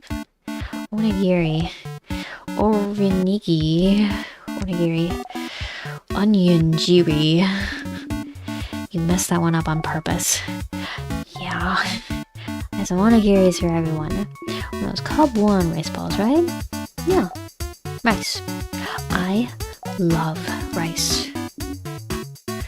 You and every other kid on this planet, Boniface. Now, choose which one you want. Don't worry, I have enough for everyone. Last time I chose a cookie, yeah. So let's go with onigiri, I think. Donuts. There, you go. Bonnie hands you one onigiri. Is there stuff in the onigiri, or is it just like rice and seaweed? Well, Dial taught Bonnie how to make onigiri a few weeks back. You wonder what Bonnie put inside this time? Apple slices. Apple slices? Apple slices. You see, Dial doesn't like it either. Did you put apple slices in the onigiri? I don't know, actually. Is it... Would it be like... It wouldn't. Well, if it's cooked apples, it might be similar in texture to pickled plums. Did you put apple slices in the onigiris? Yeah. If it's raw apples, I don't think I'd like that. Apples and rice? And seaweed? Apples and... I just don't think apples and rice is a good combo. Apples and rice? Dial put a plum in hers before, so I figured I'd try putting another fruit in there. But it's a very specific kind of fruit, Bonnie. Is it good? It's interesting. I don't know if I'd eat that. Would you guys eat that? Apple slice onigiri? It's okay, Dial. I know you're old and don't like change, so I have one with a plum if you want. Thank you. So, do I like it? Did I do a good job as snack leader? You nod. Prepare yourself for what comes next. Yeah, this is good. Yeah. Okay, I already did all. It's letting me skip this one. You say very loudly, "Thank you, snack leader, for this delicious snack meal." Oh, so there's a smile and nod. So the coin flip is different this time. So things related to chance are random. Good to know. Okay, wait, so what else has changed for... I remember when we were just smiling and nodding before, we kind of got Bonnie upset because they thought that we didn't like the meal before the sleepover. So that is something that changed based on our actions. Coin flip, we found out here that random change sometimes is completely random. Yeah. And then everyone was healed. Okay. Save our progress, and then let's try to get a little bit further this time too. We're just running through a story that we've already been through before. Okay. Are you ready? Ready. Yeah. Let's go. Upwards and onwards. What enemies we got here? Whoa! Paper? Paper guy, presumably? Yeah, paper. Okay. Nice to meet ya. And they're kind of weak. They are kind of weak. Okay.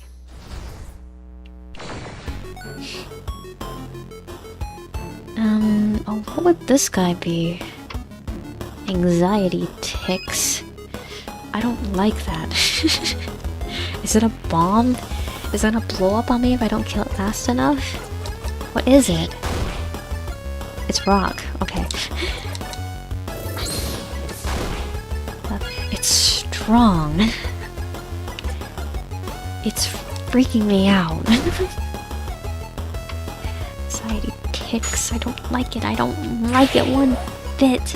Bonnie runs in a circle. Thank you, Bonnie. Everybody is so fast now. Probably fast enough to kill the bomb. That's the question. Okay. I'll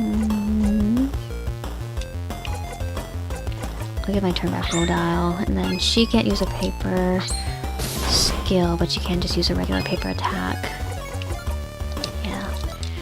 Yeah, still gotta wait for... Oh, it's taking minutes. It is a bomb! It killed Siffrin! You breathe in and out. 700 experience. Does Siffrin still get experience after he dies? Okay, everybody gets revived after the battle, regardless of whether or not they were alive before. Okay. It's good to know. So then that probably means that Siffrin did... Okay. I don't know what Siffrin's experience was before it though, so that's a problem. I don't really know if he did get the experience. I guess we'll just have to pay attention for the next time Siffrin dies. Yeah, I don't really want to use any items too, so we'll just heal him up next time we get in the battle. Okay. You can feel someone in the distance. Is it a loop? There's someone over there. Someone? Please, let's go. Is that someone from the house? They've been frozen by the king's curse. That's another house maiden. She often helped me with chores. I can't believe she's... Oh, Mira. Oh, Mira. What was she like? Tell us a bit about her. Oh, she started working at the house before me, so she had to teach me how to do basic things. Like what? Like how to cut veggies without cutting my fingers, too? Belle! I know how to do it now. You go, meow meow, cat's paw, can't cut my fingers, nya. What? Meow meow, cat's paw, can't cut my fingers, nya. Cute. It is cute, but what's the purpose of that? Cute? It's cute, right? That's how I remember her. She taught me how to do it. She always helped bandage my hands after I hurt myself, shaking her head, telling me to be more careful next time. She was... Oh, is it just like a magic... Just like one of those kind of magic spells for good luck? Like that? Oh, like rubbing... Like after you hurt yourself, like rubbing the area and going, always, always, fly away. Like that kind of thing. That is cute. She was such a nice person. She never hurt anyone. The king... Why would the king do this? I can't even do anything to save her. She's been under the curse for too long. I can't reverse it. Oh, Mira. So... Don't beat yourself up, Mira. We'll unfreeze her. We'll unfreeze her together. I think it's like the position of the hand, yeah. The king is powering the curse. So if we manage to beat him, everything should go back to normal. But every new floor, the sadnesses are getting stronger, yeah. Like that ticking bomb enemy that we just fought, like, it was kind of rock shape, but did it have hands? I don't think I saw hands on it. I don't know. The next time, I'll inspect it more carefully the next time we run into one. I don't remember seeing hands on it, though. Okay. At some point, we might end up being frozen in time ourselves. If it happens, unlike how Siffrin was that other loop, I'll be here. I'm the only one who can't get frozen in time, thanks to the Change God's bless. Wait, but wouldn't the other housemaidens not be? Or wouldn't the other housemaidens also have the Change God's blessing? So is Mira just like somehow special chosen one against all the housemaidens? If you get frozen, I have the power to save you. Yeah, Mira, our amazing chosen. What happened on the day that she escaped the House of Change? How did she figure out that she was like the chosen one? I'm curious. We're counting on you, Mirabelle. Smile at her. Hey, Stardust. Just like your researcher said, sadnesses are getting stronger. Some of them have the same power as the king, the power to freeze you in time. Oh, by the cat paws, you think it's a way to cut? Oh, is it like an actual like method for cutting things?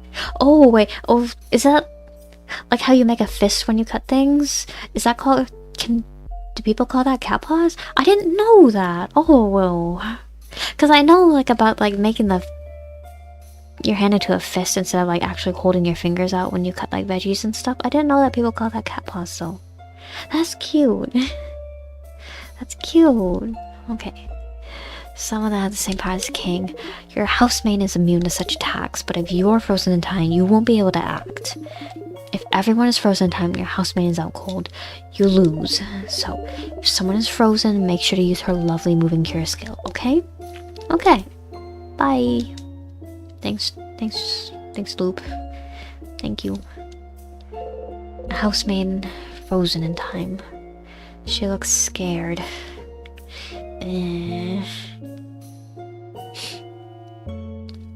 What do they see before they're frozen? What happened when all the people in the house here were frozen? Like, was it the normal slow progression of the curse, or was it different? Siffrin. Siffrin. But yeah, was it the normal, like, slow progression of the curse, or like, was it like some sort of like freezing wave being spread quickly throughout the house? I want to know what happened on the day that like Mirabelle escaped the house. This one looks like yeah, this one's definitely scissors. It's so fast too, and it can slow us down too. So I think it would be like worth my time to like take some time off in between streams to just like grind Siffrin up, just for the heck of it. Anyway. Oh, I also need to find the save point. Save point in this area. Okay. Yeah. Rock and roll. Yeah. Then 300. I'm getting less experience from these enemies. They're stronger, but they're not giving me as much experience. I should use. Where are my items? Okay. Yeah, I should heal everybody up. Okay. And then, yeah, that just loops around to the same place. The illusion of choice. And then we'll go in here to another hallway. Okay. Ooh, botanicals. Some frozen flower. There's a person in here. Wait. Someone frozen in time. Wait, so since we didn't see anybody in the outer rooms, does that mean that... I hope that means that everybody that tried to escape got pretty far out of the castle. And it just means that everybody that was still... Or did it come so fast that nobody was even able to move from... That's kind of scary. Wait, if it just all happened so fast That's awful for Mirabelle too. Cause like she's just going around doing her everyday life and her everyday things, and all of a sudden everybody around her is just like frozen and she's like having to run for her life.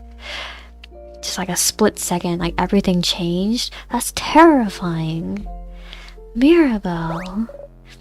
Oh, that's one of the house's cooks. She was in the gardening class with me. She was taking the class to learn how to grow tasty vegetables. She often made soup with the veggies she made. Once she said she needed help breaking apart a turnip she grew to make it into soup. So we told her to bring it to class and we'd all help her. In the next class, she brought the biggest turnip I'd ever seen. She had trouble even fitting it through the door. We spent the entire class trying to cut it. It was that big. How was the turnip? Oh, it tasted awful. But since she's a cook and really particular about taste, we had to act as if it was delicious. Thank change I was taking an acting class too. Aw, man. So size doesn't equal deliciousness. Big old bloated turnip with no taste whatsoever. Very big plants. But plants don't go big unless they're healthy, right? Some tonics? This room is a mess. Okay, and then we replenish our sour sweet tonics. Wow, there is no place to pass through with everyone following you. Try your best to try your best to pass through the tight space between your allies, the tables, and the wall. There's just no space in here. A tiny dying plant. This plant looks like it's dying. It's all pathetic. Very sad. Very mistreated. Who would do this? It's mine. I was taking a gardening class before the king attacked. Whoops. Crab. Some tiny frozen plants. They look healthy. Whoever took care of them before they got frozen did a good job. Not Mirabelle. Oh, Mirabelle, no green thumb. Different types of soil. Different types of... No, but you see, that's why she's taking the gardening class. Class is filled with gardening supplies, and you got the garden scissors. You got the garden scissors in your pocket to clip later. Some frozen flowers. They smell like flowers. Botanical. It's frozen flowers. They smell like flowers. So the smell particles don't get frozen in time then. Now that we know that, is there like a size limit for things that get frozen? Like, are insects too small to be how small does it need to be to get frozen? Will individual water molecules become frozen? Does there have to be like...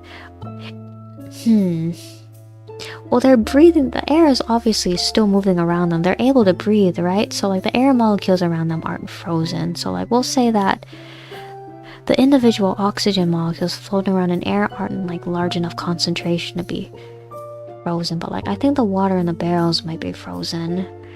It sounded like they're from, like, when we were in the kitchen before. Like, it was probably frozen. Like, the barrel itself was all frozen at least. So, like... water, we know that the molecules are in close enough proximity to be frozen. Interesting. Fascinating. Well, Dai should add this to her research notebook. Where did I go in here? The scissors, that's right. Siffrin. It sounds like Siffrin kind of weapon. Scissors, yeah. Not that easy to wield. Cuts everything. Boosts attack, but lowers attack speed. Just by 10. Okay, I think this is worth it. Okay. Do I get to keep Siffrin's old? Yeah, we get to keep the old weapons too. Okay, so it's all good. We'll have... yeah, Siffrin keep going with that. And then... who are you? Bongos. Trust attacks. I should learn French so that I know what all these enemies are named. Paper. I think Knife to Meet You did pretty good last time, didn't it? Yeah. Okay. And I could just keep going like this. Keep going. Yippee! Breathe in and out. And just 300 experience for these guys. Aww. What is this room?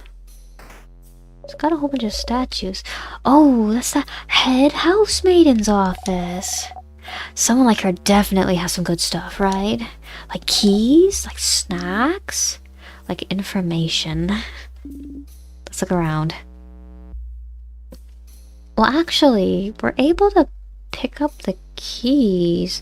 Like this. No, actually, now that I'm thinking, yeah, the soup in the kitchen was frozen. But like the keys should also be frozen, aren't they? Is Mirabelle able to like unfreeze small objects then? Along with people that are still early in the curse? Pile of papers. Or am I just able to like pick up and interact with frozen objects? You see, I have to know the logistics of this. I have to know like the mechanics of this curse. I'm so curious. Pile of papers. You take one at random. Okay, yeah, these papers are definitely frozen. Look at them, but like we're still able to pick these up and move them around. If I like shake them back and forth, I gotta know, will they like flop around? How does the curse work? How does it work? If I like bend it, will it like stay in place? Is that how it works? They just like, they're able to be influenced from the outside, but they can't be like moving of their own accord. Change has to be enacted from the outside. They're incapable of change themselves. Is that what the curse does? Like anti-change curse. I feel like that makes sense. Anyway, you take one at random. It's an essay about the 3.5% of people who are dual craft type users. Like Mirabelle. Ooh, Mirabelle is a rarity. Truly the chosen one. Truly the protagonist of our story. What else does it have to say about her? Pile of papers. It's a petition to serve more bread at lunch. Pile of papers. Looks like boring administrative papers. It's sparkling. There's gotta be something important here. Pile of papers. It's a lovely, cheesy, mushy love letter from someone named Claude. Oh, Claude. Who's it for? Pile of letters. Administrative papers. We'll take one more. Okay. Yeah, that's it. Frozen flowers. They smell like flowers. Paper and ink. Spreadsheet of some kind. There's 2 columns, one filled with names, while the other one only has 1 and 2. The first full column is titled Save Valgard. The second near empty column is titled Other. What could this be about? Is this about the king? Well, if there is posters about the king in that other room, then I think that the king would have been like some kind of approaching threat that everybody would have known about, right? So like they would have known about him sometime. They would have known about him as like an encroaching threat.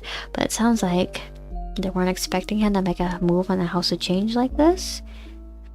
I don't know. So maybe the head housemaid was like already planning out her battle plan, but like she wasn't fast enough to enact it. Okay, a desk. Most of this side of the desk is taken by a single massive drawer. Whoa. It's completely stuffed full. You start looking through it while everyone talks.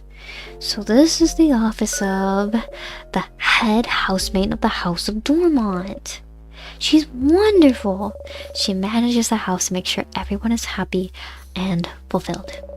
She organizes a lot of events too. She's also a great crafter. She always creates wonderful items that make everyone's lives easier. She taught me so much. Most of the craft skills I know I learned from her. She was the one, wasn't she? The one who was supposed to. Yes, she was the one who was supposed to defeat the king. Oh, okay, yeah, so she was working out battle strategies in here. But the king was too strong and attacked out of nowhere, and now I don't know what happened to her. When I fled the house, the king might have already. Don't worry, Mira. If she's that strong, I'm sure we'll find her safe and sound eventually. Yeah, positive. I have to. Does she also have the? So if was she also a chosen one? Does she also have the craft god's blessing? Would she be just biding her time out somewhere, kind of injured, waiting for help to come? Or would she be the fight to the death kind of person? Is she frozen somewhere, or is she actually dead? I hope she's just frozen somewhere. I hope she didn't actually get killed by the king. Drawer is full of notes and boring administrative papers. No key. Why is it shining then? Wait, are these sparkles clues that Loop is leaving everywhere for me? You should look elsewhere. I didn't realize that the sparkles were actually appearing in game. Like, not like in game, but like actually in the character's perspective, like in Siffrin's perspective. Master chest drawer, nothing there. Let me take a sip of tea.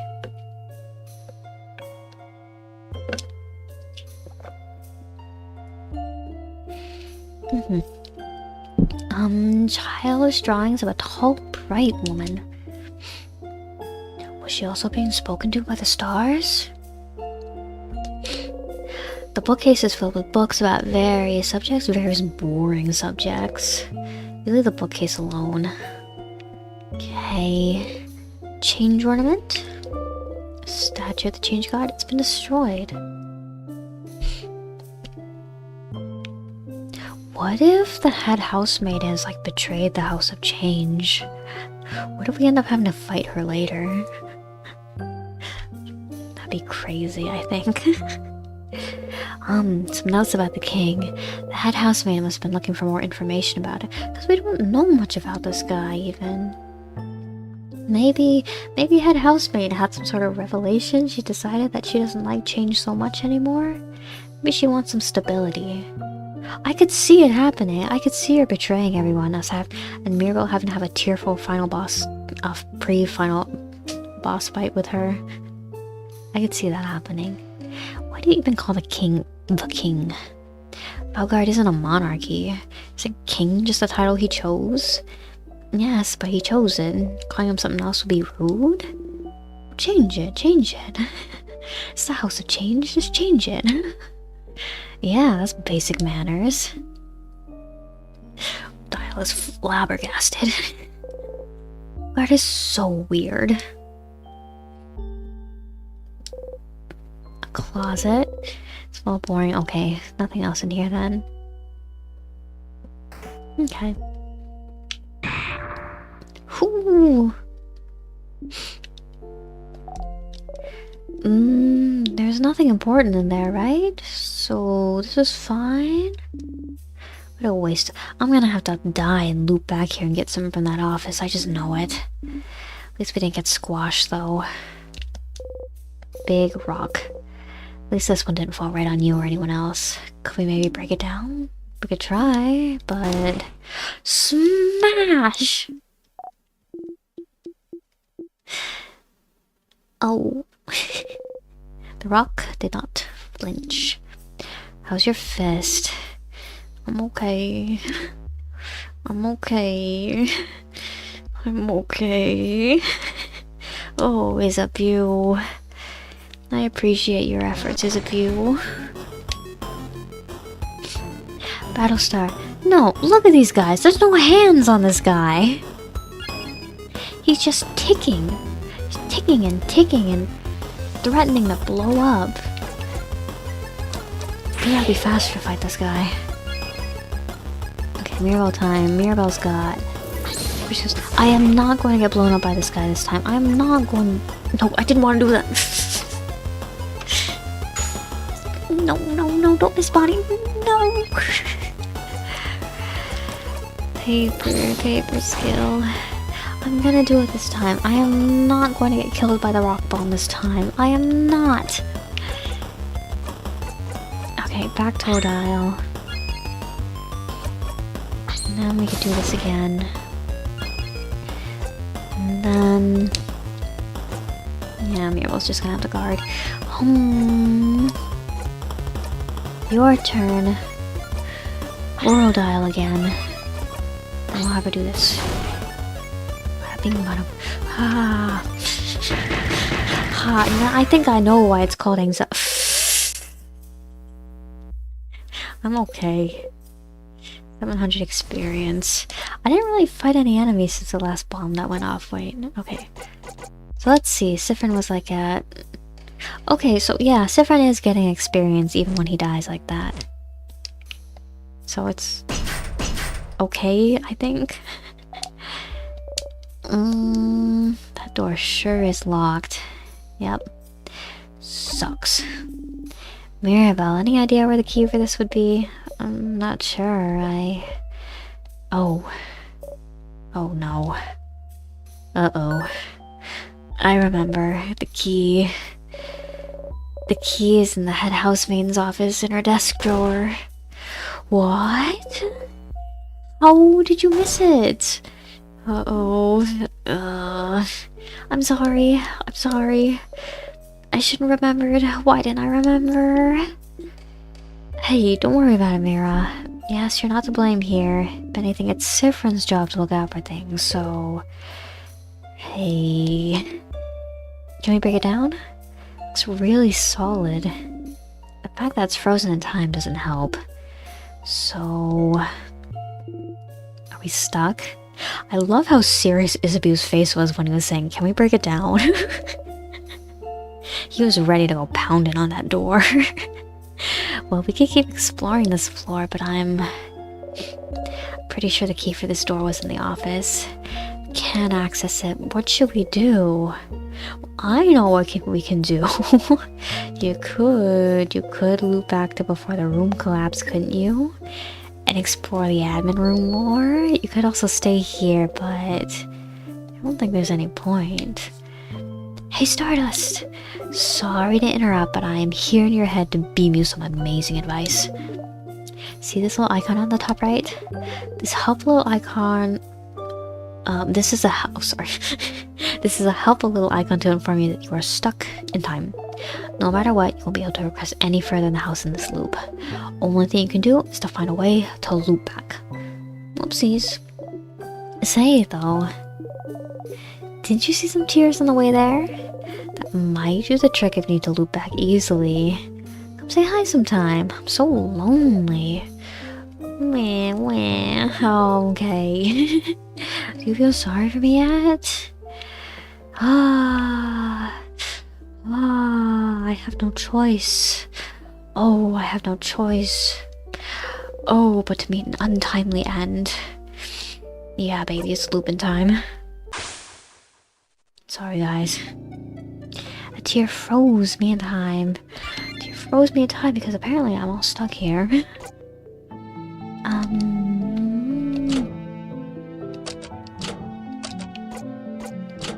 Oh wait, do I already have all the cues? Right here, right? Like this was during the snack party? Yeah, snack party. Okay, good. You wake up? You don't exactly dream when you're frozen in time, but it's similar. It's more like... It's a slice of a dream, such in the minutes, hours, days. A single thought, concept, forever rolling out like taffy. You dreamt about bananas. Banana dream this time. Is everybody's... Is it still onigiri this time? That's stupid. Can't be friends. That'd be like being friends with your mom or your sister. So then, well, I don't know about being friends with your parents. I don't know. I think that's a different sort of relationship. But you should definitely try and be friends with your siblings, though. So then, I already asked all these last time. Which one am I? You're... I don't know. Is that how it works? No. Okay, wait. What are you eating, Mira? Hope everyone is alright. People in the house? Yes, well... They're most likely all frozen in time, aren't they? We haven't seen anyone yet. About that. About that. Tell me a joke, Siffrin, please. Oh, you gotta go now. Oh, have a good day or night, Annual. You too. Have a good night. Thanks for stopping by. Good night. Bye. Okay. Tell me a joke, Siffrin, please, to get my mind off things. Joke time. I had a meeting with a plum today. A plum? Like the fruit? Yes, that meeting was fruitful. Finish it quickly and make sure she wouldn't finish it herself. What? Oh, fruitful. I guess that's funny. She guesses? Failure. Oh, failure yet again. We gotta add to our joke repertoire here. Hey, Sif. Let me guess. You're still hungry. I can see it on your face. On half the— oh, okay, no. I think Isabeau just gets a cookie every time then. He doesn't choose the same one as us. He waves his last cookie at you. Yes. Yes, please, Mr. Amazing Wonderful Funny Buff Isabeau. Let's choose this option this time. What? Isabeau was so surprised by what we said. He destroyed the cookie he was holding into 1,000 crumbs. No! Not the cookie. Sif, you can't just say that. I really have the heart of a delicate maiden, you know. You have to be careful with me. Poor guy. He's also devastated that the cookie was destroyed. It's okay, Isabeau. I'm sorry, Isabeau. I'm sorry. I was just trying to compliment you. I just wanted to rizz you up a little bit, Isabeau. Just a little bit. Hope I didn't make Bonnie upset earlier. Oh, it's okay. It's okay, Odile. Never mind. Odile. Ever sarcastic. Oh, ever sarcastic Odile. But she does care so much about everybody here, though. Okay. Anyway, let's just go straight back. Okay, yeah. And then here's the housemaid here. Smile and nod, smile and nod. I would pay attention if we didn't just run through this sequence like 10 seconds, like 5 minutes, 10 minutes ago. Not this one. Yeah. In here, and the key is in the drawer. The head housemaid's massive desk drawer. Mirabelle said the key should be in this drawer. You start looking for the key. So this is the office of the head housemaid of the House of Dormont. Oh no, man, I'm looking for a key. I'm not really paying attention. Sorry, guys. Oh, stars. There was a key hidden in there. It was taped to the underside, so you missed it before. You blinding idiot. You found the rock key. The keychain dangling from it, shaped like a hand in the rock position. How fitting. You put the key in your pocket. You now know where the rock key is located. Is that rock... do you think it's like a trap, or do you think that's just like the house is like deteriorating? Well... the house shouldn't be deteriorating. It was like frozen, right? So it must be a trap. So what's interesting, trap mechanisms can also work even though the house is frozen. There's nothing important there, right? Or maybe the king is like selective in like what parts of the house get frozen. So like that's why the air isn't frozen, because he needs to breathe, and that's why the traps aren't frozen either, because he doesn't want intruders coming in. I think that makes sense. Yeah. Last we did. Okay, we got the key this time, so we're all good. Okay, yeah. Get rid of you this time. So this one was definitely distress. Distress. Definitely rock. They're doing more damage, too. I think, yeah, I really should just go back. I really should. Just spend some time grinding Siffrin up, I think. Because like Siffrin 2 also has that memory that makes him stronger, like, or like increases his max HP every time he loops. So I think like if I just grind up and like loop a whole bunch, that also, or like, I don't know. I say that would help. It probably would help like stat wise, but like I'm also it also just seems like the kind of game that would like take the number of times I loop into account too. I feel like if I loop too many times, it's gonna come back to bite me later. I don't know. Maybe I should just experiment though. Yeah, paper. One hit kill, baby. Yeah. Okay. Okay, and then we can get in here. Key time. You insert the key to the keyhole and open the door. Oh, more frozen people. Someone frozen in time. Okay, so like the monsters really are just like manifestations of despair then, aren't they? They're not like actual people that have been transformed into monsters, so it's fine. We're not killing Mirabelle's friends. Mirabelle's friends are here. Frozen in time. Oh, this is... I don't know. I've seen them around sometimes. I think they're someone's partner? Someone's bonded partner, even. Look at their earrings. Aren't they bonding earrings? So no rings, just bonding earrings. Their left ear has a beautiful dark dangling earring, and the right ear a simple transparent one. Are those bonding earrings? You're not familiar with what that is. The earrings have different but complementary designs. How romantic! I wonder which half is theirs. I feel like the clear one represents them better, so maybe that's what their partner made. Do you think we'll see their partner somewhere in the house? Yes. They might have been looking for each other when the king attacked. If we managed to... Okay, so everybody wasn't frozen immediately then, so... Mirabelle did have some time to get her wits about her then before she started having to run off and stuff. Yeah, okay. If we manage to beat the king, they get back to normal and look at their partner. Oh, and look for their partner. They'd start running trying to find them, flower petals in their wake. And then they'd see each other from across the hallway, eyes locking. They take one step forward, hesitantly, wondering if this is real. And then they trip on a brick and break their nose. And their partner, seeing blood, would faint. Horror. Awful, horrible. Oh, egads.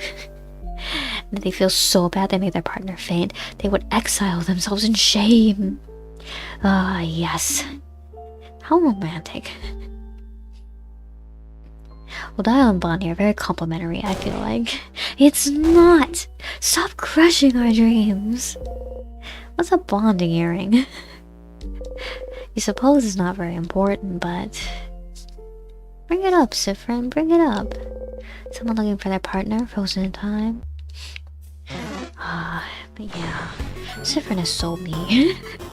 Siffrin is so me. Okay, we gotta get rid of this guy. We gotta get rid of this guy. Okay, Dial. Wobble Dial go. Okay. Paper.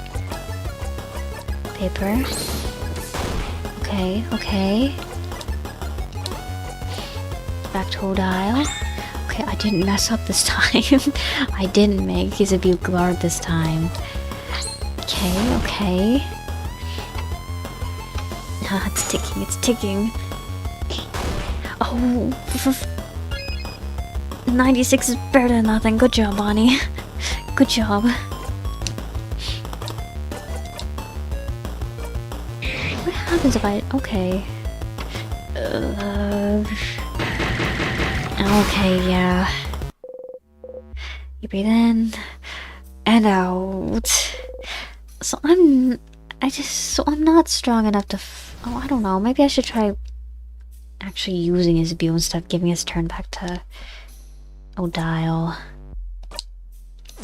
Yeah, I'll try that next time. Maybe I just have everybody just hound on the thing. Maybe that'll be a little bit better. Oh wait, no. Okay. Oh. It's good that every time we do a loop, like, it sends us back with like the maximum number of items that we had, so we don't have to go back and find everything all over again. I feel like this game is like very forgiving in its resource allocation. It's nice. I feel like it's able to lets me focus on the story a little bit easier too, since I don't have to like worry about too much about things, like conserving resources and all that stuff. The bookcase is filled with theater scripts. You gently touch the back of a Valgardian comedy you remember liking. Don't worry, Sif. You'll be able to see some plays soon. Sif is a plays guy. So there's something I've always wondered. What is it, Bonnie? Well, you know that stage play friend brought us to before we got to the last door to open the house? In it, the main characters, the two men kissed on the mouth, right? Oh, gems. Shush. I want to hear this. And so, when people kiss on the mouth in plays, they don't really kiss, right? They have some transparent paper in between so their lips don't touch, right? What? Bonnie, the kiss. Haha, it was real. Yeah, Bonnie, they definitely have paper in between them. Yeah, I knew it. No one ever kiss someone on the mouth in a play. Not in front of everyone. Oh, Bonnie, not in front of everyone. Oh, that's really good. Boniface, this is why you're my favorite. Woohoo! Oh, Bonnie. Never change, Bonnie. No, Bonnie has to... That's the point of this journey. Oh, Bonnie. One of these days, Bonnie will learn that there's no paper when they kiss in plays. Bookcase is filled with random books, from novels to picture books to massive research essays. You see the side of the bookcase shine slightly. Must be a key somewhere. Maybe inside one of the books? Which book should you examine? Steppy cooking. Effort, the key to meaningful change. Running from your problems.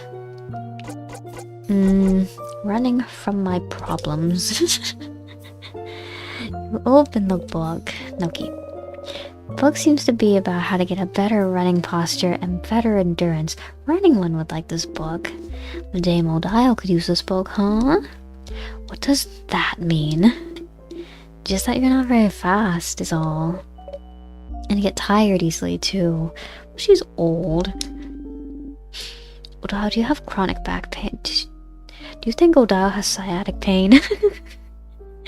O'Dial, do you have sciatica? Does O'Dial need to stand up every now and then, or else she gets pain shooting down her legs? What a life. Oh, O'Dial. Maybe if you kids could stop running everywhere you go. Siffrin, quickly look away from her glare. It's okay, Dial. I can teach you how to run good. Yes, Madame, take lessons from the kid who puts their arms straight behind them while running. Naruto running? I want to see it do it. I want to see O'Dial Naruto run. It's a very interesting way to run, Bonnie, but why? Another kid in Bamboo said running like that was ergonomic. Ergonomic? I don't know that Vulgarian word. Me neither. What's it mean?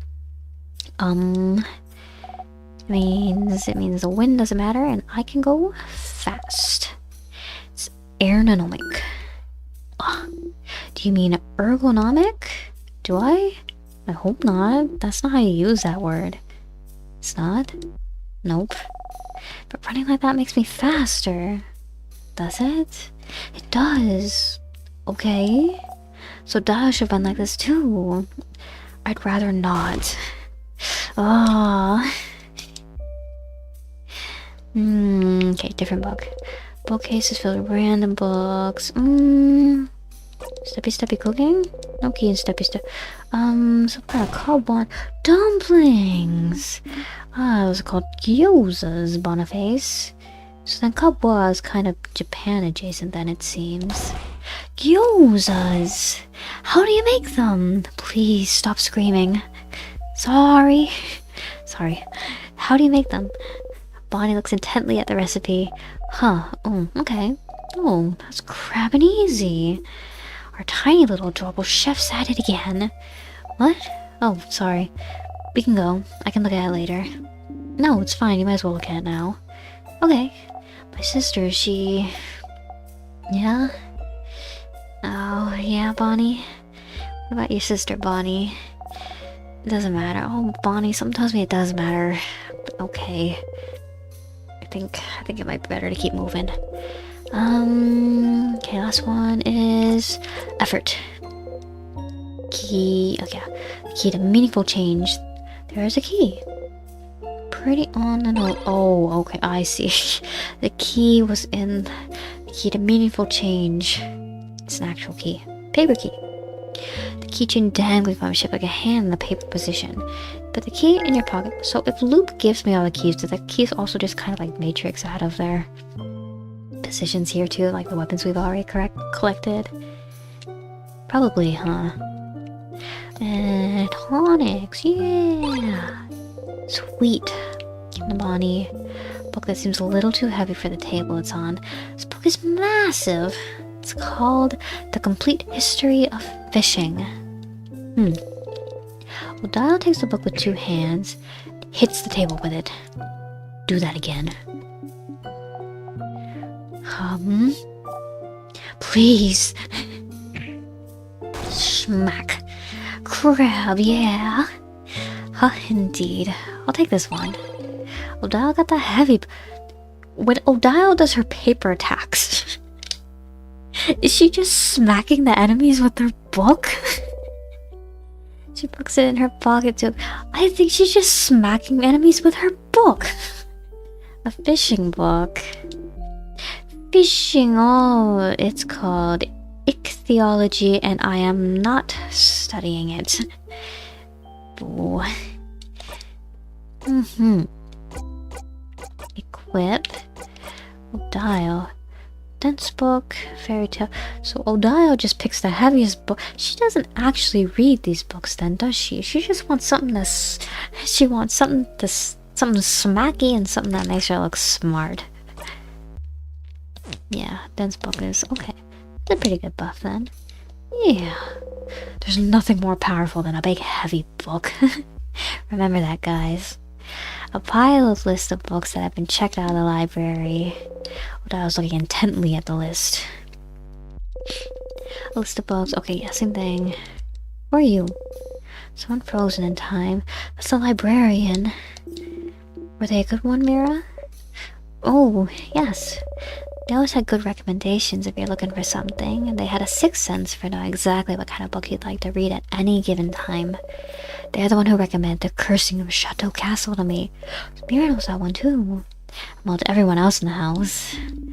Oh, that book series you're a fan of. Yes! I'm incredibly thankful to them for that. It's a good series, Madame Odile. I'll make you read it one day, Madame Odile. Odile isn't into these anime things that the kids like. Try to convince the others instead. Odile is only into mature things like fairy tales and heavy fishing books. Has romance, right? Yes, sold. Oh, Mirabelle is a big book club. I feel like the 2 of them should have been talking about the book, Mirabelle's favorite book series earlier on their journey, though. Wouldn't they have been? Knife to meet ya. Knife to meet ya. Oh well, it's good that they got each other in their book club now, though. It's nice to have friends to share your hobbies with. Yeah, I think one of the reasons why I was so lucky to make friends and growing up in grade school, even though I didn't talk too much as compared to university, is because grade school at least I was able to connect with a lot of people who shared similar hobbies to me, but university, the environment was just completely different. Nobody in that school shared my hobbies for whatever reason. So I just wasn't really able to connect with people there. But yeah. Hold on to the friends that share your hobbies, guys. They're precious and important. Scissors guy. Yeah. I'm just gonna go for it. That is a view. It is a view. Oh, I thought I would have taken him out. It's okay though. Just a finishing blow. Yeah. Okay, 300 experience. I still can't believe that the enemies are getting stronger, but we're earning less experience. Because weren't the Tristesses on the other floor giving us 400 experience each? Or am I just remembering wrong? Or was that the triplets that I'm thinking of?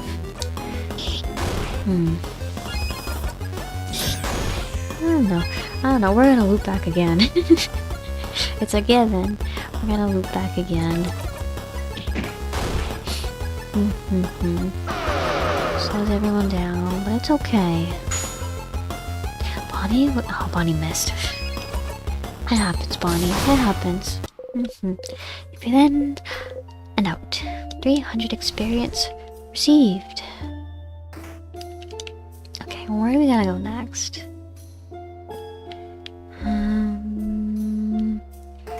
Okay, the other hallway this time. Oh yeah, we gotta find somewhere for that paper key. Okay, get rid of this guy here. Scissors one again. I don't know, should I just hand it straight to Odile? Yeah, straight to Odile and disappear.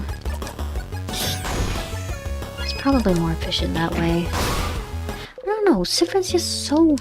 He's fast, but he's just so squishy and he doesn't hit very hard. I need to grind him up, man. I need to get him more powerful. No, I don't like these guys. I don't like these guys at all. Oh.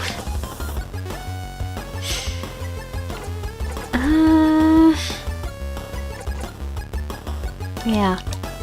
Just go for it. Just go for it. Just go for it. Oh. Smash, smash. Yeah, it doesn't really do much. No. Don't miss body. Oh. That works too. That works too. That's fine. Paper. Yeah. Okay, and then I can get Siffrin to give his turn to Odile. Don't blow up. Don't blow up. Nah. It always blows up in like 2 turns.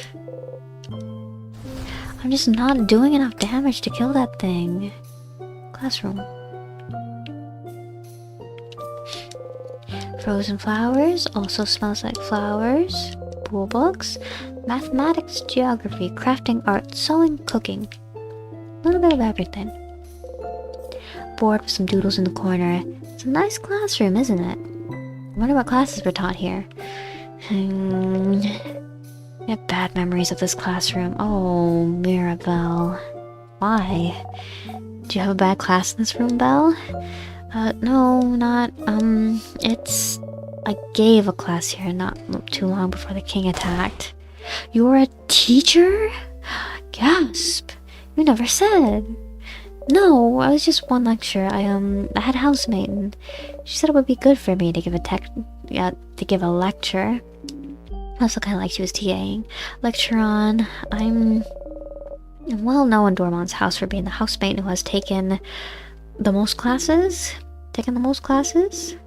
I guess a student. How many is that? Since I came to live here, I think I registered for a little more than 150 class. How long was she living here?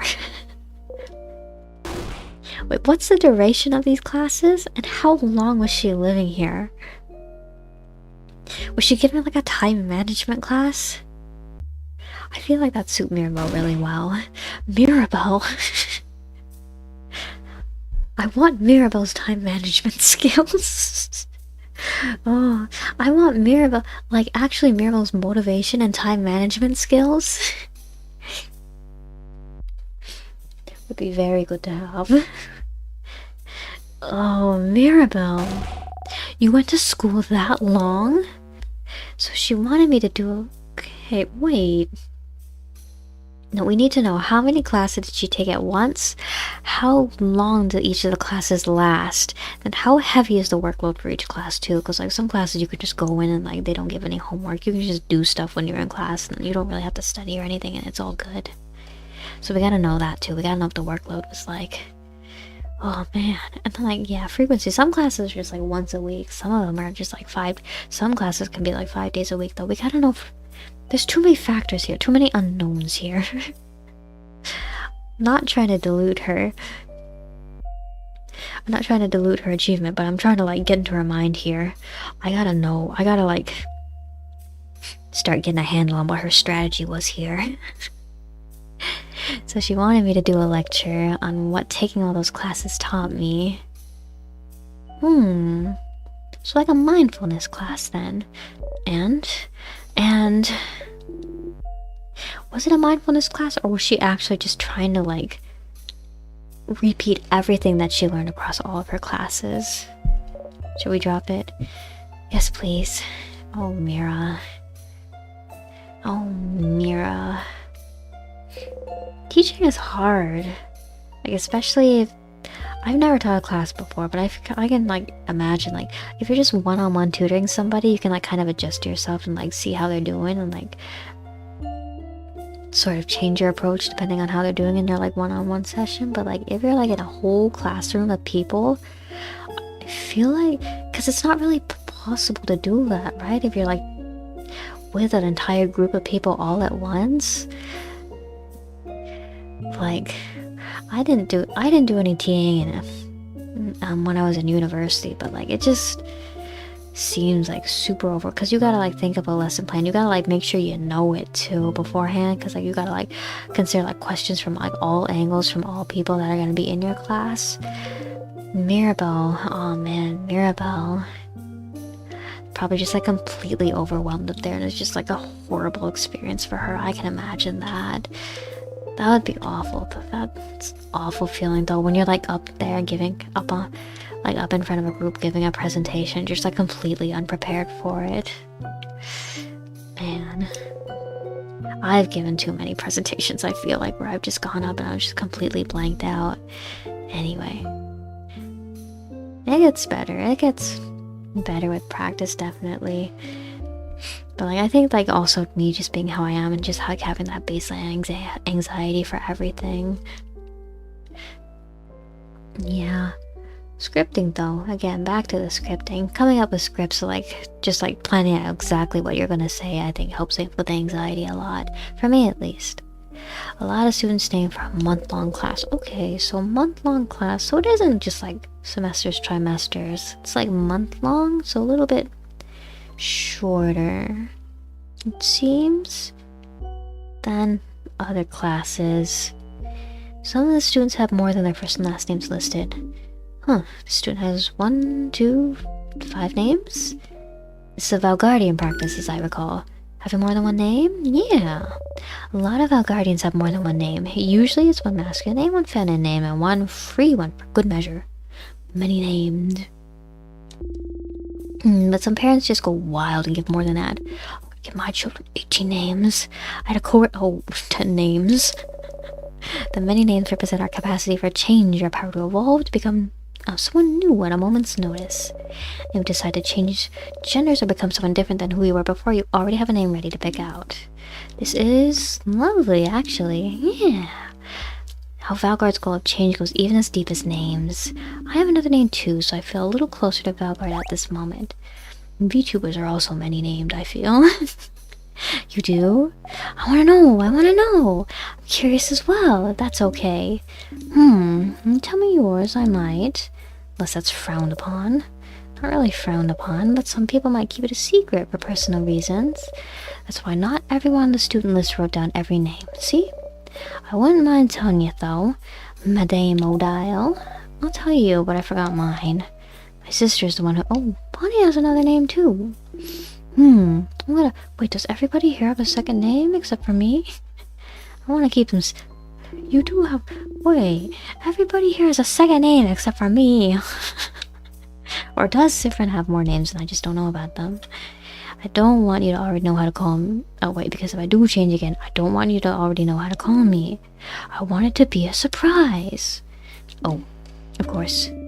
Let us keep our names secret for a little while longer. That is so weird. Okay, no, so Siffrin doesn't have any other names. Siffrin is just Siffrin. Me though.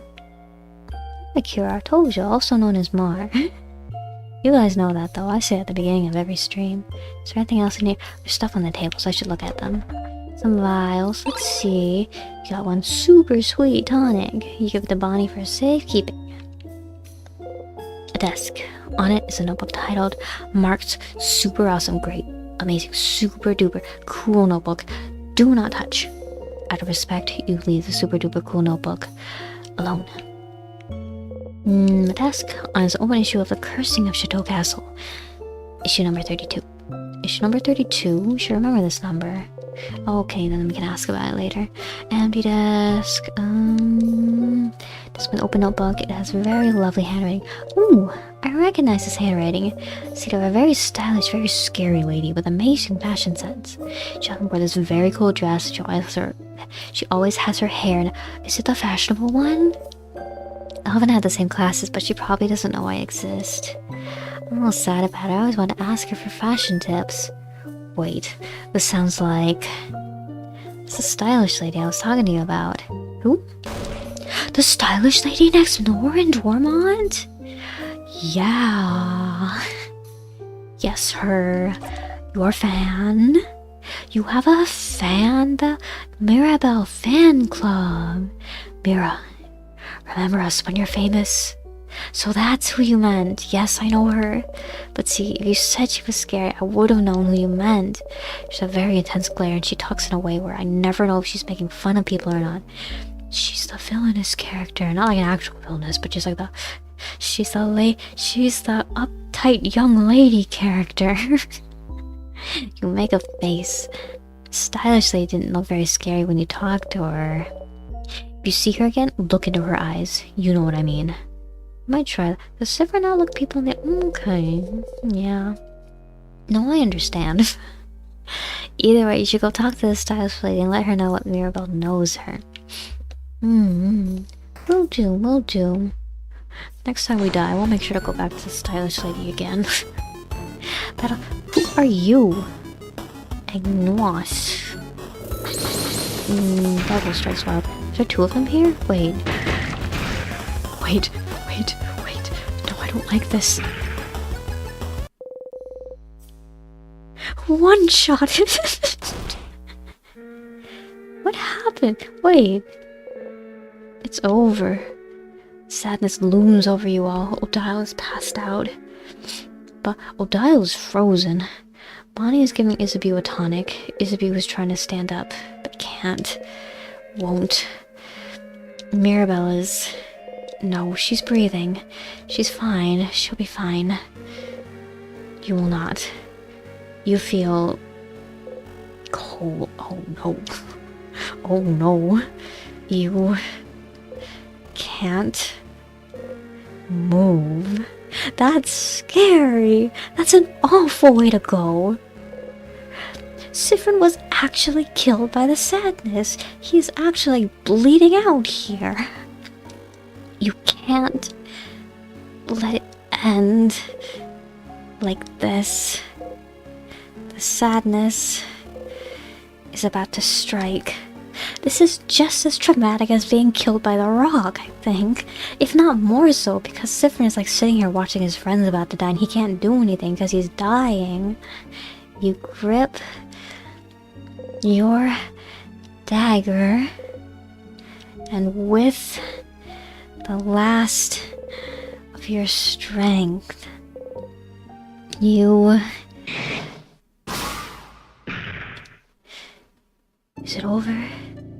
You died saving your friends. So that's what happens when we get wiped out. That's awful. That's an awful way to go.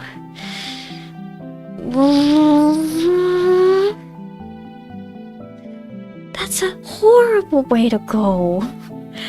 No, that's 1,000 times worse than the rock. Okay. So Siffrin had a traumatic death this time.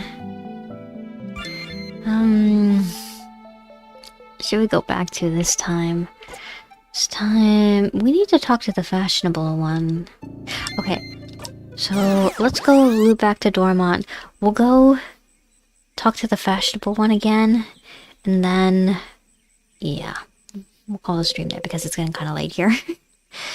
So even deaths like this loop you back, huh?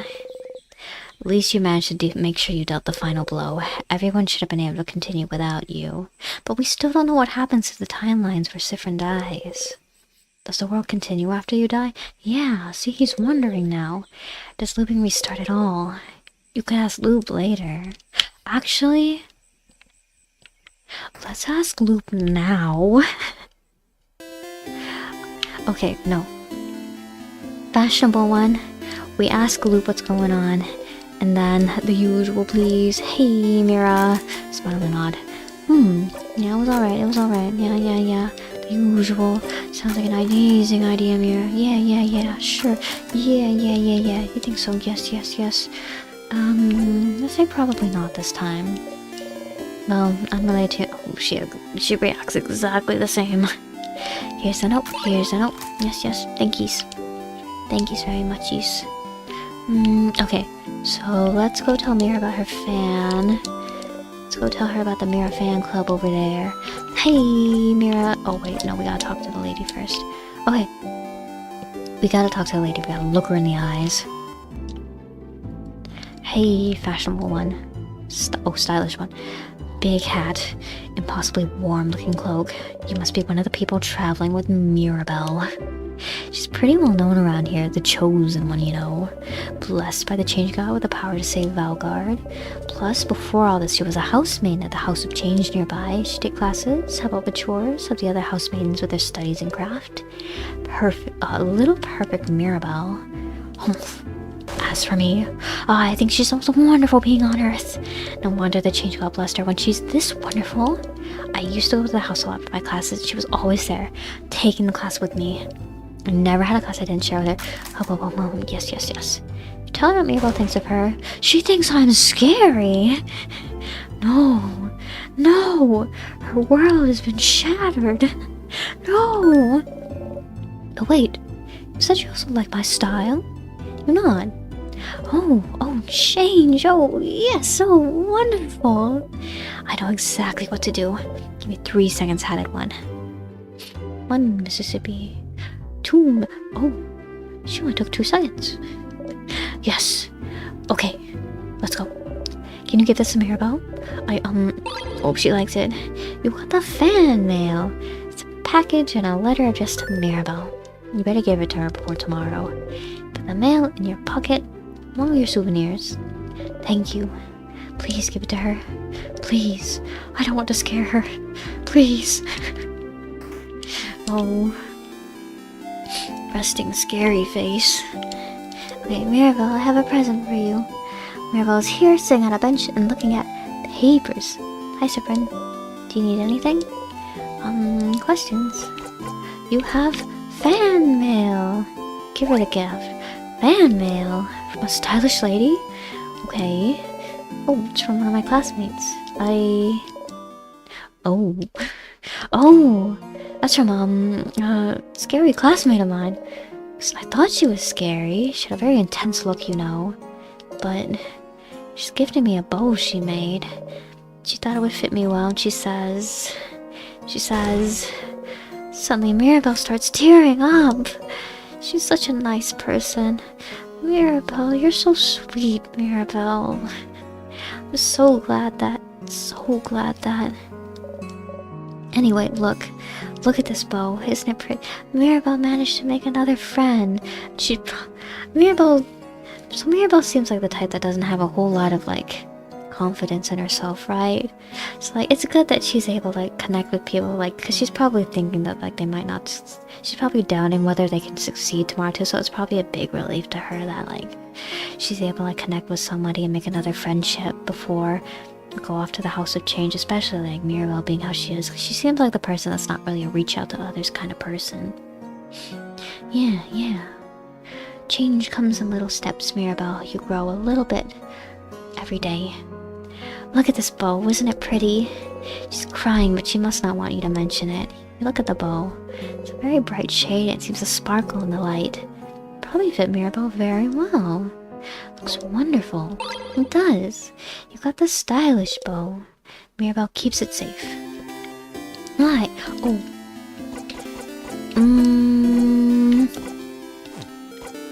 No, equip.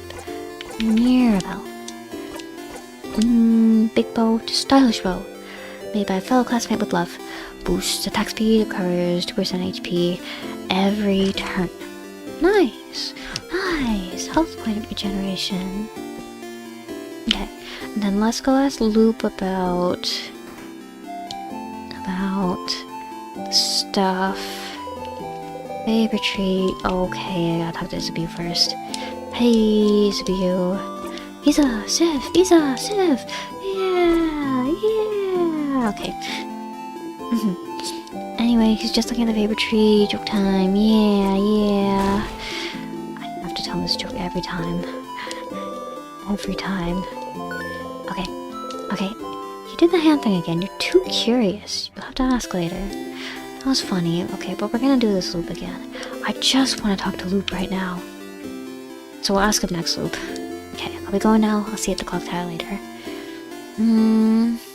Okay. Hey, Stardust. It takes you a lot of time, doesn't it, to look back and talk to me? It sure does. It's fine. Is it? It's fine, man, it's fine.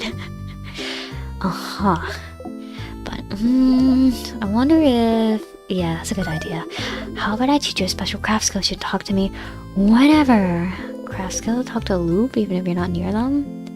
It seems impossible. Only because you don't know the specific hand shape for it.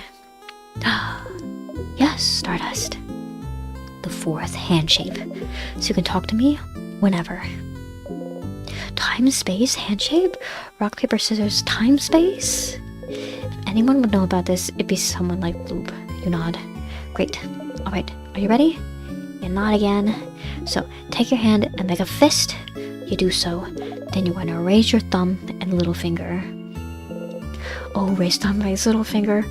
Cowabunga? Keeping your hand in that shape, you're going to put your hand next to your face with your thumb. Oh no, it's a telephone. That is a secret hand shape. No one knows about rock, paper, scissors. Telephone. Rock, paper, scissors, gun? No. The secret overpowered 4th option is the time-space telephone. You've never heard about this, but you have a bad memory.